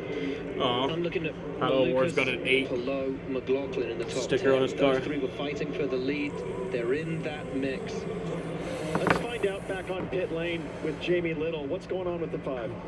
Nick Snyder is the strategist. You've been on the radio. This changes everything, but tell me, how good is your driver? Can he go max here for 6 or so laps? Pits will not open until the race is restarted, so no opportunity to pin or caution. That's weird. I didn't know IndyCar they did that. So it's all in his hands now. I know Zach told us he was a little nervous earlier. What are these emotions like? Anyone at the end tuning of in the for race the now? UFL Dallas Renegades and Louisville Kings game is See if we can get it to the finish. been Let's see if Pato O'Ward could finally told to get his go to first win. FS1 and Fox 1. Means it's on. And if you want to know No one where cares about that. Fox's United Football League coverage is on between the Dallas Renegades and the Lerville Kings, well, it's starting on FS1 and the Fox 1 app. We will get you to Lerville once we conclude our broadcast here in On Indianapolis. lap 194 of 200, Frankly, got 6 we're laps having to such a go. good time, that we don't want to go anywhere just now. It's on, guys. Full switch means full push. But what I love about You need to get what this Nick started Snyder back up, said yeah. is it's in his hands. And guys, there's no faster, no sharper set of hands in IndyCar around the Indianapolis Motor Speedway with 10 laps to go than Pato O'Ward. We've seen it time and time again. As you see, when all the drivers had their last stop, big advantage for David Malukas and Alex Palou in terms of tire life, 10 laps to the good. But everyone's good on fuel, apparently. I know, James, but tires are a big deal. You look at Malukas and McLaughlin there. Even down in 11th is Connor Daly. Alex Palou with fresh tires. Daly could go absolutely bonkers here on a restart. I mean, we've seen guys all day make up 5-6 spots by going huge on the very first lap. So anything is possible. It will be all or nothing for these top 10, I'd say top 11 drivers to close this out. These fans who have stayed patiently all day are about to get one heck of a treat in terms of a race finish. They're going to get a treat. They're going to get a show. I'm going to get going faster. A showdown to finish the 110th running of the Can't let that rain get here. 500. It couldn't be more tantalizingly set up. Felix Rosenqvist, Pato O'Ward, Marcus Armstrong, David Malukas, Romain Grosjean, your top 5. Rosenqvist with 1 win, O'Ward with 9. 3rd, 4th, 5th in this race? Never won. 0 race wins between them. Blues in 6th. Let's head back down to pit lane. And Will, you mentioned Romain Grosjean, and he is legit, even without this red flag, to be able to make it home. He had a penalty. He had to give up a few spots not that long ago, but 5th was going to make it on fuel. He was just told by the team, hey, you pulled a rabbit out of the hat today. Let's go ahead and bring it home. They have full push to be able to go to the finish to see if they can pick up some more spots or maybe even steal one.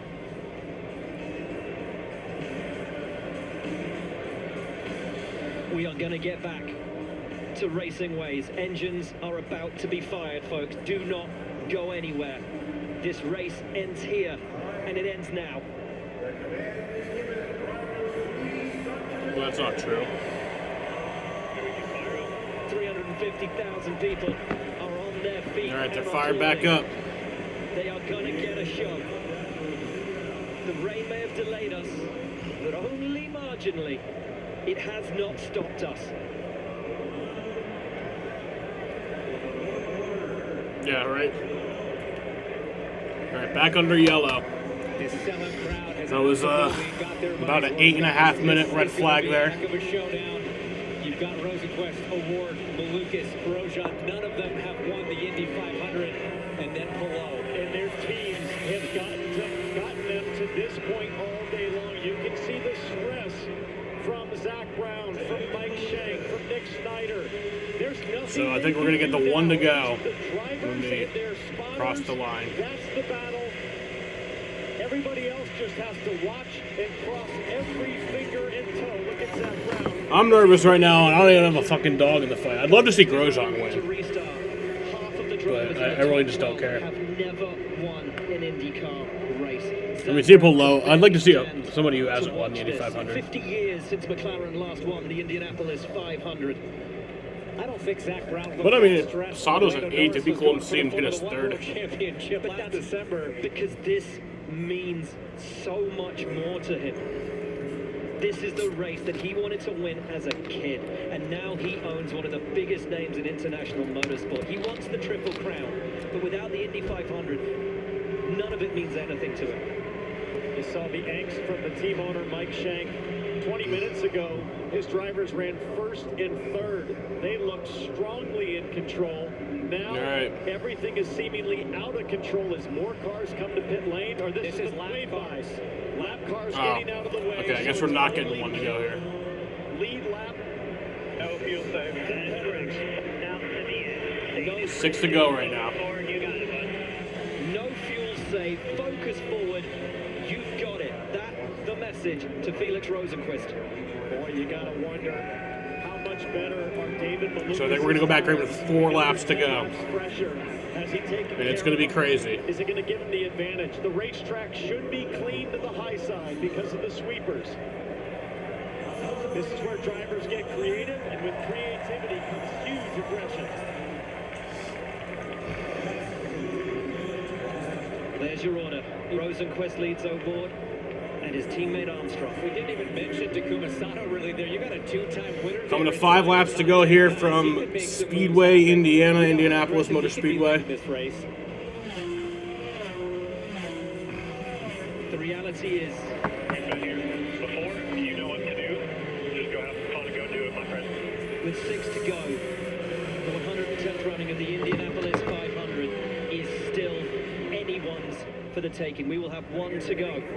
Pass the flag this time, which which means that we will have, if it stays green, 5 laps to determine the outcome of the Indianapolis 500. 4 laps to determine the outcome of the Indianapolis 500. I love that calm message from Will Anderson on the radio to Pato O'Ward.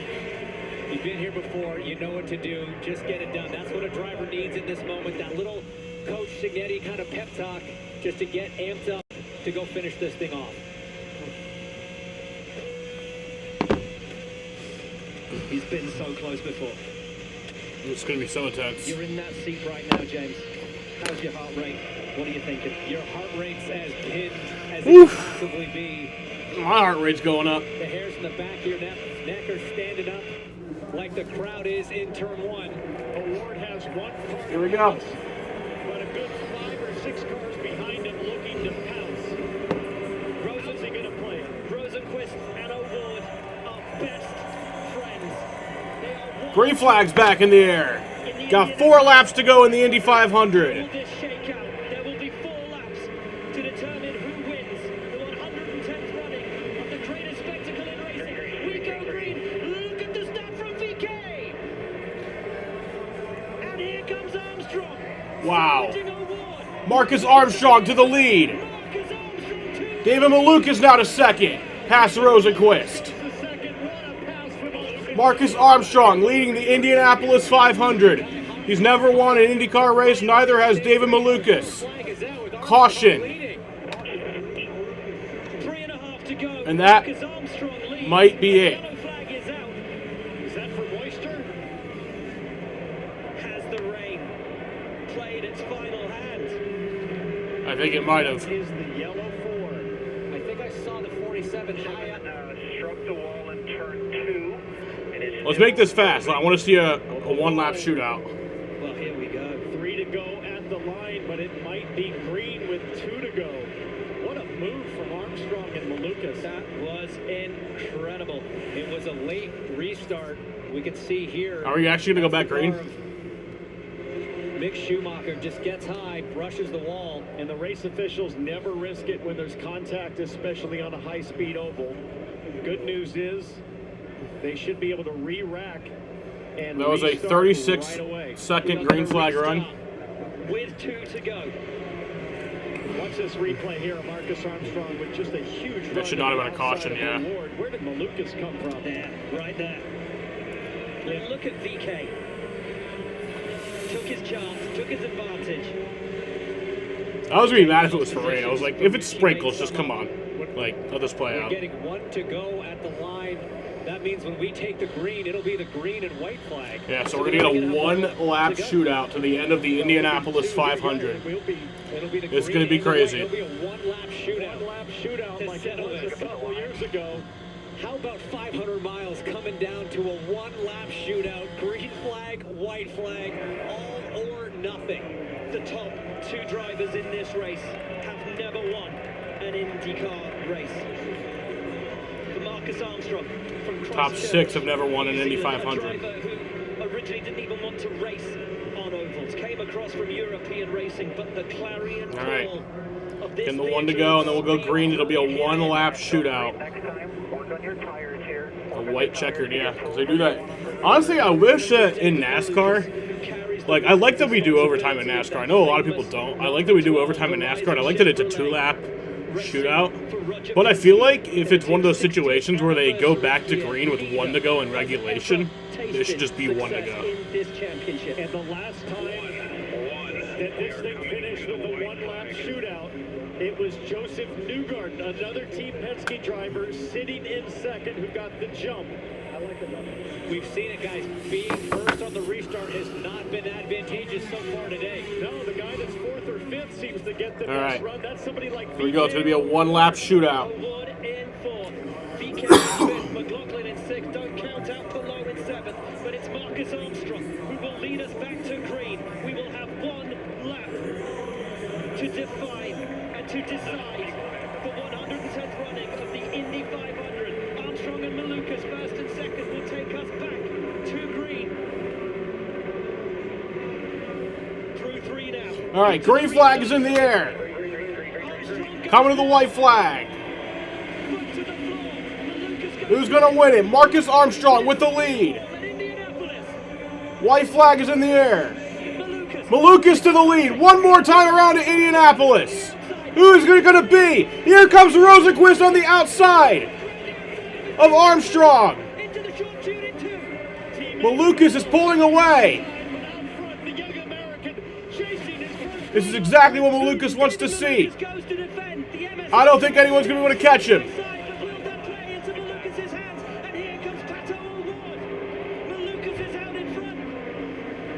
David Malukas coming down. Here comes Rosenqvist and Armstrong. Rosenqvist. Malukas. Who's it going to be? Oh my God, photo finish! Felix Rosenqvist wins the Indianapolis 500 in a photo finish! Oh my God! Wow.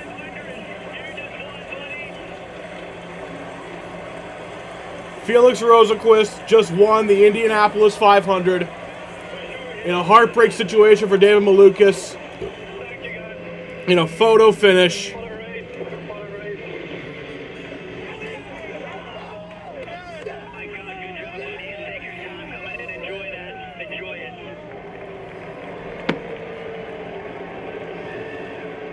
.018 seconds. That's what the TV says. I don't know what the actual that might be the actual margin. Julio Castroneves and Mike Shank share such a special moment as they take home their second Indianapolis 500. Does that sound? It is unbelievable. I cannot believe that race I just watched. I got to thank everybody involved on this team.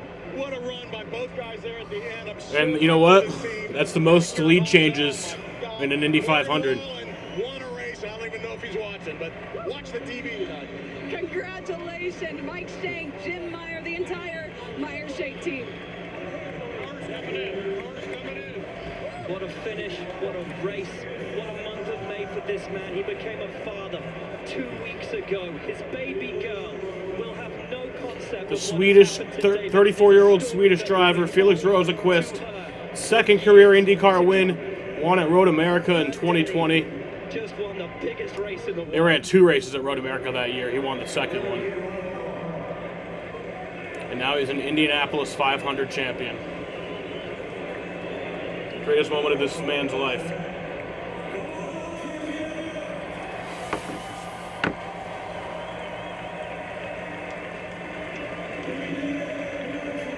Not only was it his second win in IndyCar, he just won the Indy 500 by the closest margin in history. Really? This race is going to go down for the record books. And he did it. What was the margin? Most savage of ways at the finish, at the very last 50 feet. He had to be side by side. Oh, Ryan Hunter-Reay won in the photo finish. Track, guys, you don't do that. He earned that one by hanging it all out through 1, through 2, through 3, and 4, and that's what got him the draft into the win. Unbelievable drive from Felix. Awards time will come. So too for David Malukas. But for Felix Rosenqvist, it is mission accomplished. He was so quick through qualifying, guys. He was the benchmark. Yeah, it was closer than the Ryan Hunter-Reay Castroneves finish. The reality is that in this race, one driver wins and 32 walk away devastated. Utterly devastated. It was looking so good. Side by side, behind him, he thought he had it. And here is our winner, Felix Rosenqvist with Jamie Little. Felix Rosenqvist, you are an Indy 500 champion. Congratulations. How does that sound, Felix? I don't even know what to say. What a car. Massive thanks to the team. We had 2 cars there in the wind at the end, and that's a very luxurious situation to be in for a team. So thanks Meyer-Shank Racing, Honda, Sirius XM, the Morgan Wallen car. I think we were the best car today. I felt like we were in all situations. We kind of had it under control. That last yellow didn't help us, but it kind of worked out the right way when I got back to 3rd, and then I just had a flat out lap on the high line and it stuck. It was just the coolest way you can finish a win in Indy 500. So I really miss my wife and my newborn child Stella here. I wish they were here with me, but my sister is here somewhere, so I'll celebrate with her. Thank you. How has your new baby girl, Stella, and your family supported you to help you get here? You have been fast all month long, and finally you broke through and got it done. Yeah, unreal. I still don't believe it. This whole month, becoming a dad and then... Hey, Stella! Yeah. And winning the 500. We joked about it in the beginning. It's like, oh, maybe you'll win the 500 and have a baby. And yeah, it's just unreal. But good job to Marcus and David at the end. They raced really cleanly. And, it's because of drivers like that, you get really good racing. So cheers, both. Thank you. Oh, my God, he is. Thank you. Thank you. Congratulations. Yeah, unbelievable. How about that last stint? David Malukas, heartbroken. You were dealing with saving fuel. And then the yellows. What is going through your mind as you know you have to do it all over again, that final restart? No, it was the perfect situation for us before that. We kind of had everything lined up. Pato was struggling with fuel, and we were pretty rich to the end. So I was like, this is going to be great. At some point, we're just going to pass him and hopefully cruise to the win. But then in the end, everything just flipped upside down. But you just have to reload. I was a little negative at first when it happened. I was like, yeah, of course this happens. Kind of like Long Beach. But then you just have to think forward. And actually good when I got back to third because I felt like I was like hunting instead of being hunted. And it paid off. Congratulations. Felix Rosenquist is your Indy 500 champion. Indy means everything, and emotion running through the veins of David Malukas, a hug from his father. Just inches away from victory here at the Indianapolis Motor Speedway. And now a word from Marco Andretti. David, just inches away. Take me through the last lap. Yeah, I mean, I don't know what else. I don't know what else we could have done. We were the fastest car that whole race. I don't know. I gave it 150%. I mean, I almost crashed this damn car every lap. And we stood up with the P2, man. I can't believe it. I don't know what else I can give, so. That was the closest finish in Indy 500 history. How proud are you of this team? I mean, I give everything to this team, man. I mean, we've had such a stellar season this whole month. I mean, they give me so much support, everything I needed, and yeah, I mean, it's just, I can't believe it, just so close, but oh, this place, man. We're gonna come back again, though. I mean, we're gonna bring it everything. We're gonna give it 160% next time. Thanking everybody here for staying here through the rain and everything. Incredible race. Thank you everybody at Team Penske, and thank you Roger Penske for believing in me when nobody else did. We're gonna keep on going. Wearing his heart on his sleeve, that's David Malukas.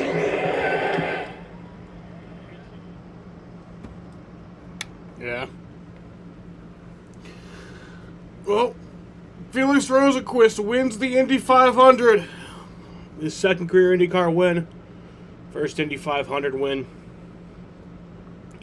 And what a race it was. Really enjoyed it. You know, the rain happened.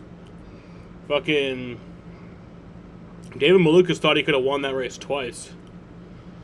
You know, towards the end there, and then also when that rain came after the initial delay on lap 106. Got back racing, then there was a bit of rain. Thought he could have won then. But, yeah. Nice job to Felix Rosenquist. Appreciate everybody with the Kyle Busch love and support, you know. Everybody at the Indy 500. It was beautiful. And then we got my favorite race on the year coming up here in just a short bit. I'll be live at 5:45 for that. 0.0233 seconds. That is the closest finish in Indy 500 history. Look at that. It's crazy. Man.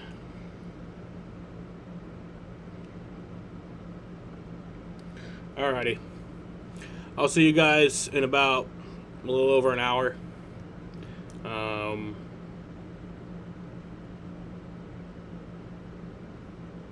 Yeah, the fact that Paddle couldn't get runs on the... Yeah, he couldn't, though, when the race had the most lead changes. But, yeah. Alright. Like I said, I'll see you guys in a little bit. It was a 57-second green flag run to end the race. Thought I should mention that. But, yeah. Thank you guys for watching, and peace out.